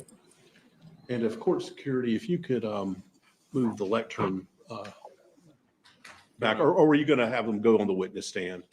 It's up to you, Judge, however. Come on.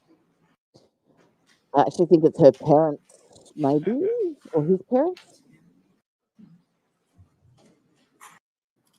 Ma'am, would you please state your name for the record? Teray Turner. And how are you related to Colin? He's my son. And you had prepared a statement that you Absolutely, wish to read to the judge, is that absolutely. correct? Yes, Okay, go ahead, ma'am. No parole, throw away the key. Your Honor. This is a letter I never imagined having to write.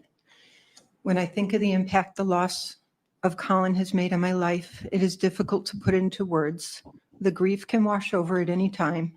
Of course, there are the expected times of grief, such as Mother's Day, his birthday, or the end. Can you imagine having to sit through and listen to that 911 tape as a mother?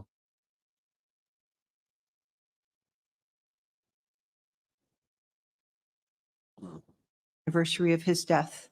There are also unexpected times, like a mother-son dance at a wedding, or when asked how many children I have. There is still a sense of unreality. I can't believe this has happened. I've watched my husband suffer as he misses his son. He is so proud to tell people that Colin was in his last semester of school for his degree in electrical engineering, following in Don's footsteps, and had been accepted into Johns Hopkins. Sorry, I know I'm interrupting it, but if I was Colin's mother, I'd probably be sitting in her chair as well. I'd be sitting in Bree's chair with those facts and with that information. Yeah. For his master's. Colin earned this degree online while being a stay-at-home dad following his retirement from the Marines. Our daughters have had the shock of unexpectedly losing their brother, and as a mother, their pain is my pain. But the greatest impact has been watching how this loss has impacted Colin's younger children, John, JP, and Lainey. We have custody of them and expect to raise them for the rest of our lives. It's been 3 years and they're still fearful. She was asking her father to take the kids, so his parents got them. That's the ultimate you to her. Double. Double hockey sticks. What should I say? That we will die and leave them once again without parents. They worry that if we bicker, one of us may kill the other. They still ask if we have guns in the house, though they know the answer is no. No matter how many times we remind them that killing a loved one is very rare, Right. their reality. That alone, the effect on those children hearing that is enough for Max sense. Absolutely. Tells them differently. We talk about their dad often, but they'll never really know him as they were so young when he was killed, only 3 and 4 years old. And now, not only has Bree Coon killed our son, brother, father, but she's done her best to destroy his reputation. Yep. I know Colin was not a perfect man. There is no such thing, but he was not the evil man she described. Nope. He was a man who loved his wife and tried his hardest to make things work. He loved his children, retiring from the Marines early so he wouldn't miss any part of their young lives. And now he's not there for them at all due to Bree's actions. We believe Bree would do anything to get her way. She killed our son because he wanted custody of the children, and I believe she would kill again. Our hope is that Bree will receive a life sentence without parole. We plan to adopt JP and Lainey and give them the security to know they don't need to worry about changing families again. Good. Our faith has carried us along this journey, and we know the Lord will continue to carry us. He is willing that all should repent and be saved from their sins, including Bree. That is also our hope, that she would be made new in Christ and have eternal life with him. Thank you. Thank you, ma'am. Any questions, Mr. Etheridge? No question. Okay. All right, thank you, ma'am. You may step down.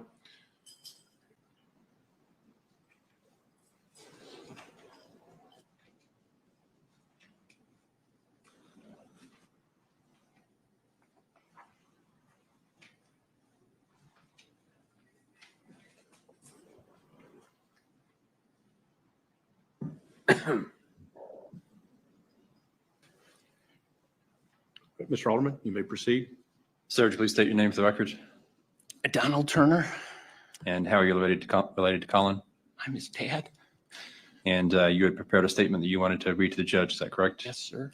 Did you also bring some pictures of Colin that you wanted to show? Yes, sir. Okay. Won't be nearly as polished as my wife. Bree has deprived the world of a loving son, brother, father, grandson, friend, and leader in the first few days after Colin died. And since then, we have been so blessed with all the people that reached out to us and said how Colin had impacted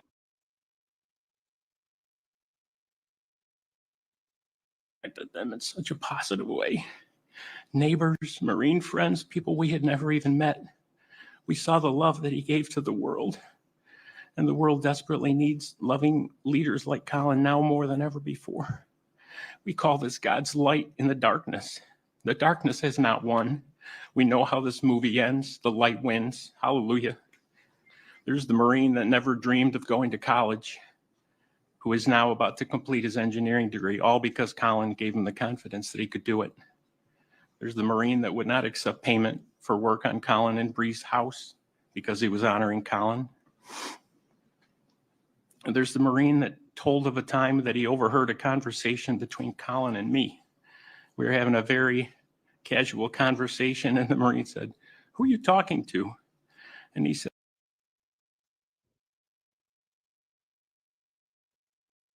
"That's my dad. He's my best friend."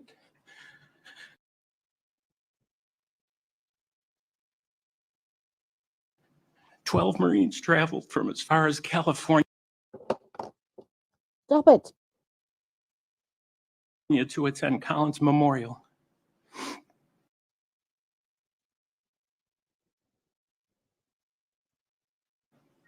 We were blessed with a son for 33 years, and I Oh, stop. What are you going on? know many people are not that fortunate. So many stories of people working with Colin and saying he was the best leader they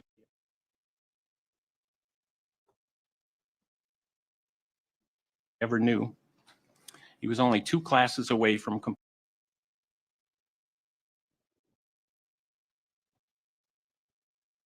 completing his electrical engineering degree. And I'm happy to say that his school granted his degree posthumously, and I will have that hanging on my wall forever. He had already been accepted into a master's degree program in electrical engineering. And oh, the love that he has for those kids. Kylie, Brody, JP, and Lainey are thriving. As the song says, if love is an ocean, they are all drowning. Colin even took on the challenge of homeschooling Bree's daughter, Kylie, during COVID. He always treated Kylie like his own daughter, as we treat her as a granddaughter today. Neighbors of theirs told us they never saw Bree doing anything with the kids, but Colin was often playing with them. Bree's parents told us more than once that Colin was the best thing that ever happened to her and helped with her stability. When we first heard of Colin's death, without hesitation, we knew we had to care for JP and Lainey. I'm happy to say they are thriving. They're doing well academically and in their citizenship. They're surrounded by church, neighbors, friends that love them deeply and will do anything. And you know what? I bet you she ain't. I bet you she ain't. Anything for them. Colin's friends keep in touch with us and offer whatever they can do to help the kids. My prayer for them each night is that they will know God, love God, serve God and his children. I'm confident that Kylie, Brody, JP, and Lainey will make a loving impact on the world. All our family ever tried to do was love on Bree and make her part of our family, but she couldn't accept that for some reason. Bree has never once showed remorse to us, sympathy, empathy, comfort, or consolation. If Bree were to go free at some point, I am concerned for our lives. She's continued to have an adversarial relationship with us, and I believe she would seek out to murder us as well. Oh. Her personality is such that she must win at all costs. I have the same fear for Colin's son from another marriage, Brody. Most important part of this whole letter, of one thing I am certain, we serve a God that loves us so much that he gave his son to make a way that we could spend eternity with him and with our loved ones. I am confident that I will spend eternity with Colin. Our prayer is that God would make himself real to Bree and her family, and that she will join our eternal family. Ooh. I have some pictures, Your Honor.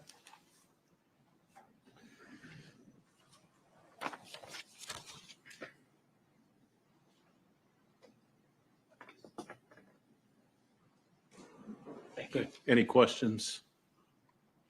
No questions. Okay.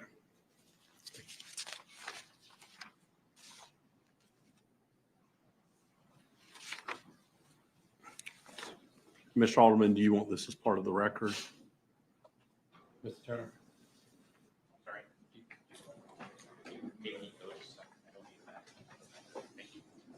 Yes, Judge, if you want to make those part Okay, we'll admit those as, Victim impact statements.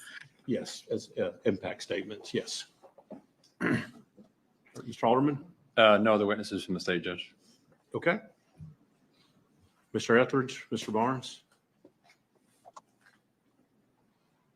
No, we have no evidence to present. Okay. Judge, and this is Teresa's victim impact statement. Okay, all right. She's already read.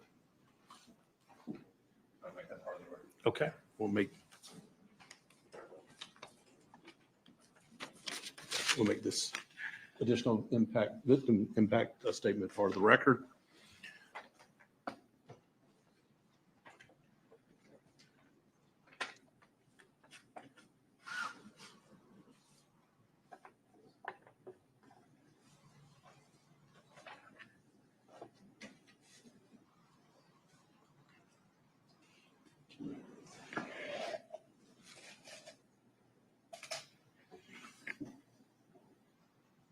Okay, anything else from either attorney? No, from the state, Judge. For the evidence of testimony. Okay. Having been found guilty of first-degree premeditated murder, the court imposes the following sentence. We're going to adjudicate her guilty, sentence her to life in prison. There'll be $518 in mandatory court costs, a $210 fine, for a total of $728. She would get credit for all time served. That's the judgment and sentence of the court. She has 30 days in which she can appeal. If she cannot afford an attorney, one will be appointed for her. Anything else from any of the attorneys? No, from the state, Judge. Life without Okay. parole. Court is adjourned. Good job. Good job. 1 second. 1 second. Let me. Where is it? Okay.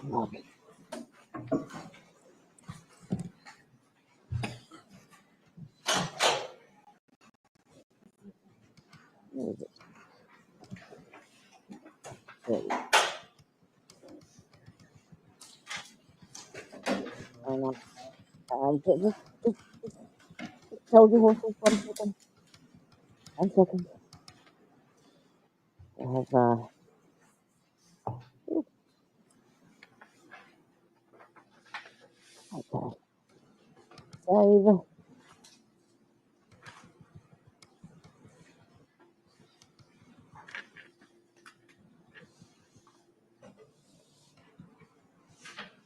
Leave. All right. Let me oh, absolutely. All right. Let's get rid of that. Enough of that. Enough of that nonsense. That's just nonsense. Hang on. I've got one little thing I want to bring up. Where is it?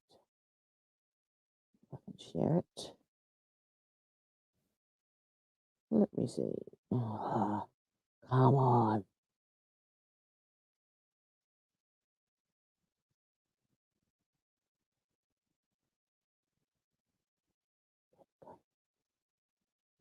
Where'd it go?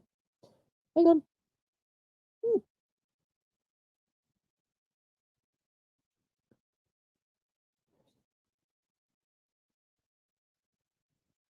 The hell did I save it? Oh, maybe I saved it in videos. Huh.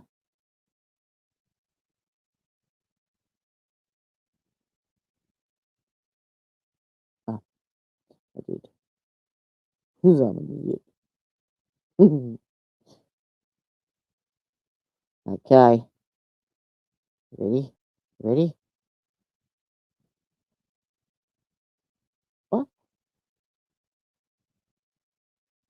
Okay. Lost it. Oh, hang on. I'm gonna have to open it in something else. Give me 2 seconds. I can't let that go. That. Oh,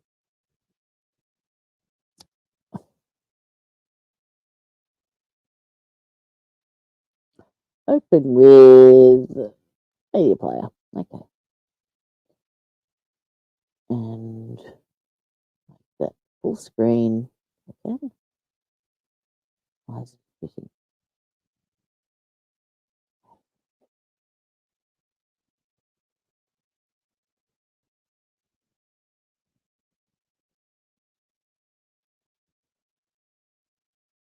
Video settings. Zoom to fill. Oh, oh, whoa. Crap.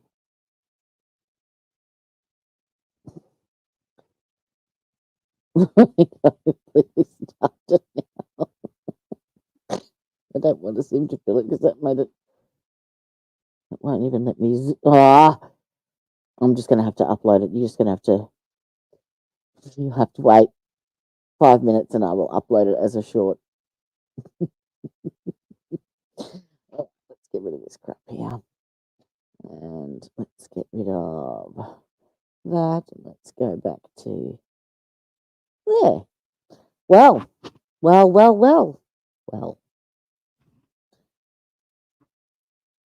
I'm quietly pleased with that. Quietly pleased. No, actually, no, I was loudly pleased with that. If you couldn't all tell, yes, didn't believe for 1 second that she was a poor battered wife by any means. And you watched my reaction and commentary with the Ashley Benefield trial, so I'm not biased. So life without parole. So that's, I think it's a minimum of 42, isn't it? Is that right? And she's been in 3 already for time served. And what is she? She's 30s. So, well, there's no parole. So, it's life without parole. Bye bye. Ta-da. Hasta la vista. Be a good cellmate. You're going to get even paler in there because you won't be getting much vitamin D. Let me give you the tip. All right. Well, that was pretty satisfying, actually. It was worth watching. It was actually an interesting trial. I enjoyed that.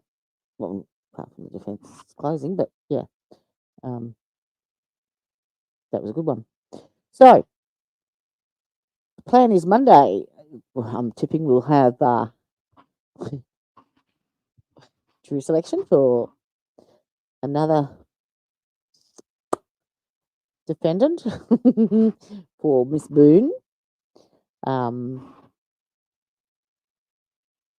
won't start another trial. What I'll be doing is this. Okay, sweetheart, you have hang on before you go. Happy birthday.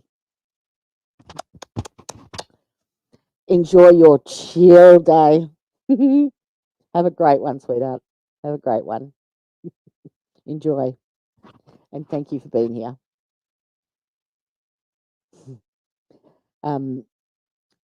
So I will be the burnt husband trial that I'm sleep trailing, which will be starting in about 15 minutes. So I just let it run whilst I'm in bed.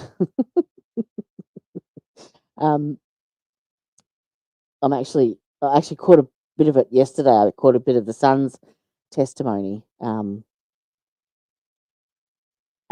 it sounds really, really interesting because I haven't watched it. So I might actually start watching it a bit later over the weekend. So Monday, I'm not going to start a new trial. I'll be continuing to sleep because I think it's a 2-week trial, the Burned Husband one. So that I'll be just running every night without any commentary. And I think I found some letters we can go through, the letters that Sarah Byrne sent into the court on Monday, if you like. We can also see if there's anything else as far as a Thai update goes, and I've got some awesome compilations of canine takedowns. So we've got a bit of stuff to keep us occupied whilst Miss Fussy Britches chooses her, 16 fact finders. All right then. So thanks for joining us, or me. Thanks for watching. Thanks for the commentary. Thanks for putting up with my tanties. I'm pretty shy and reserved, and I am what I am. It is what it is. So have an absolutely amazing weekend. Stay safe.